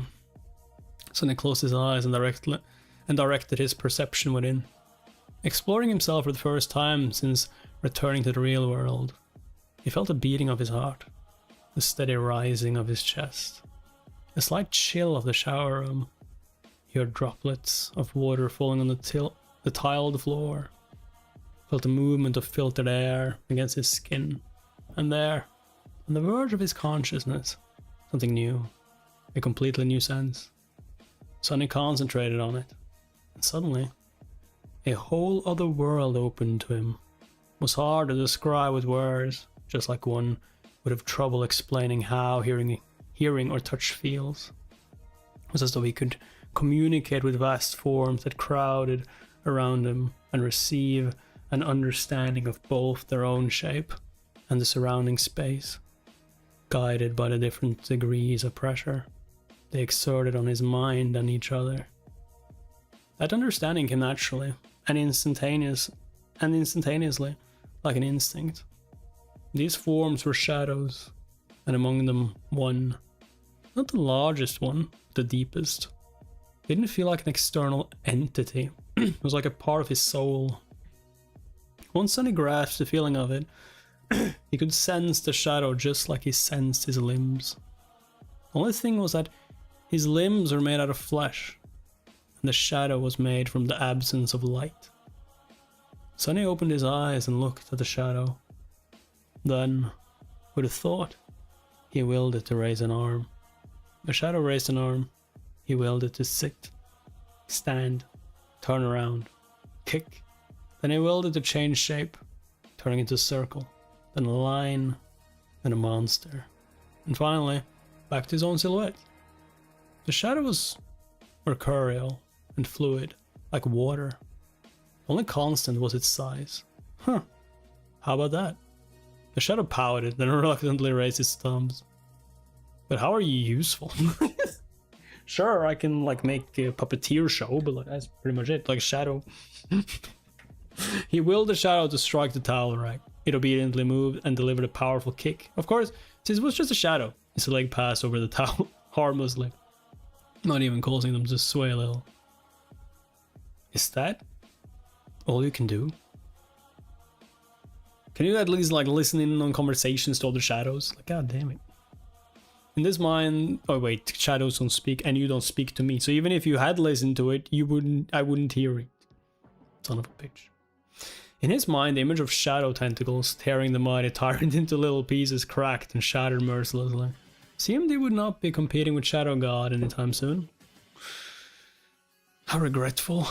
The shadow looked at him with disdain, and he shrugged and stopped moving altogether, clearly offended. Sonny sighed and took a towel off the rack. Alright, I will explore it later. A few minutes after that, he was wearing a clean, police-issued tracksuit. Okay, we need to be careful now, guys. And heading for the cafeteria. As a jet was waiting for him at one of the tables, with 2 trays full of steaming synthetic food in front of her. Synthetic food? I'm not even getting real food! Help yourself. Sonny glanced at the cheap gruel, which was not so different from the stuff he used to consume in the outskirts. Why am I getting this shit? And sighed. Somehow he had expected his first meal after becoming a sleeper to be more lavish. Still, it was food. Is she gonna ask him what he thinks of the food? Please don't. He sat down and began to wolf down the gruel ravenously. He was very, very hungry. In the process, his thoughts began to wander. Sonny stole a glance at Jet and wondered. The spell told him to find a master, and the next thing he knew, there was a woman calling herself master right in front of him. He tried to imagine being an obedient slave to someone like her. Weird thoughts started to appear in his mind. God damn it, dude! I guess he's not a sociopath, he's more of a psychopath, that's fine. You know what, Sonny? He thought with dark irony, knowing your luck, this would be a perfect moment for her to ask. Yeah, this would be like a perfect moment for her to ask. So, what kind of skills did you get? Okay, I don't have to say it with that answer. Okay, fine, I can say that. What do you think? Look, this would be the moment for her to ask, what are you thinking about? Sonny choked on the grill. He felt his mouth beginning to open and put all of his will into staying silent. The second passed without him saying anything. Then a weird pressure appeared in his mind, which soon turned into blinding pain. Is he going to say to her, like, okay, I didn't see it. Is he going to say to her that's like, I was just thinking how it would be if you were my master. like he doesn't have to say like the or worse. Like, I was just thinking about how I would like pound you in the bedroom. It is like she must like figure out soon that he can't lie. It's just too obvious. Oh no. Oh no. Oh no. Sonny choked on the gruel. He felt his mouth beginning to open and put all of his will into staying silent. A second passed without him saying anything. Then a weird pressure appeared in his mind, which soon turned into blinding pain. Okay, so he does have to say something. He endured it for a couple more seconds before giving up. I was thinking that it would be a perfect moment for you to ask me about what I'm thinking, if I'm honest. Oh, thank God. You only just said exactly the right... Oh, okay. I thought I was gonna get way worse, but like if she asks more, then I guess so. Chet gave me a weird look. Alright, we're almost finished with your food. Saved! Saved by her nonchalantness. I guess she just thinks I'm weird. I'm fine with that. Alright, are you almost finished with your food? Sonny nodded. Then I'll begin. As per protocol, I'm obligated to inform you of a few things. It is mostly formality. First of all, concerning your nightmare. Shit. Breathe, you guys, we can do this. We can be creative with our words. She glanced at him and sighed. You are entitled to receive free psychological counseling. No matter what traumatic experience you have encountered, there is no shame in asking for help. Your mind is as important as your body. It's only right to keep it healthy. Are you interested? Did you just read off a pamphlet? No. I came straight from the heart. Sonny needing counseling? God damn. People around Sonny needs counseling. Sonny shook his head. Jet shrugged and continued. As you wish. You can also talk to me. Was it very hard? Wait a second, I don't have to say anything? Yo, I thought I had to go into detail about what would happen and they were going to ask me so many things to learn. But I guess they've been through so many nightmares that they don't really care about specific people in that way.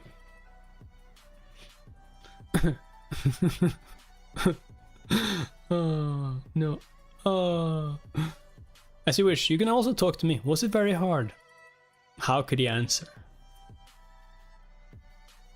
It could have been worse. Say that. It could have been worse. She nodded, satisfied with that explanation. Oh no. It was simultaneously much worse than I expected, and exactly as bad as I expected. It was simultaneously much worse than I expected, and exactly as bad as I expected.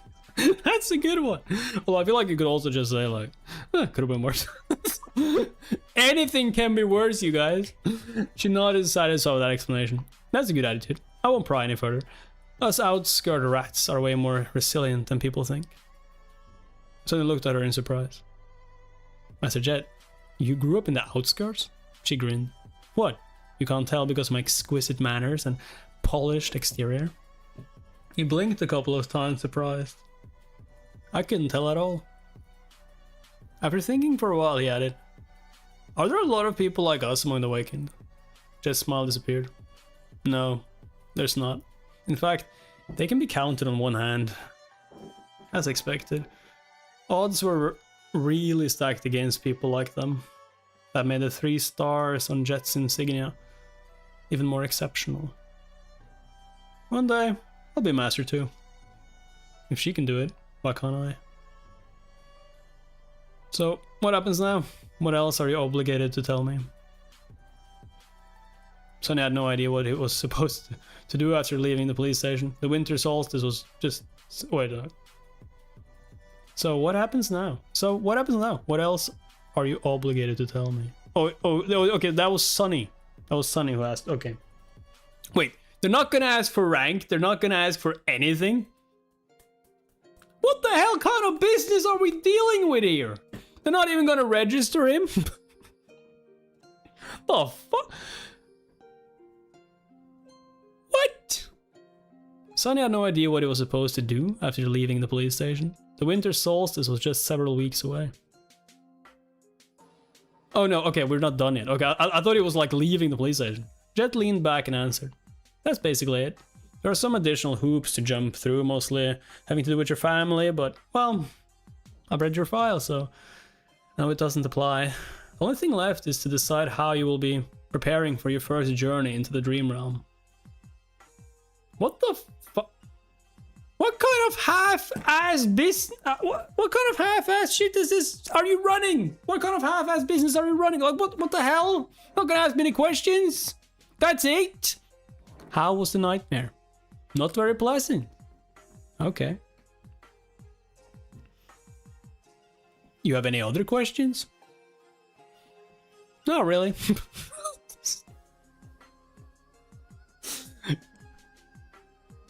What? She looked at her communicator and grimaced. I must stay. Your luck is exceptionally bad. There's not a lot of time at all. First of all, you are free to do what you want. No one is forcing you to make a certain decision. That is to say, you can choose to prepare on your own, or not prepare at all. Party until the lights go out. Sonny was not very well versed in partying. Wait a second. So if I die in the second part, then no monster will show up. Okay. Because if not, that wouldn't make any sense for them to go with this. Man, she said almost all outskirts die, so she doesn't care for small fries. Yeah, oh yeah, that's true. I guess that's the reason. So she would have asked more questions if it was like a rich boy being trained by his family for decades. Okay. However, I would advise against that. As a sleeper, you are also entitled to enroll in the Awakened Academy. Okay, so we're getting school arc, are we? You'll be provided with food, lodging, and a wide choice of preparatory classes. This led into the year you won't be able to learn a lot, but it's better than nothing. She was silent for a few seconds, then added, more importantly, you will get acquainted with most of the people who will enter the Dream Realm with you. Some of them might become your companions for life. And some may end up trying to end that life once we're inside the spell, Sunny added. Oh my lord, Sunny! Reading between the lines of what Master Jet had said. So what do you say? Do you want me to take you to the academy? Sunny thought about it. Strangely, his flow was silent, not forcing him to answer one way or the other. I guess it's because it's an open question. She like asks him if he wants to, and that is your choice, I guess. Would we want to go to the academy? If you go to the academy, like, there are more chances of people asking for your skills. If you're unlucky enough. I mean, no one will ask for true name. That doesn't make any sense. Like, that.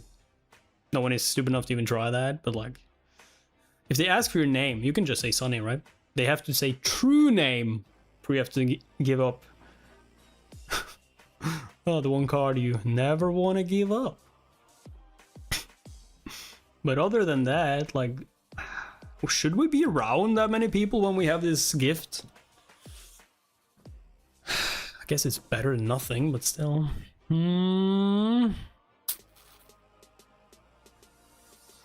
Is it because I haven't made up my mind yet? Finally looked down at his empty tray and made a decision. Free lodging and food, you say? Yeah, I want to go to the academy. Oh yeah, I guess that's a reason to go there anyway. Like, free food, orphan. Yeah. That alone, we win him over, right? And I'm not sure how he can, like, make money with the powers he has right now. So he kind of has to go there. Sunny was standing in front of the massive, seemingly indestructible red gates of the Awakened Academy. The academy was, in fact, a city within the city. It was built like a fortress, with a high wall made of hard alloy, deep moat, and numerous large caliber turrets, which were placed in certain positions to create a deadly air suppression dome. No nightmare creature, not even colossal titans, were supposed to be able to break through its defenses.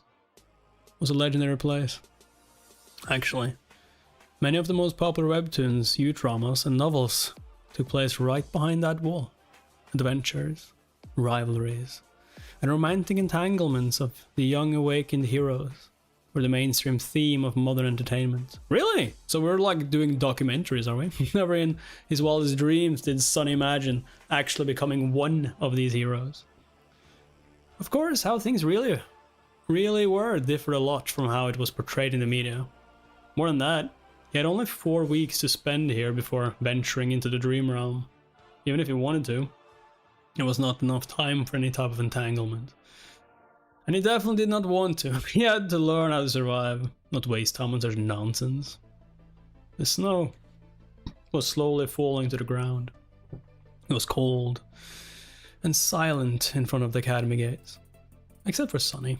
There was only one other person. Another new sleeper. If you had to guess. I agree with him that he shouldn't like waste his time with entanglements, but at the same time you need to befriend people to get people on your side, right, Sunny? Because you can't lie, right? Oh, that can become so funny when he like wants to kill someone, just like. What do you think about Sunny? How I'm gonna hide your body after I kill you? Very funny. Yeah, right, funny. Bro, you can't trust anyone. Yeah, you can't trust anyone. Then it will be hard to be at the academy. People are going to ask him questions. He's going to have to answer. Right? Because it doesn't look like he can choose not to. Maybe he can run away, but like, just scream it out.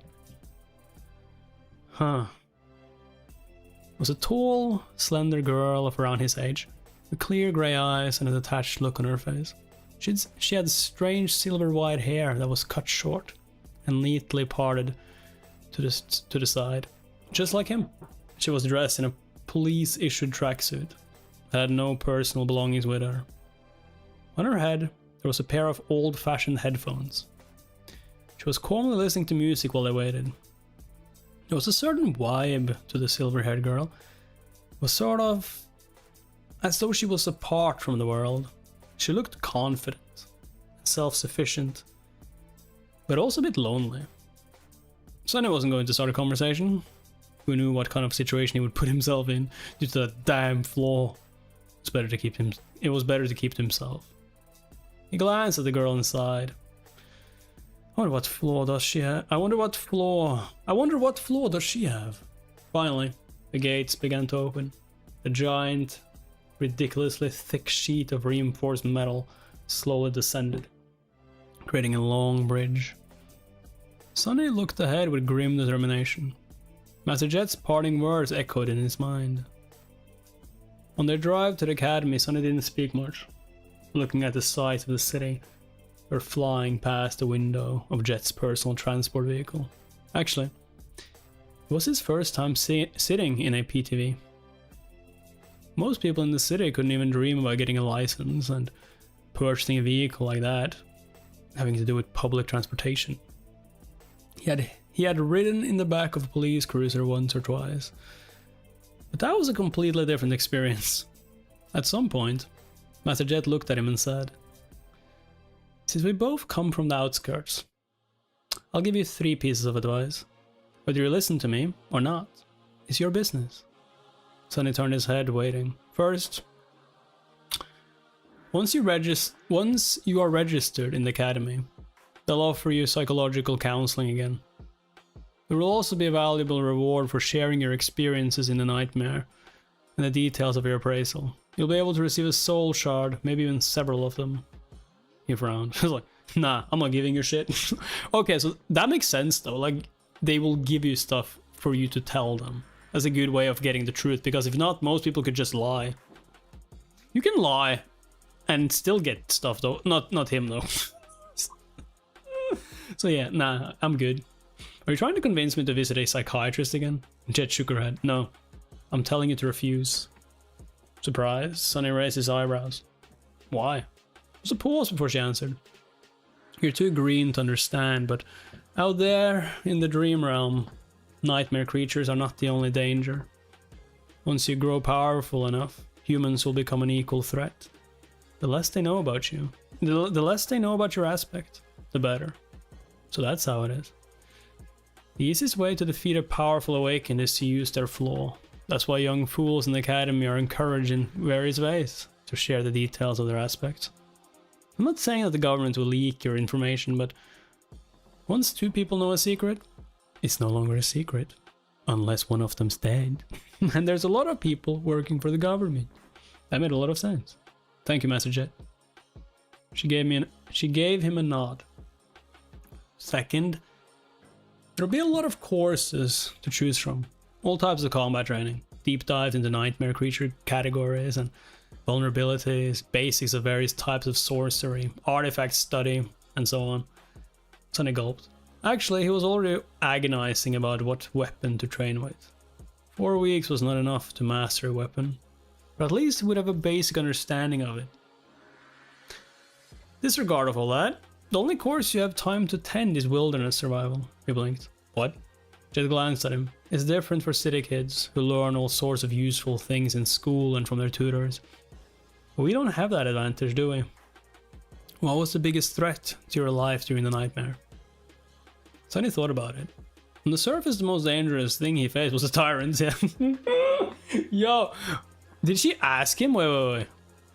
What was the biggest threat to your life during the nightmare? I guess he doesn't have to say the tyrant, because he can just say, like, cold. Sonny thought about it. On the surface, the most dangerous thing he faced was a tyrant, followed by hero. Oro of the 9. But actually, what almost killed him in the end was the cold. Jet smiled. Smart. You only know how to survive in the city. But the dream realm is mostly made of wilderness. You know how to make a fire. How to procure food. Yes. How to find safe shelter. Yeah, I actually do that. No. Fighting monsters is important, but it'll be useless if you die of hunger or exposure to the elements. Trust me, I've learned it the hard way. I will say this though, like, I'm not a master at like making fire or procuring food or shelter, but like, I'm decent at it. I've done it several times. If you're wondering why they say he has no time, because after each person finishes the first nightmare, they'll be sent to the dream room in the solar solstice, which happens once a year. Sonny nodded, angry at himself. It was so obvious, yet he never even thought about these seemingly simple things. He was blinded by his past habits and experience. Human brains were like that. Once accustomed to a certain way of living, it was hard to see past already familiar routines. It was lazy thinking at its worst. At that point, Master Jet had stopped the car and opened the door, getting out. Sonny followed her and was momentarily stunned, staring at the colossal metal gates in front of them. This was the famous Awakened Academy. After a few seconds, he shook off his amazement and turned to his senior. "This is as far as I go," she said, looking cheerlessly at the walls of the academy. "I've already notified them. Someone will come fetch you in a while." How long is a while? No idea. There was something dark in the depths of her icy blue eyes. Sonny suddenly felt a cold feeling spreading through his body. What's the third advice? Is she gonna say don't trust anyone? Master Jet glanced at him and sighed. "Remember, no one can survive in the dream realm alone." God damn it, it's the opposite. Yeah, that's not an opinion, that's a fact. Try to get along with your peers, even if they don't treat you well. It might save your life. Then she suddenly smiled and patted him on the shoulder. This is horrible for him though, because like, he can't lie, which means if he doesn't like someone, he's gonna tell it to them, tell it to their face. Oh. You've done well to survive until now. Make sure to keep yourself alive in the future too. And she got back into her PTV and drove off. Just like that, she was gone. Yeah, we're definitely going to meet her later in the story. The end of the metal bridge hit the special grooves in the ground and stopped moving after a set of loud clicks. Sonny looked ahead, wondering what kind of life he was going to be living in the next 4 weeks. Keep your flaw and aspect secret. Learn to survive in the wilderness. Be nice to other sleepers. Didn't sound too hard. With your personality though? But for some reason he was sure that these weeks were going to be as challenging as his first nightmare, or maybe even worse. That has to be a bit overboard, dude. Like, you were fighting a tyrant, fighting Oro of the Nine or whatever, fighting the cold. Sonny sighed and reluctantly followed.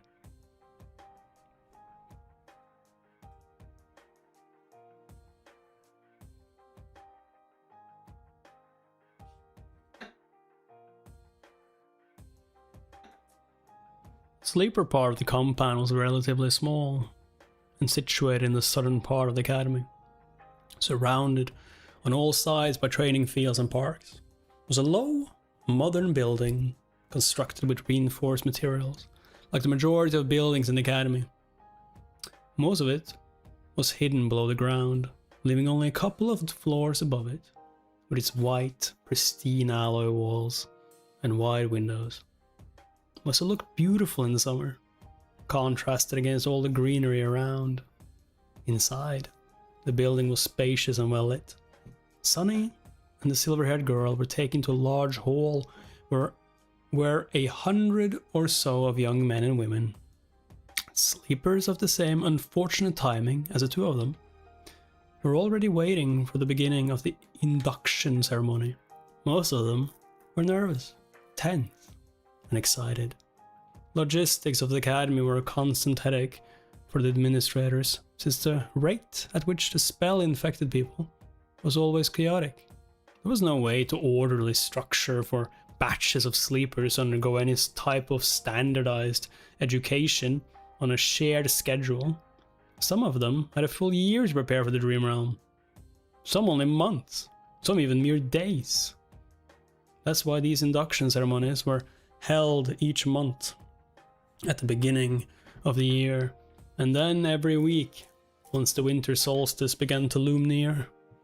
Some of the sleepers in the hall had to wait days to be inducted, while Sonny had lucked out and was delivered to the academy just hours before the scheduled event.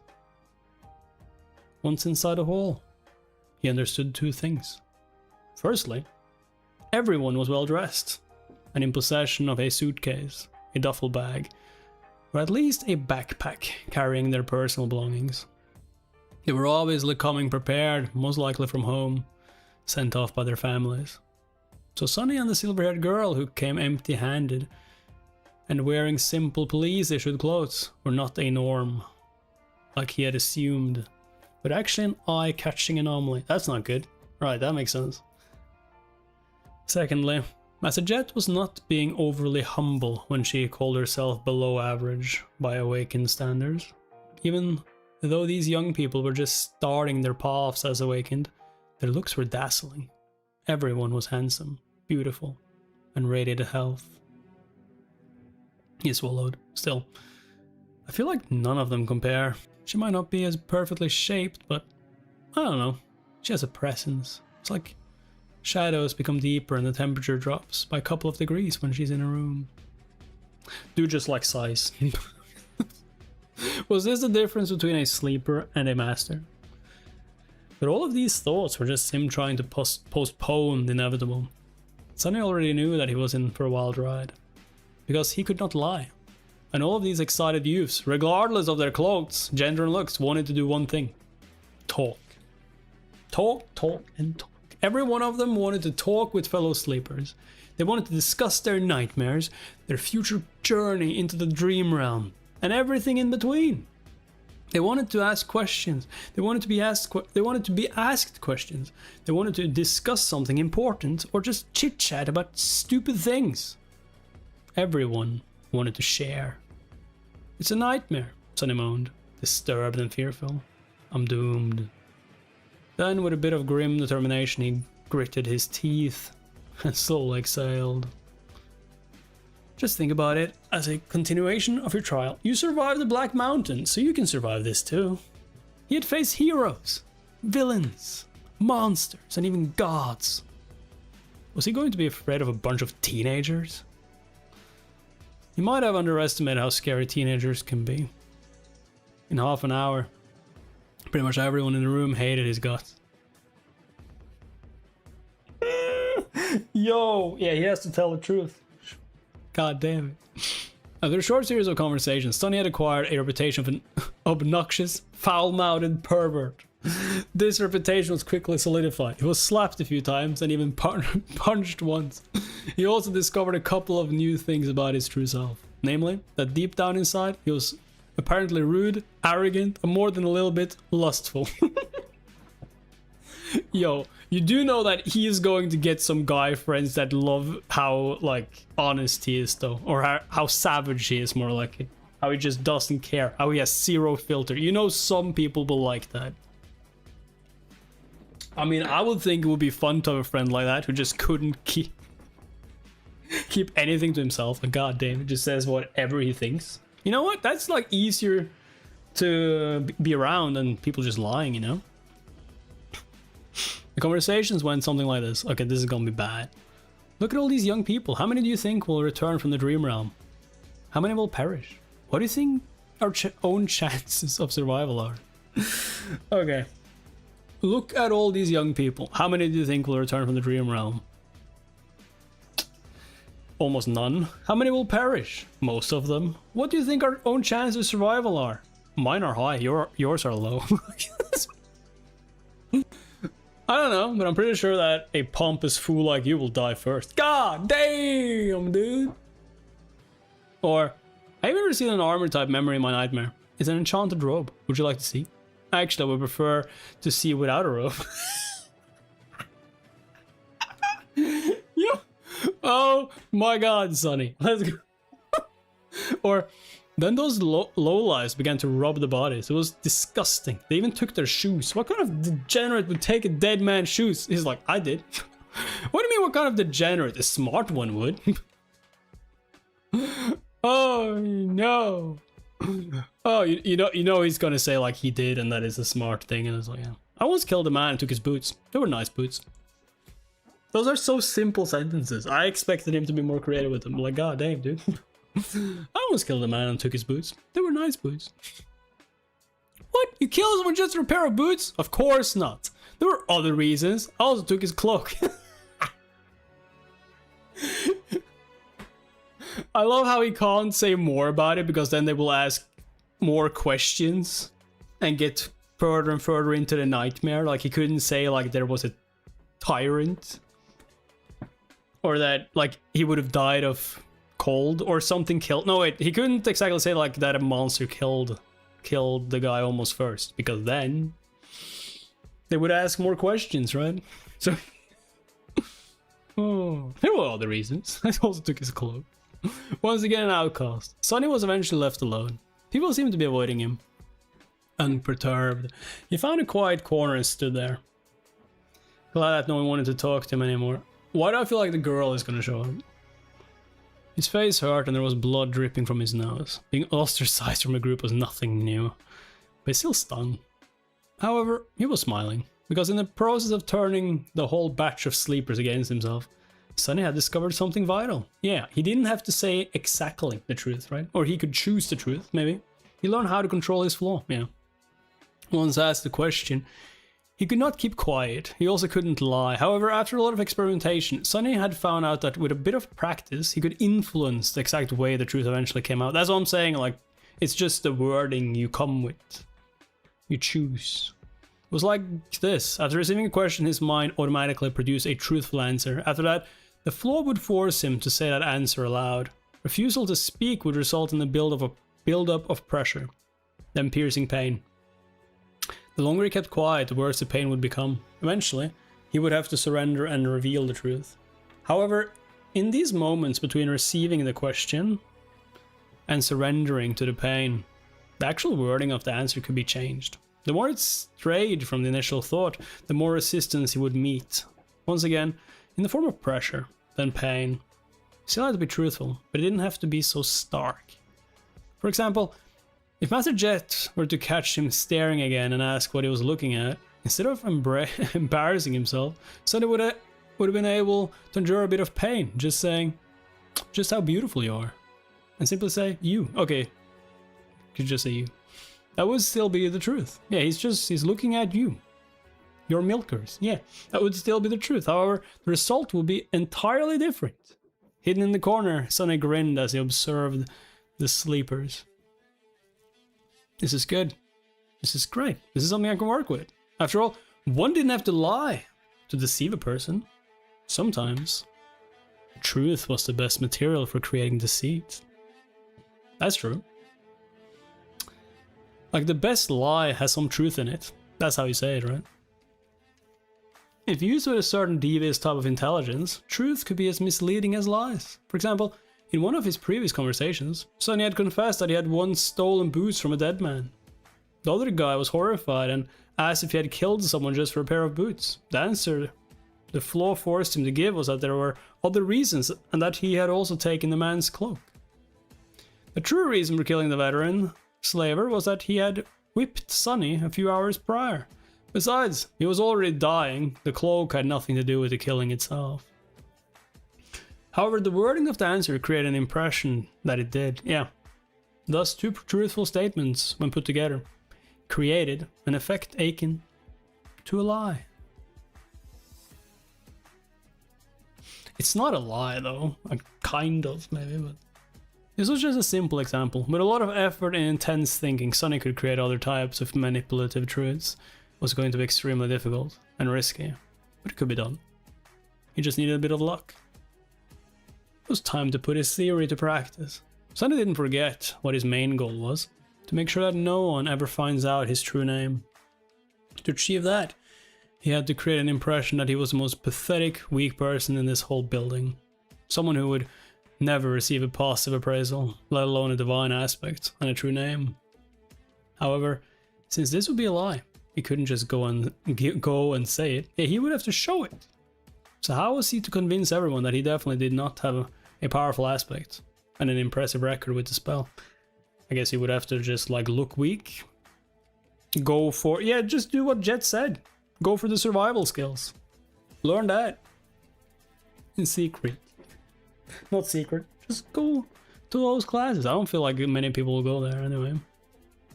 His eyes. Oh. His eyes fell on a particular group of sleepers. So how was he to convince everyone? Yeah. His eyes fell on a particular group of sleepers. There were 5 or 6 of them gathered around a tall, confident young man. The young man had brown hair and a gentle, handsome face. His eyes were green with a hint of friendly humor. His posture, figure, and attentive gaze betrayed someone who went through extensive training. Everything about the young man screamed of nobility and strength. Just at that moment, one of his companions was saying with a tone of amazement, "Ascended? You have received an ascended aspect?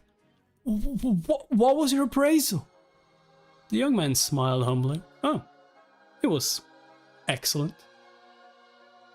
Sonny stopped in front of the group, as though by accident after hearing the young man's answer. He frowned and looked at him with disdain. That's lie, right? Then with a voice full of utter bewilderment, suddenly said, "Ascended? Excellent? That's it? What's the big deal? Oh no! Oh no! Oh no! Sonny! Sonny, no! No! God damn it, dude. I feel like we've been reading for a while, and that's a pretty good cliffhanger, to be honest. Why the hell did he say it, though? Dude, he didn't even ask you. You just... That's not even his gift. That's just him who couldn't keep his mouth shut. That's his just arrogant... Dude, you were going to hide, and the first thing you do... Okay, the way you save yourself here is just talk about Jet. Talk about Jet. Jet is way more... Yeah, why should I care about you being ascended? Like, I know someone who's a master already. Just, you need to, like, cover it up quickly. Cover it. Cover it. Cover it. But yeah, I really, really hope you guys want me to read, like... Okay, we're gonna, like, continue on with this one, most likely, because I've seen people in chat here. It looks like you guys are maybe more interested in this than you are in webtoons at the moment, or most webtoons anyway. Like, we still have Hand Jumper that people seem to be very interested in. So we're gonna see how this does. So that's gonna be interesting as hell. I mean, I'm so excited though, because like, I'm loving this series so far. In the start, I was like, okay, MC is like nonchalant, and what is making this thing so good? And then he starts, and then you suddenly like goes into poisoning, and him being devious and trash. Yo, I love characters like that. I hate Goody Two Shoes. If it's like one character I hate in fiction, is Deku. Like I can't stand Deku. Although I haven't like watched that far into My Hero Academia, but like I was so mad at that. Like, I love characters where they are like gray areas, or maybe even just evil. And hey, I write my own stuff as well sometimes, so maybe if novels do well enough and the channel kind of does well with that, maybe in the future I'll try one of my own as well. Who knows? It's possible. But yeah. For now, you guys, I am loving this series. Like, the perfect thing about this character is that since he's so devious and his flaw is that he can't lie. Like, I just thought of Yes Man. Like, that's like my first idea. Like, Yes Man. Just like go ask him something like, hell yeah, I want to jump off that bridge. You what? But that's not a lie. That's like him just like, no, I don't want to jump off the bridge. Are you insane? Because it's not like Yes Man. It's like that's the thought that just popped in my head when I heard it. Can't lie. My god. I guess there's another one than Yes Man. There's like another one with Jim Carrey where it's like liar liar or something. Like him being a lawyer and he just can't lie for his client. Like that's more like it. That's like more the movie. That's like more the power that I was thinking of. Like just going with that. Like freaking love it. And I love how like yeah, like I'm saying it so many times, but like Guiltythree's, I hate Guiltythree's character. I love like flawed characters, interesting characters, have to be like devious to get around it. His flaw makes this story really interesting, in my opinion. Yeah, it does make it really interesting. And it does seem like you guys want me to continue on with this. So who knows? I mean, I've been thinking, and it depends on how well like novels do. I will still be doing webtoons, obviously, but like, I feel like webtoons at the moment on my channel, we're kind of stuck. That's why I'm also trying to branch out. Plus, I'm loving this. I did not expect to love reading novels this much on stream. It's just way more fun because there's not just panels of images that I almost like have to like just scroll down. Now I can just read text and go right into it all the time. And I'm kind of loving it. Of course, like, this is kind of special. And hey, if it does well, like I'm saying, I will just continue on with it because like I'm loving this so far. And the sky's the limit. We have 3,000 chapters, right? 3,000 plus. And hey, who knows? More novels if this one does well. And you guys want me to, for example, do Lord of Mysteries in the future or something like that. This is super interesting. I'm hyped, you guys. Like this, I haven't been this hyped for a while in a stream or something new. This is insane. I almost want to continue reading, but like it's getting late and I feel like that was a good cliffhanger. I just can't come over like the... I did catch it though, like when they finally found that passage, that road, and he said he had never been so happy about seeing something flat. You knew where it was going. Like, hey, I watched anime. Dude's a boob guy. Dude like the melons. Dude like them voluptuous figures. Like you knew it was going that way. Like, what are you looking at? Your boobs. Oh my god, I can't wait to continue on with this. Like, dude, this needs to do well. This needs to do well on the channel. It has to. It has to freaking do well. It needs to. I don't care about anything else doing well. Like, if this does well enough, I would honestly make a channel towards this series. If it's this good, like, damn, you guys, this is insane. 20 chapters in, and I'm sold. I'm freaking sold, you guys. But yeah, subscribe if you want more, or if you want to continue on this journey with me, with this novel, this web novel, of course. Like the video so it gets out there to more people. The more people who watch it, the more people who likes it, the more people who comments on it. And that's important, you guys. Like, comment under the video once it's done. I don't know, what you thought of the stream, anything about Sunny. No spoilers, of course, but like during the stream that happened, your favorite scenes and all that. Like we need them interactions for the algorithm. Also hype the video. We need this to go viral. Oh, I'm hyped. I'm so freaking hyped. This is actually insane. I did not expect to enjoy this so much. I haven't been this hyped in a long time during the stream. I've said that already, but like, damn. But yeah, for now, we're ending it on chapter 20. See you guys next time. Bye-bye.